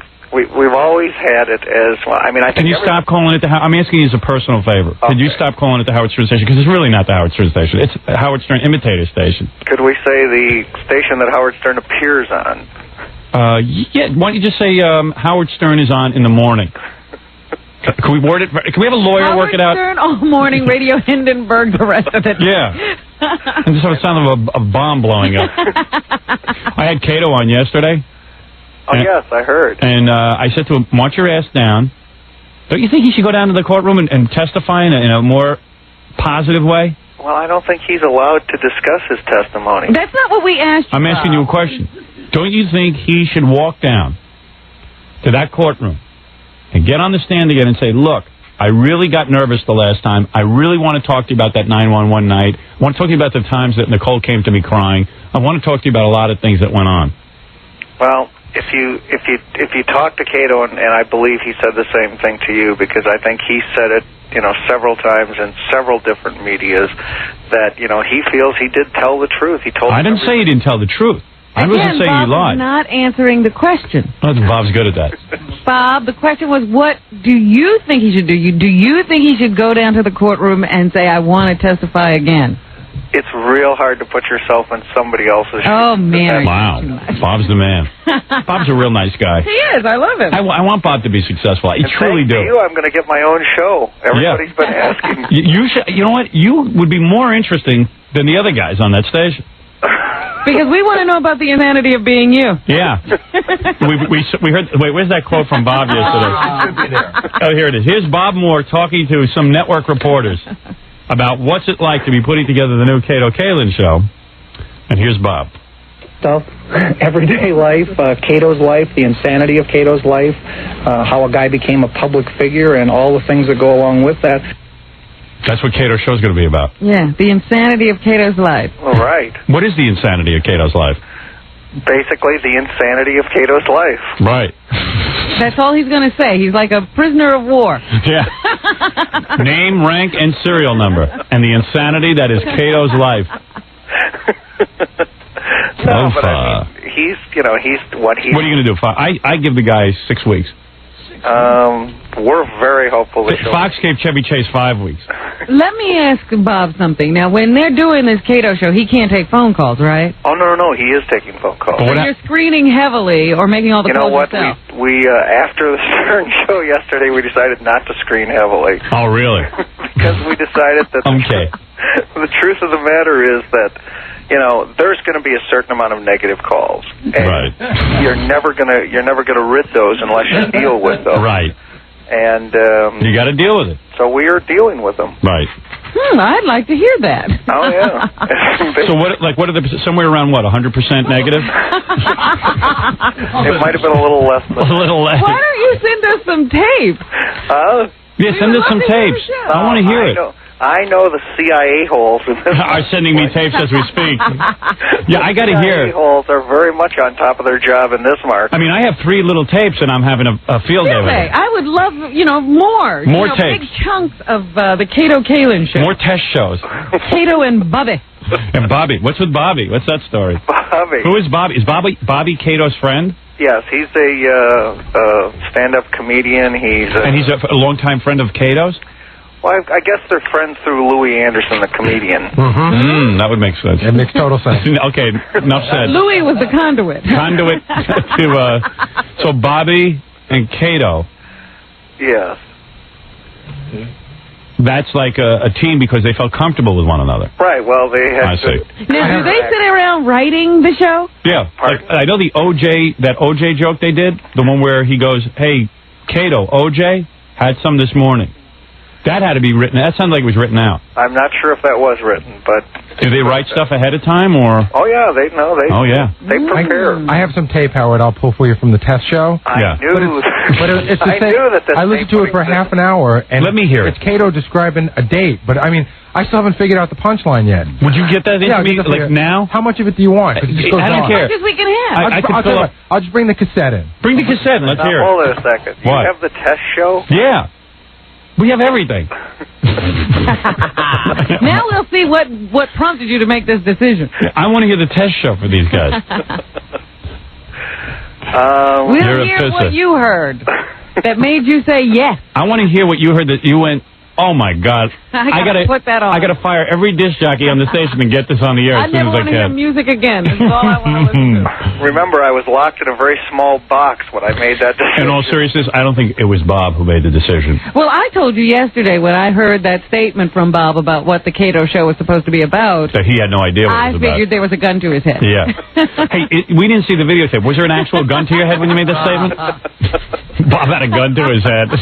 I'm not allowed to comment on it. There's a gun at his head right now. But don't call it Howard Stern Radio, because I'm going to start something called Howard Stern Radio. All right. Well, and that'll ruin it for when you have to hire my guys. Right. We really don't call it Howard Stern Radio. Okay. It's always been the Howard Stern station because Howard Stern is the only ratings we have on the station. So I'm just thinking that we might as well not use up the Howard Stern Radio moniker, if you will. So you don't mind Howard Stern station? Yeah, I mind that too. Can we just call it? He's still trying to get some permission for that. Yeah, can we just say Howard Stern is on in the morning and has nothing to do with the rest of the station? Howard Stern makes a casual appearance throughout the day. Right. Howard Stern doesn't appear throughout the day, just in the morning. Howard Stern in the morning. Howard Stern in the morning only. Howard Stern in the morning. Right. But now, well, I was going to say you used to love when stations called it the Howard Stern station. No, I never did. Oh, you didn't? No, never like that. Oh, because I've heard that in several markets. Yeah. The listeners are calling to say that they're saying that it's Howard Stern Radio pretty much like 7 times an hour. Like a lot. I guess they say they're saying it a lot. Please, Bob, don't kill me with this. But Seriously, Bob, I like you a lot. Do me a favor. Don't kill me with this. Oh, I know it, but they don't say Howard Stern Radio. Howard Stern Station. Right. They say what they have is, Real Radio, the Howard Stern station. Is Kato saying the Howard Stern station? Oh. No, they don't. They're all pre-recorded. It's a big, dumb, deep voice guy. All right. Thank you. You don't say it's the Howard Stern station because it's not the Howard Stern station. Okay. It's really Howard Stern is on in the morning, and this is Bob Moore's station. Right. Yeah. You attach your name to Walt it. Sabo's station. Well, we used to bill ourselves. Because the listeners think somehow I put it together, that it's the Howard Stern station, and I'm in the middle of putting together a project for the fall that's going to be a Howard Stern station. Okay. Well, I know, and when Andy was here, it was Howard Stern All Morning Classic Rock. Yeah, that's different. Yeah. You could say Howard Stern All Morning. For the morning. Yeah, you could say Howard Stern All Morning. Okay. And I don't know how you describe the rest of it. Just say Howard Stern All Morning, Radio Hindenburg the rest of the day. I liked your landfill the other day. Landfill the rest of the day. Radio landfill the rest of the day. You could say Howard Stern All Morning.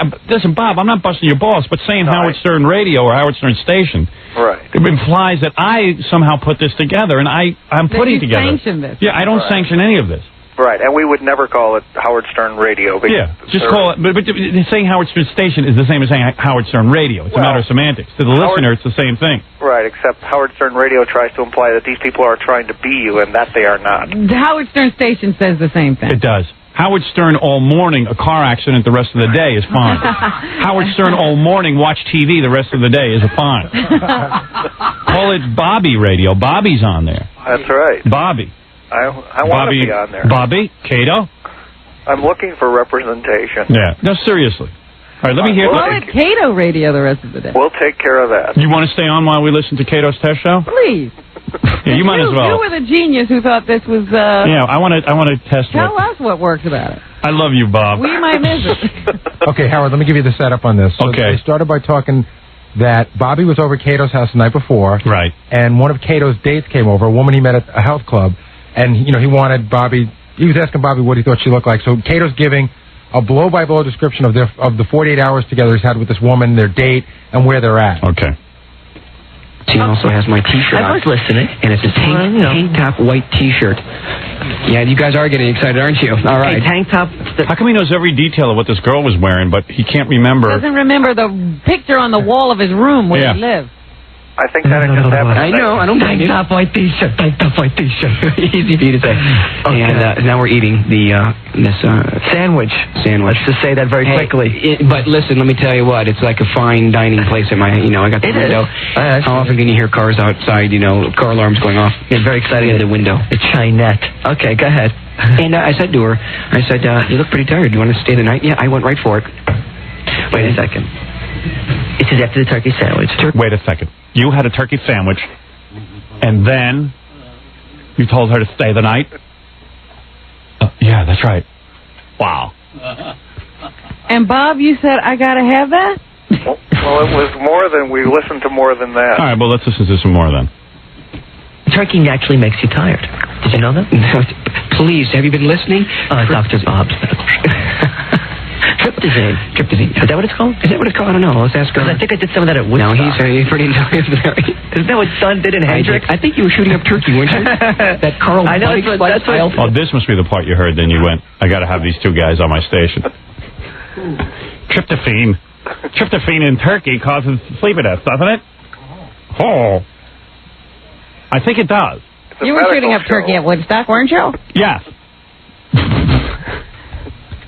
Everybody's so friggin' funny. Big joke, Bob. Howard Stern Station. Thanks, pal. Pal of mine. Get that off the air, will you? Howard Stern Station. Hendrix is doing some Tryptozane.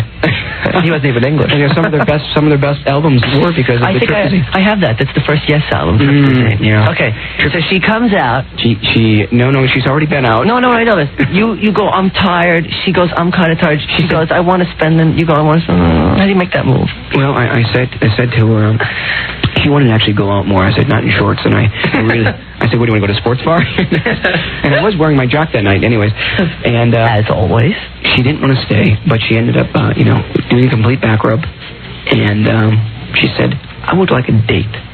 A legitimate date. A legitimate date with you. I said, okay, great. I got to pink that again. Boy, some guys have all the luck. Howard's having dates. And this is a story. I'll just boil it down for you. Goes to the house club. Yeah. He's this unbelievable, like a 20, he called it. Yeah. Working out on the machine. They start talking to each other. He says, I think I'm going to go get a beer. And she goes, all right, that sounds cool. So they go back to his apartment, have a beer. She rubs his back for him. Then she decides she needs to take a shower. So he lets her shower at his place and gives her some clothes to wear. But they don't do it, and then they're going to go out on a date. That's where I left it. Well, that would have been easy. You actually tell it better. But I mean, Gary, are you but Kato, have representation? Yeah, Gary will do a show, But it's really cool that Kato's at the health club and just this unbelievable woman. Because he witnessed a murder. Well, and being good looking. And he's good looking, yeah. And me, I got a great personality, but I got a face like a truck hit it. And this guy's on the radio. I mean, I had to go through getting. I don't know, Bob. What are you thinking?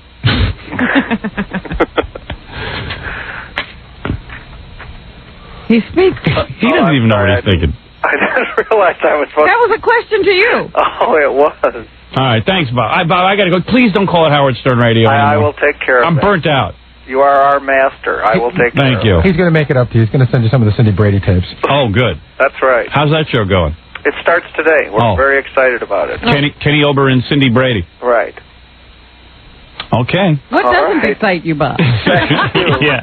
There isn't many shows out there that doesn't excite Bob. I'm still trying to finish Quivers of Life. Very good, Bob. But my mind has been mixed up lately. Yeah. Good luck with everything out there. Thank you. All right, my friend. Bye-bye. That's Bob Moore, killing me softly with his song. Kill me softly. Yeah. Unbelievable.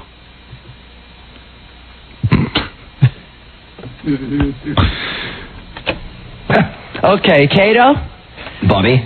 Very quickly. Okay. OJ. Had some this morning. Okay, let's move right on. Okay, good. I think Bobby's laugh. He's got a better laugh than you, Jackie. Oh.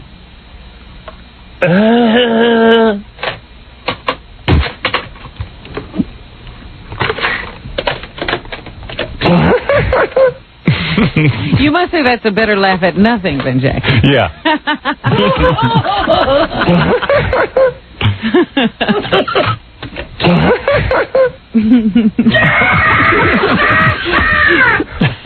Oh, man, Jackie, you must have ripped one out. Yeah. Hey, how you doing, Kato? Hey, Michael. Hey, is OJ guilty? How much did you... Okay. Goodbye, okay. I think is from Bobby. Okay. Okay. I can't tell. Okay. Somebody said that yesterday's show was, 2 hours of Howard Stern prank phone calls. Oh, was it? A Kato show, like every call, but how you're on the air? Howard Stern. I gotta get a tape of that. And Bob has decided they shouldn't try to avoid that. Yeah, just go for it. It's starting to cost me. A professional date is 7-Eleven fee. Let's be quiet. All right, that's right. Have you tried the new coffees? And sure enough, that's where you kind of come in. Okay, I can do that. So he leaves that night. I actually walk her outside to her car. Right, walk her outside. Do you wait for her to pull away? Because a lot of girls like when you drop them off, they wait to make sure. Like I pulled away from a girlfriend once when I first started going out with her. I dropped her in the car. Breath, Bob. She pulled away. Where's George Kennedy? I don't know what they're talking about. This is a very strange accent Bobby has. Yeah, he does. Where's he from? Spain? A lot of girls don't like it when I pulled away from a girl once. Yeah, then I bashed her with a brick. Then I buried her. In a backyard. Put lime on the grave, too. When a girl pulls... We're at every moment of this date. I walked her to the car. When I pull away from a girl, I hit her over the head with a rock, and then I bury her in my mother's backyard. Now that's an interesting rap. In 4 hefty bags. Doesn't everybody? Do you wait for her to pull away from the curb?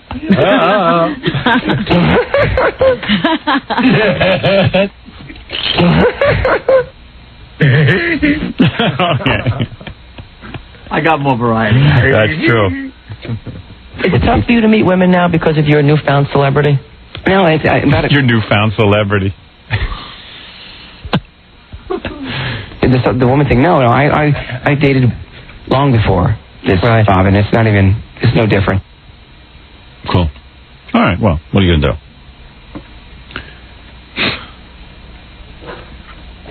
Well, if Mancow could be a star in Chicago, I guess Kato could be one in Los Angeles.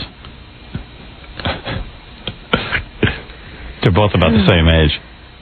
All right, I got to take a break. We'll be back right after these words. Do you want to talk to a woman who claims to be Kato Kaelin's ex-wife? Really? I have no way to really, maybe you and Robin come up with some questions to ask her.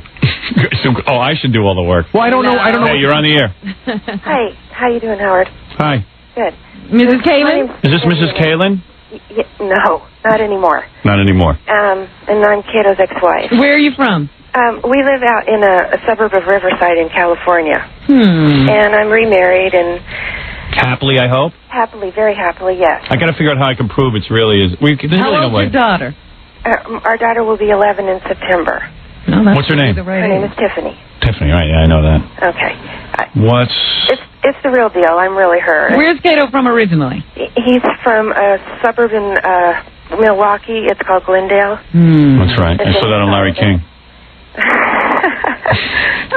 Hey, anyway, so here's what go ahead. Maybe you have what is that, Gary? She's got a point to make. She's a little bummed out about things Kato said yesterday. Okay, go ahead. Right. And not... I don't know exactly how to say this the right way, but I'll just tell you how I feel. And I listened to the show yesterday, and Are you angry with Kato? What's that? Did you have an amicable divorce? Yeah, at the time. Yeah. Okay. Yeah, we did. Go ahead. And I have no axe to grind because I have my own life that's completely separate from his, and it's just the fact that we do share a daughter. Right. Are you still in love with him? Oh no. Okay, go ahead. Not at all. My point is that Tiffany is she's the one that gets hurt by all this media stuff about her dad, and I just wanted to say to you, if you can make your point in a different way without having to say anything about her, I would appreciate it. Well, here's my point of view. Forget about that. I made a point yesterday on the air. And I said, I know you're the father of a daughter, and I'm a father of daughters. I have 3 daughters. And I said to Kato that if I have daughters, and one day they grow up, and they get married to a guy, and the guy wigs out and kills them, I would want someone who was there that night or maybe witnessed some abuse. I would want anyone who had any information, I would want them to be very forthcoming and help convict my daughter's murderer. I didn't say anything about your daughter. What else? And I'd say I think that would make your daughter very proud. I think that if you're a father of kids, that you should really step up to the plate and say things in a more forthright manner. When Marsha Clark says to you, What did you see that night? What was OJ's face like the night that he was busting down the door, the 911 phone call, and he goes, it was okay. It was okay. That's nothing a daughter should be proud of. That's what I said to him. I'm very honest with Kato. I'm not Larry King. I'm not going to sit there and do a fluff piece. And what's that got to do with your daughter? Well, that part of it. You're off base. Your phone call is out of line. No offense. I'm sure you're a nice woman, but you're dabbling in areas that you shouldn't be in. Well, I didn't say anything about your daughter. What would I say about your daughter? I don't even know your daughter. Well, no. When you say things like, "Well, how would you feel if it was your daughter? Her throat slit." Yeah. How would you feel? This and your daughter that. So what does that got to do with it? Use a different analogy. No, darling, that's a hypothetical. That's not your daughter. Hypothetical, but you understand that there is an innocent little girl here. What does that do? Wait a second. Don't give me that crap. Now you're giving me bull. No, I'm not giving you bull, Howard. That has nothing to do with your daughter. When you say to someone, how would you feel if it was your daughter? It doesn't even matter if he really has a daughter. It's a hypothetical situation. How would you feel if your daughter got a throat slash? I understand what it doesn't mean your daughter. It means how do you feel if anybody's daughter? Even if it did, how does that affect your daughter? It doesn't affect her at all. She just wants to get in on it. She goes to school. Oh, she goes to school. And what happens? Everyone came up to her that day and said, oh, you're going to get your throat slashed? Oh, how silly. Well, then obviously you don't. Oh, everybody is so politically correct now. Oh my goodness. Oh, don't even be ridiculous. Don't listen. You're a very nice lady. God bless you. I hope you have a great life. I hope you have a wonderful time with your husband. When I'm having a philosophical discussion with a guy who was a witness to the lifestyle of OJ and Nicole, and there is a murder trial going on, I am in discussion with him about stepping up to the plate and doing things the right way. This has nothing to do with you. This has nothing to do with your daughter. Absolutely nothing. You owe me an apology. No, wrong answer. Well, you owe me an apology. You have your answer and I have mine. You owe me an apology. You want to correct the world the way you see it. No, nobody wants to correct the world anymore. No. They want to correct you. Yeah, that's who they're correcting. All I want to do is just... Oh, this is a silly comment. Come on. Let's get real. Your daughter went to school and maybe had to deal with something. That's life. She's going to deal with things. You got to support her in dealing with them, not dealing with Howard. I am supporting her. And this is a silly request. You don't call the radio station and say, you can't do this. I'm not saying you can't. No, she's not saying you can't do it. It's a silly thought. It's a thought that you shouldn't even be entertaining. You should be entertaining the big picture. If you have a situation where you know Kato personally, which obviously you do, you should sit him down and tell him what would make you proud of him and what would make the daughter proud of him. To step forward and really go down there and testify in a manner that doesn't sound like this.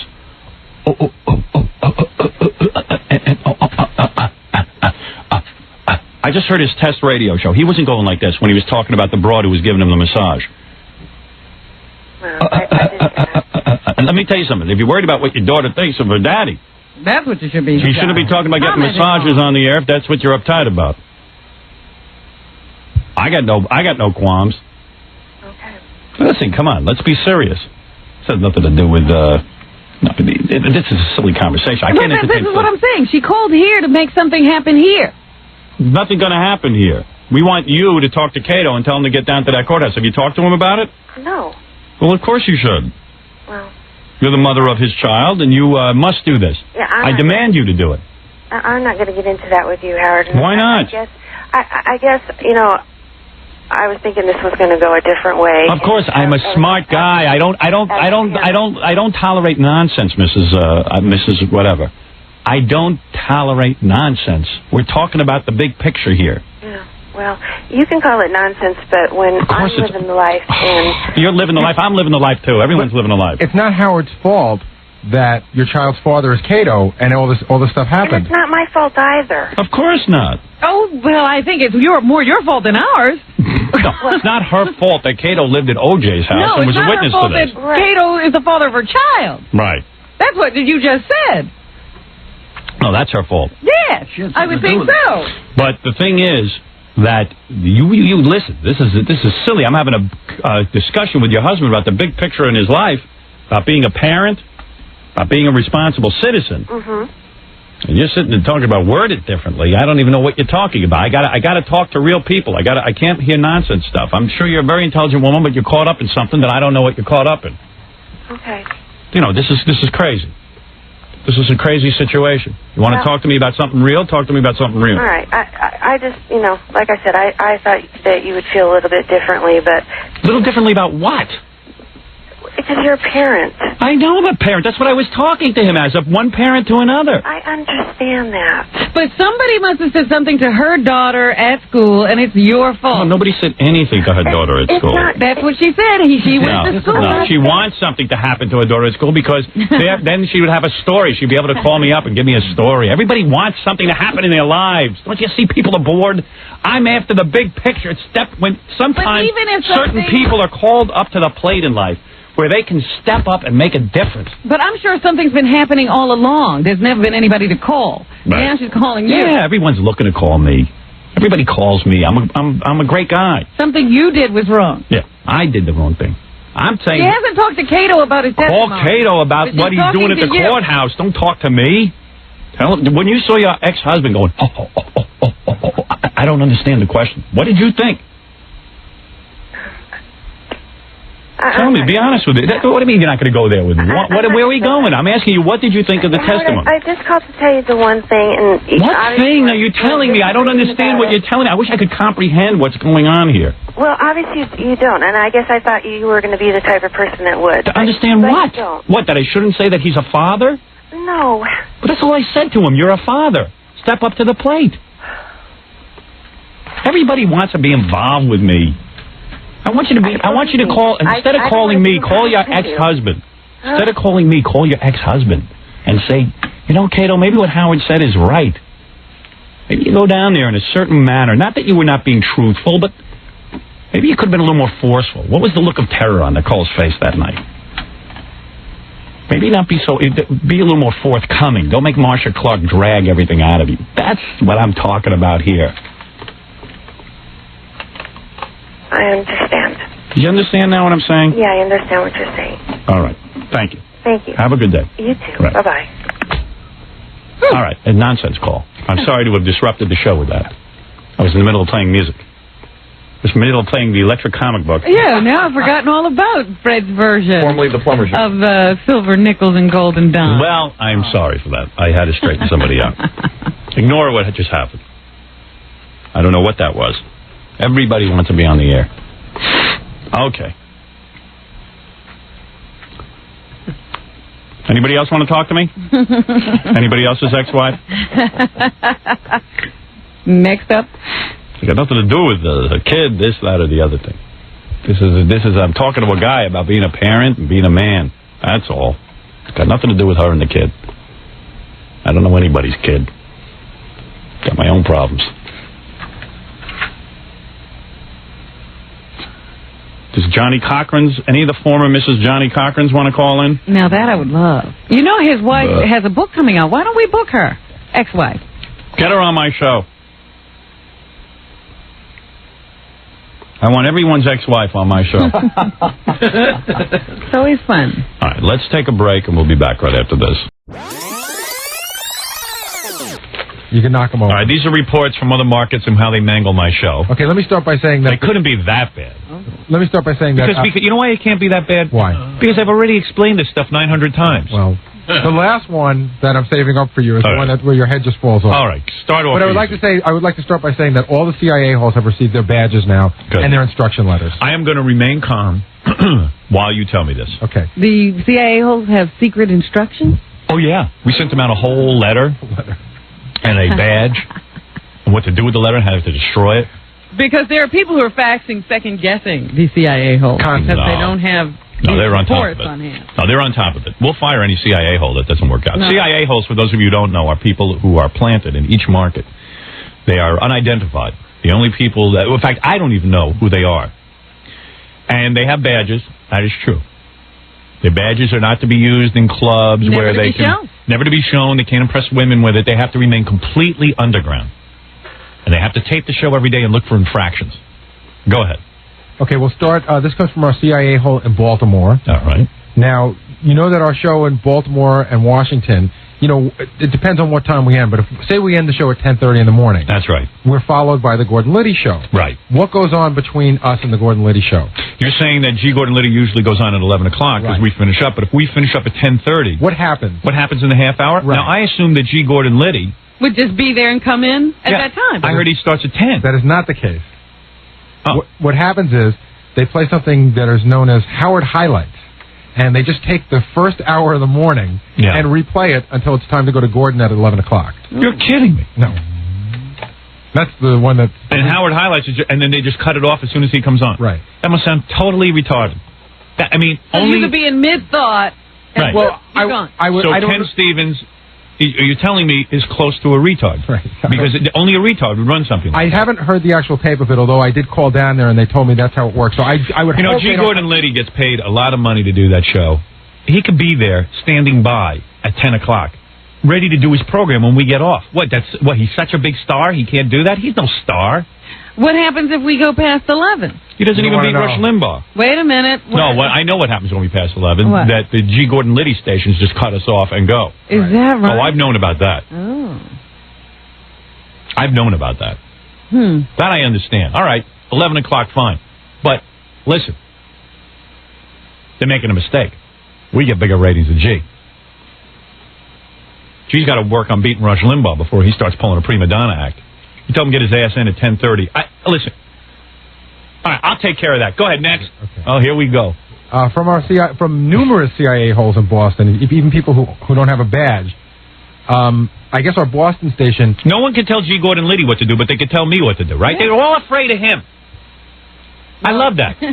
He has said some pretty frightening things. Yeah, all he does is talk. You don't do anything. 4'6". Guy eats a rat, and then he's right away. There you go. Everybody starts to believe everything you say. Yeah. It's unbelievable. But you know what it is? It's amazing to me my entire career. Everybody I know, this is the problem. Familiarity breeds contempt. I wish I could say that word. But it really does. They look at me here like I'm some kind of putz. Like I'm the guy they hired from NBC.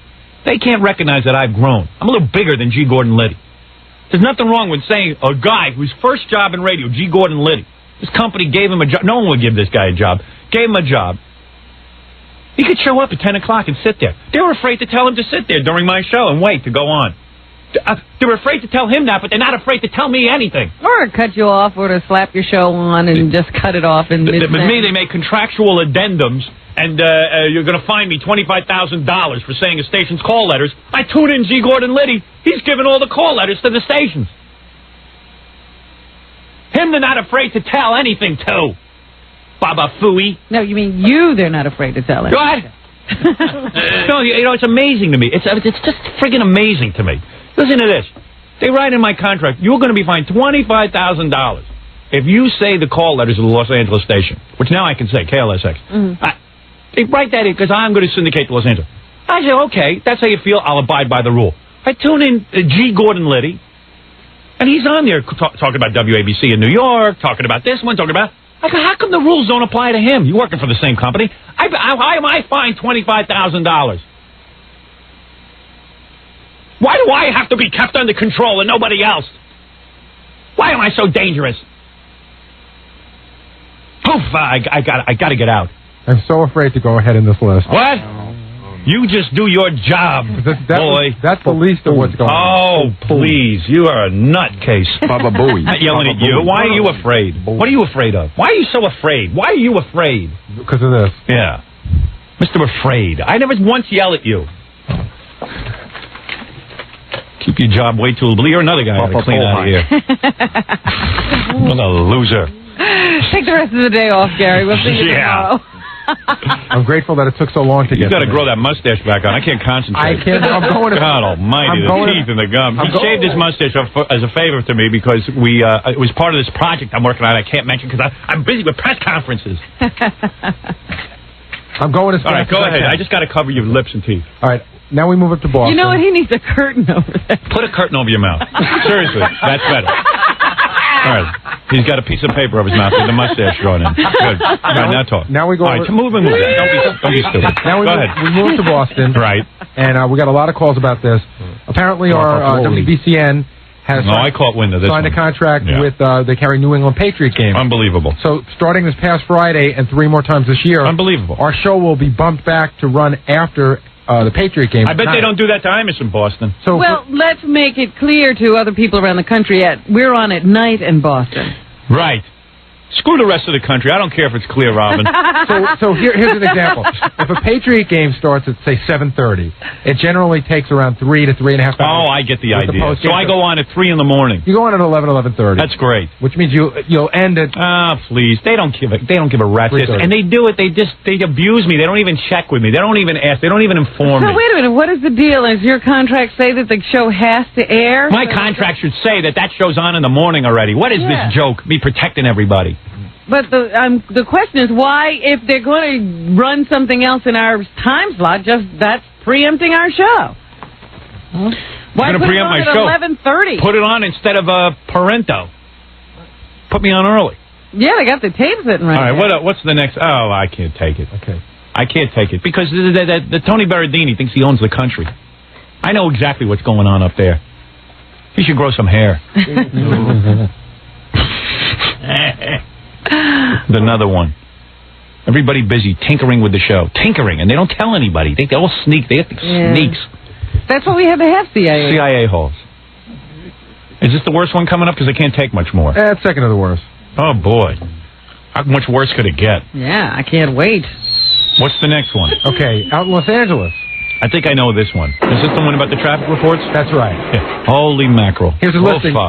Here's a listing. So they changed. Listen to this. I got to get a hold. Get me to Bob Moore on the phone. Get me on the phone. Well, wait a second. If you're going to get Bob on the phone, I might as well tell you both of them at once then. All right, wait a second. Yeah, first I got to explain So to they the both audience. have to do with Los Angeles. Listen to this.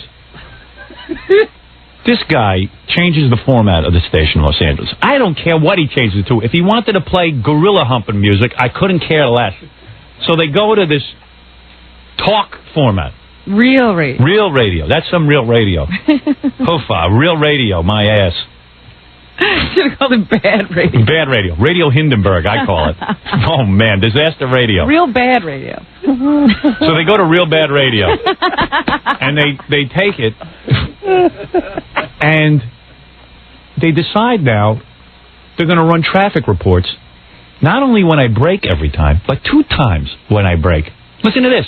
I say, we'll be back after a commercial. They go to traffic. Mm-hmm. Then they do some commercials. And then they do more traffic.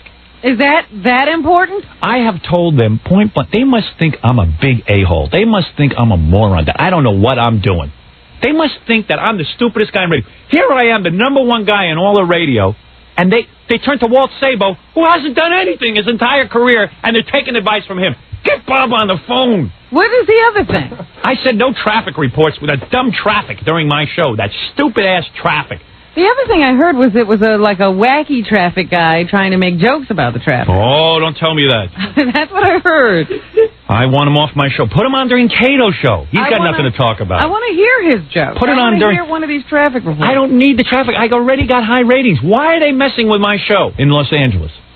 I don't understand why they don't listen to me. This was not what was going on when they had music. You know, in New York, I've never done a traffic report. Yeah. You know that? Do you know that? I don't know if you know that. I've been here. I know that. And how is it that I'm #1 without this great traffic? But let me ask you something. Is this a change when they went to Real Bad Radio? Yeah. So it changed when we went to Real Bad Radio. So they must do that during Cato's show. Now they're going to do it during my show. Kato. Look at this. I'm on a station with Kato. World's biggest pussy. Holy mackerel. Sitting there kissing OJ's ass. Hoofa. What a joke my career is. I'm in the world's worst industry. At least like in movies or television, they don't put Kato on. Notice that the world of television didn't accept Kato or film, except for like some grade B movie. Radio opens their arms to anybody. You go to jail, you get a radio show. Joey Buttafuoco is going to a radio show. Well, G. Gordon Liddy was in jail. Yeah, got a big radio. You're not kidding. Is that Bob on the phone? That's Bob? Bob? Yes, sir. Bob, can I ask you a question? Yeah. I love you. I think you're a great man. Having said that, why do you listen to Walt Sabo more than you listen to me? Who do you think has more credibility in around this morning show? I don't care what Walt does the rest of the day. Walt's the consultant to the Real Bad Radio. Listen to it. What is it called again? Real Radio? Real Radio. Real Bad Radio, right? Real Radio. Walt Sabo. So, Howard, this is probably a good opportunity for me to tell you also that, you know that I guess that dispute that Robin and you had yesterday? Yes. Nobody in Los Angeles heard that. That's impossible. They said they had some satellite trouble. But wait a second. Somebody from Los Angeles called me and said they heard it. Well, I guess the show ended at like nobody got to hear the last 30 minutes, 40 minutes of the show. Bob, was there satellite trouble yesterday? No, it wasn't that long. It was, the satellite feed kept dropping out, and we went to the 2 backups, and we ended up with the phone line, and we had some real problems. What's the bottom line? What aired in Los Angeles some of the show didn't air yesterday. There was, there was probably 15 minutes. Well, they probably needed to get to that show. Who follows us in Los Angeles again? The girl from the Brady Bunch? Ken Ober. Ken and they had to get to that. Right. I'm sure it was. I bet you it wasn't even that. I don't even trust you guys. I bet you're not telling me the truth. No, that's true. That is the truth. It was fantastic radio I did yesterday. It was a masterpiece. Now it was missed. Best radio I'd done in years. Well, it was not by design. That's all right. You know what? Everyone's relaxed. That's okay, Bob. And you know, Bob, I don't know how many times I've had this discussion with you. You know, in New York, I've never run a traffic report. Do you know that? Oh, yes. Oh, you do know that? Right. Oh, you know that. I see. I didn't think you knew that. Why do you now run 2 traffic reports every frigging break with a happy traffic man? Why? Bob, don't you trust me? Do I know how to deliver an audience to you? Where was your ratings before I came to Los Angeles? 21st. Aha. Where are we now? Sometimes first, sometimes second, sometimes third, right? Right. That's not a bad track record. Absolutely not. I got some credibility, don't I, Bob? Absolutely. You wouldn't think I did. Not based on how you treat me. You don't treat me well. You listen to Walt Sabo. Give me Walt Sabo's resume. Where has he worked? What has he done? Where has he worked? Tell me. I don't know one radio station Walt Sabo worked at. Do you? No, are you asking? And he walks in, a perfect stranger, and says, you know what? I need you to run traffic 2 times a break. You're killing me, Bob. 2 times per break. 2 times per break. Am I right? You got the list right in front of you. Yeah, here it is. Bob, do you listen to the station? Oh, yeah. Oh, you do? All right, here we go. He likes Kato's show. 8:40 break. Traffic. Okay, I take a break. We go to traffic. This is from my CIA hall. Okay. It says traffic with a boring ass. I don't know who does the traffic, so I can't comment. The weather. Then the weather. The weather. Mother Love promo. We promo one of the personalities. Couple of commercials. And then a real radio jingle and traffic again.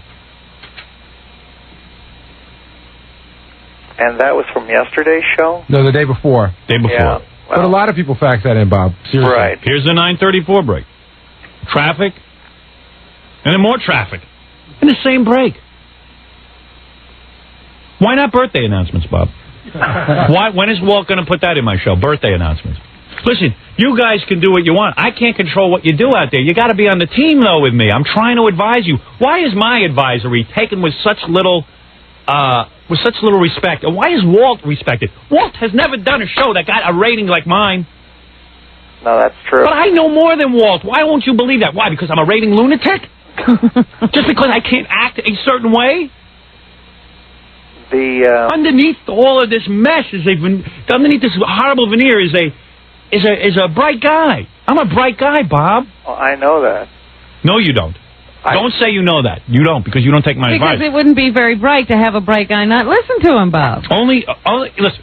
If you thought I was smarter than Walt Sabo, you would say, Walt, I got to tell you something.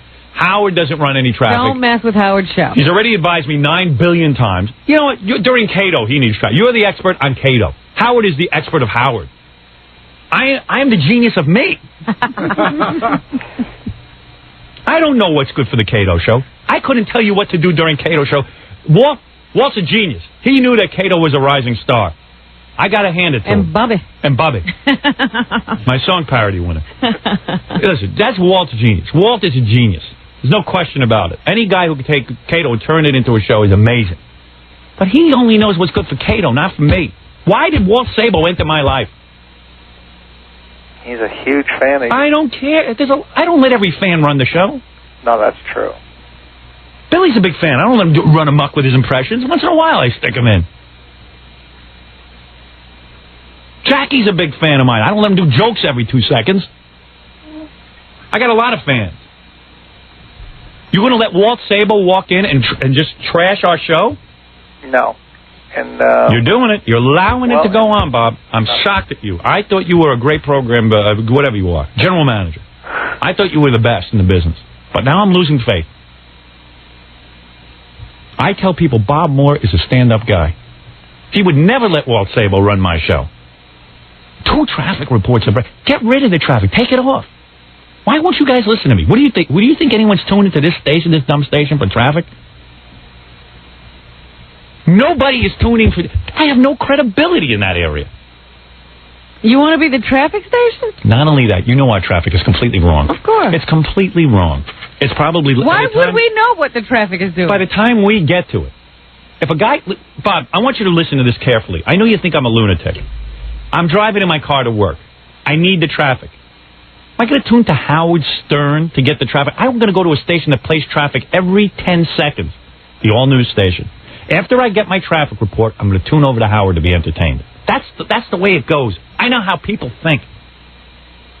There is no guy who says, I will now sit through 2 hours of Howard waiting for a traffic report. Bob, I'm so smart, it scares me. Walt Sabo would only dream of knowing what I know.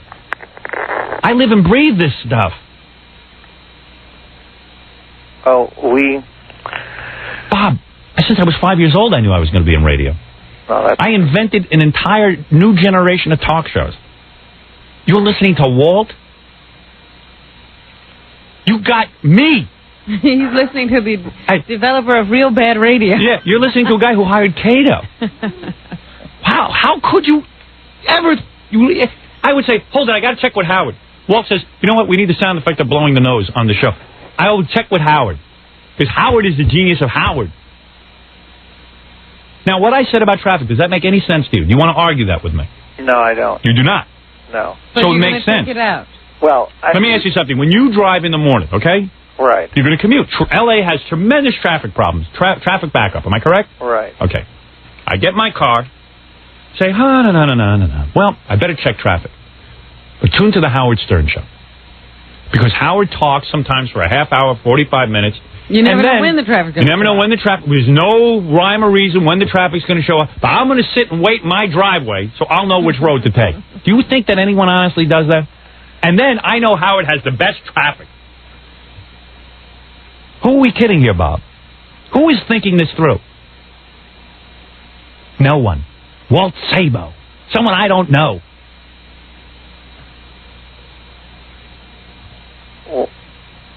What we've always done is tried to run just like a real trouble spot. If there's a huge trouble spot. Please, Bobby. Bobby. What are you doing to me? Trouble spot? Yes, if there's trouble spot. So the guy's sitting in it. 45 minutes. He's waiting for the trouble spot. You go, thanks a lot. Now you tell me. I'm sitting here laughing. I'm laughing all the way to the. I love your radio. You shouldn't tell them at all. The longer they're in traffic. Bob, listen to me. I can't use the S word on the S-can the traffic. Okay. Trust me on it. You trust me? Do you trust me at all? You don't. Sure. I know you don't. You're going to say yes, but I know you don't. No, that's not true. Oh, you don't. You don't trust me. That's not You just true. think I'm a goofy guy, don't you? Goofy guy, gawky, big nose, a lot of hair to hide the face. I know what you think of me. I know what everyone thinks of me. Huge ratings. Huge ratings, right? How did they get... Why is Walt Sabo not on the air getting huge ratings? He knows so much. We never got his credentials. Bob is not talking. Oh, he won't... No one knows Walt Sabo's credentials. There isn't a person on this planet that can give you Walt Sabo's credentials. But Bob can't give them to you. Bob hired a guy who doesn't even know his credentials. He just knows Walt Sabo. He read about him in a magazine. Yeah. Tell me what Walt Sabo has done. Tell me why you hired Walt Sabo. I want to know. I want to be in on the decision. Why did you hire him? You don't have to tell me. It's not you're not legally obligated. But as a friend, what turned you on? What were you thinking? Tell me why this guy walks in off the street and now he's changing my show. Well, because Walter has, he has worked with this type of format in various markets. Where? Well, the station in Orlando, which is, the toilet bowl, which he put together, which has tremendous ratings. I mean, his his background working with ABC and NBC and. I knew when he was at NBC. He's not there anymore. Oh yeah, no, you're right. That's right. NBC isn't there anymore. Can I give you my recommendation? Yes, sir. Listen to me. You gotta listen to me. You gotta take me seriously. Tomorrow, no more traffic reports, please. Oh, Bob. I'm your consultant. That's true. No one treats me this way, but you gotta listen to me. Forget the traffic. Give it up. On this show. On this show. No, during Cato's you need it. I understand that. Even Walt is 100% correct. Everyone is tuning to Cato show for traffic. That I know. That I agree with you. It's the only reason to tune to Cato show. I tune for traffic. I want to know how to get home. He's doing L.A. traffic, and I want to know what the traffic is in New York. I tune to him. Okay? Let Bobby and Cato do my traffic reports. Please, I'm begging you. I don't know what else to say to you. And if you don't listen to me, I'll know you don't take me for real. No, you know I take you for real. All right, then I'll assume that tomorrow they'll be gone. Unless you're too much of a pussy to stand up to Walt. Wait a minute, there's a well there that's just like a butt. No, I'm not going to listen to it.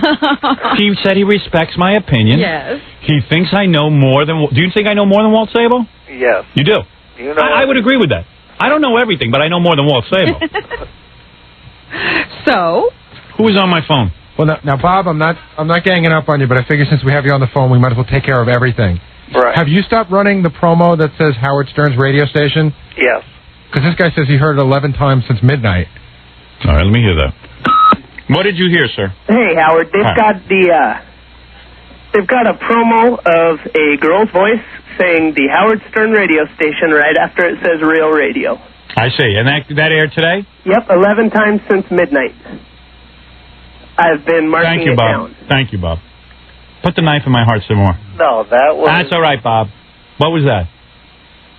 That was taken out of the studio, and I told them to bulk erase the cart yesterday. No one listens to you either. It ran one time yesterday, which I heard on my way back from London. It ran way more than once yesterday. No, Bob only heard it once yesterday. You didn't hear what Bob said. Let me ask you, Bob, who are we kidding here? No one listens to you? Is anyone fired over this since you told them to remove it and they didn't? Well, no, I mean, I heard it one time yesterday. I called them from my car phone, and I told them... Bob, you know what? This is comical. All right, I got to go. Don't listen to me, Bob. What can I tell you? Remove the traffic reports. Don't remove the traffic report. What can I tell you? No, I mean, the Howard Stern station, we definitely... It's not the Howard Stern station. I would not put... That's the Walt Sabo station. Right. I am putting together a company called the Howard Stern station. I'm in the middle of doing it right now. I've decided. Today, I'm going to make calls. I will provide stations with a lineup of disc jockeys, and it will be called the Howard Stern station. You are pissing on my concept. The Howard Stern station will be a reality, but... Right? What are we doing about the traffic? I don't think that promo ran. What do we do? It did run. Believe me, it ran. Bob, you always say you don't think it ran. These people aren't lying, Bob. Why would they want to do that? I know it, but I think that maybe they heard it, it was gone. It stopped running at 6 in the morning yesterday, and I haven't heard it for maybe a half hour today. Up until then, you heard it every half hour. Yeah, if it ran 11 times. About every half hour, it ran through the psychic show, and then. And how many times did Bob tell us? This was a week ago. He was going to stop running that. No, it did. But you're saying it ran yesterday? No, it ran today. Today, he's saying. 12 o'clock. From midnight to 6:30. The start of this day till now. No one listens to you, Bob. You got to have some heads roll. It's the girl with the sexy sounding voice saying the Howard Stern station right after you run your new. They hate me. They hate little me, jiggle. Sir. They hate me there. Bob hates me. He must hate me. He loves Walt Sabo. Love you, Howard. Well, let me tell you something. They could put Walt Sabo on in the morning in Los Angeles. Let him do the show. Thank you. Thank you for listening, because you listen closer than Bob listens to his own station. Bob barks out orders. Don't he run. can't listen 24 hours, that's why Well, we're listen, here, when a general manager says, I need you to stop playing something, they run it anyway. That means they're stepping all over him. It means he's weak. You're weak. I want you to be strong, Bob.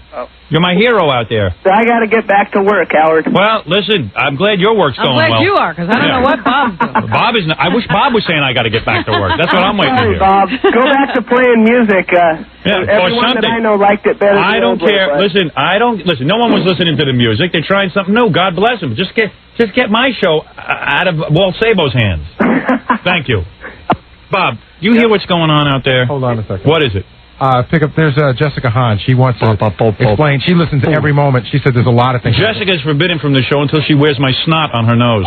Is that right? That's right. You didn't remember that? No, I can't remember she's in her Jessica, you have to wear my booger on your nose to get on this show. Honey, I got to just tell you something.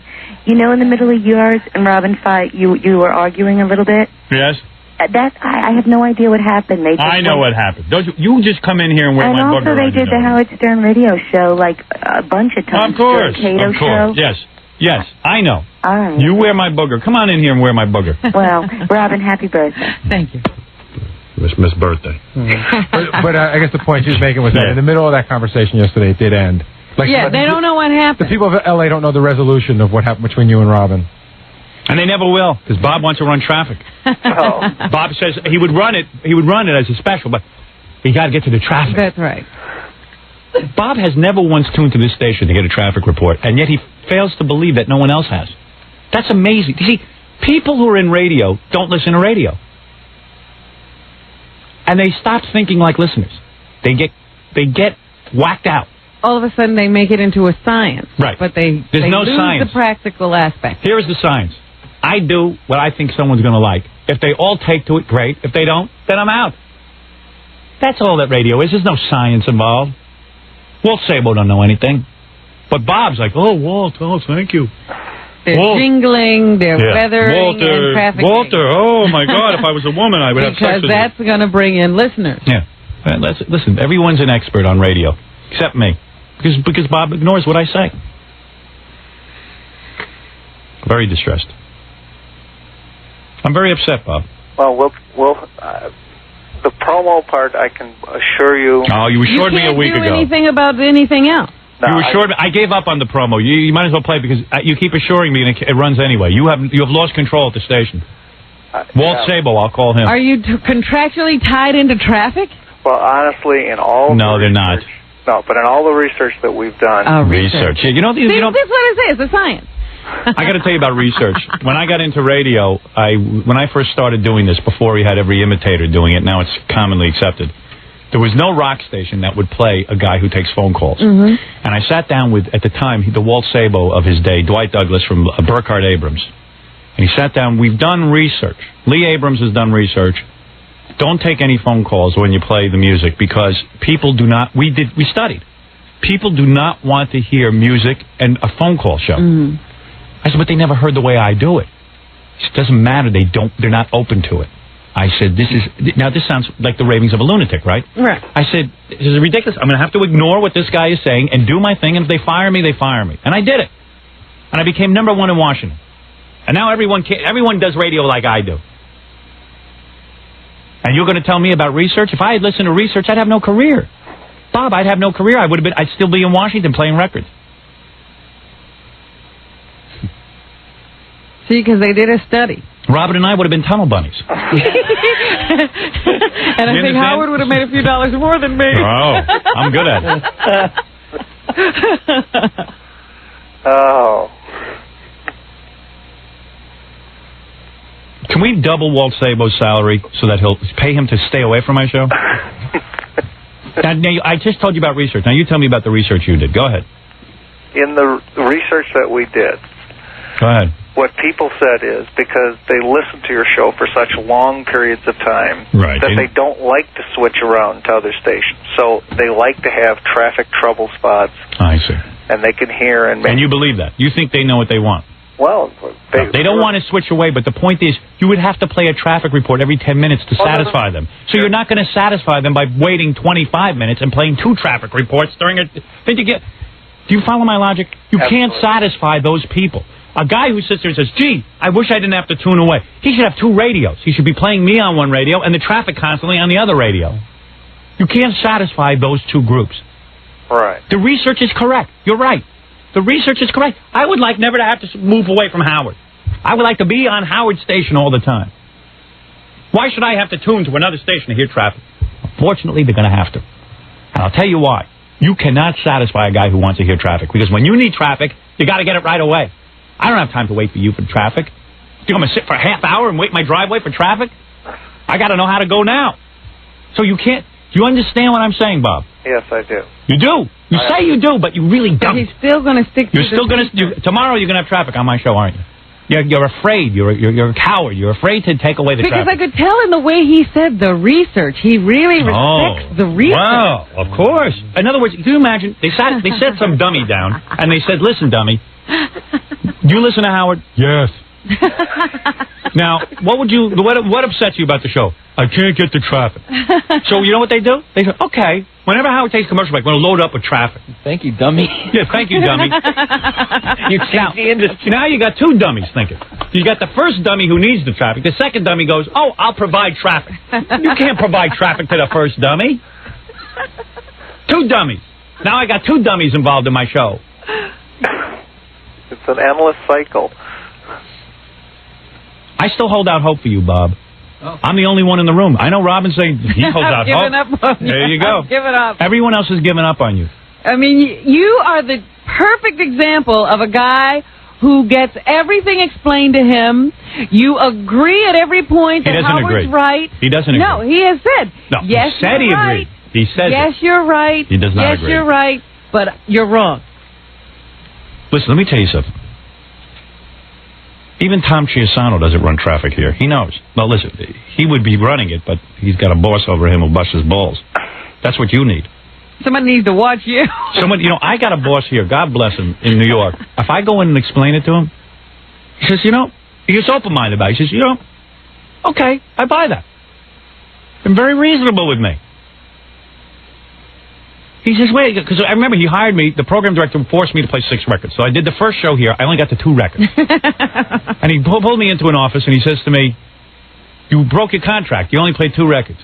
I said, I'm going to tell you something. You were listening to the show today. Did you want to hear me break? You had the hottest story in the world on your radio station. You had you had Howard Stern came back to New York radio. Did you want to hear me playing music or do you want to hear me? Because I want to hear you. You're right. Don't play any records. Forget the records. Forget my program director. Forget everyone. I need a guy like that in Los Angeles. I don't have it there, Bob. I thought you were the guy. Don't be a pussy. Just end the traffic. Do you agree with me? Be bold. Do you agree with me? Yes. Do you agree with all the logic I said about research? Yes. Do you really believe what I said? What I... Turtle. You can't change, can you? This is the problem with the industry. They can't break away. Why can't just a wild experiment? Why don't you go wild? Flip your lid and don't do the traffic for a year. Be bizarre. He knows, and you know what? In some way, he would love to. They know that I'm making sense, but they can't. It's something all right, Bob. in them. Thank you, Bob. Thank you, Howard. There will be traffic tomorrow, I take it? Huh? There'll be traffic on the station tomorrow. Well, there will not be the type of traffic that has been on in the past. Okay. I can't wait to hear the new traffic. Thank you. Thank you. Thank you. Real disappointment, that Bob. Bob Moore. Can't let go.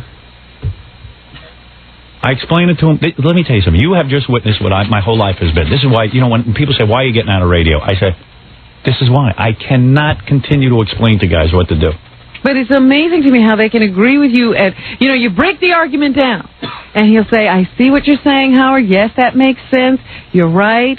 But the research says... Again, they're back. And then you explain it again. And you go over it again. Yes, yes, yes. No. You're not supposed to get a no after getting 5 yeses. And then I say to him, in New York, I've never played a traffic report once, and I got the #1 rated show every time out of the box. I'm number 1. I beat all news stations. And I don't have a traffic report. But focus groups say... Well, there's research. I feel like I was... can assure you that... You know what I feel like? I feel like I was talking to the OJ jury. You got blood all over the place. Here's the OJ jury. There's blood all over the place. OJ's car has the blood of Nicole Brown Simpson. His socks have it. Ron Goldman's blood is there. DNA is there. Everything is there. DNA is so widely accepted now. There was a group that just paid to have some guy's tomb dug up. I forget who it was. They want to verify who it was. They can do it off a fingernail. It's the most amazing... I think it was Jesse James. Jesse James, that's right. Yeah. This is what's going on in DNA testing. The jury goes, I don't care, isn't it? And that's it. That's it. Okay. Bob Moore is like the OJ jury. All right. I got to take a break, Robin. I'm far behind, and I got to give our Los Angeles station time to do traffic. This is terrible. You're damn right it's terrible. You're absolutely right. Baba Booey. You're not kidding. Booey. Where is he? Papa Plunky. Bringing me bad news.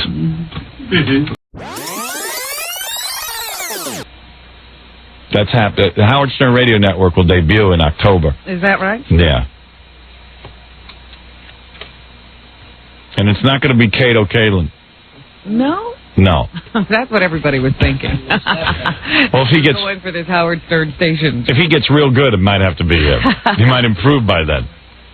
Actually, I should play you these, speaking of Kato Kaelin. Out in Los Angeles, he's on the station we're on. And that guy, Ponce de la Phone, the phony phone call maker, he's been calling into their show and, like, harassing him and stuff. Oh, really? Yeah. What does that sound like? Well, he actually called their show and had my father yelling at them. He's got tapes of my father yelling at me, and he took them and he calls radio shows. I love it when he does that. He puts together a Ben Stern phone call. So he did it to them, except that guy Bobby is such a fan of ours that he knows it's my dad, and he just starts giving that girlish giggle. You know what I mean? Yeah. Cackle. That little cackle. chortle. Yeah, he starts...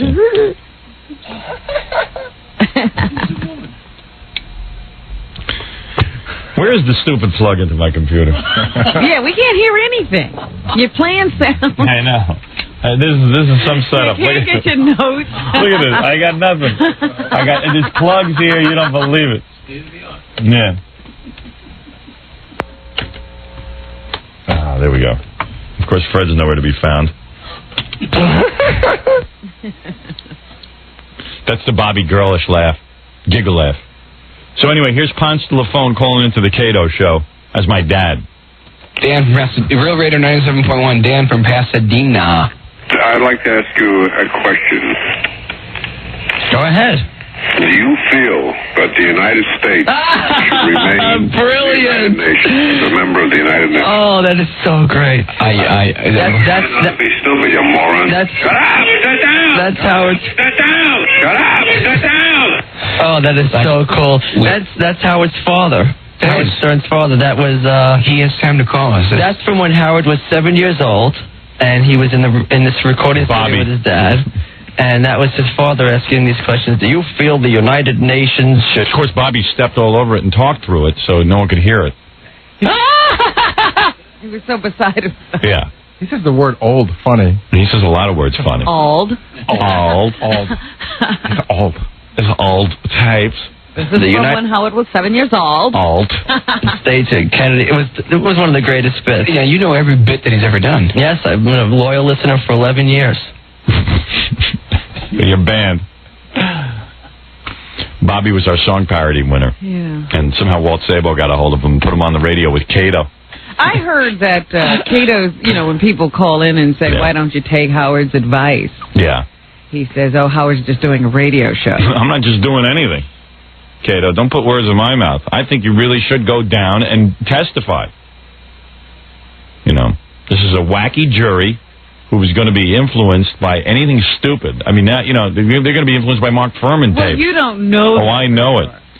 How come OJ has no alibi? How come his blood's all over the place? For God's sake. You don't know that the jury's going to be influenced. Oh, yes, I do. You're afraid that might happen. And it would certainly be influenced by you getting on the stand and talking about the abuse that you saw going on and the fear in Nicole's face instead of going,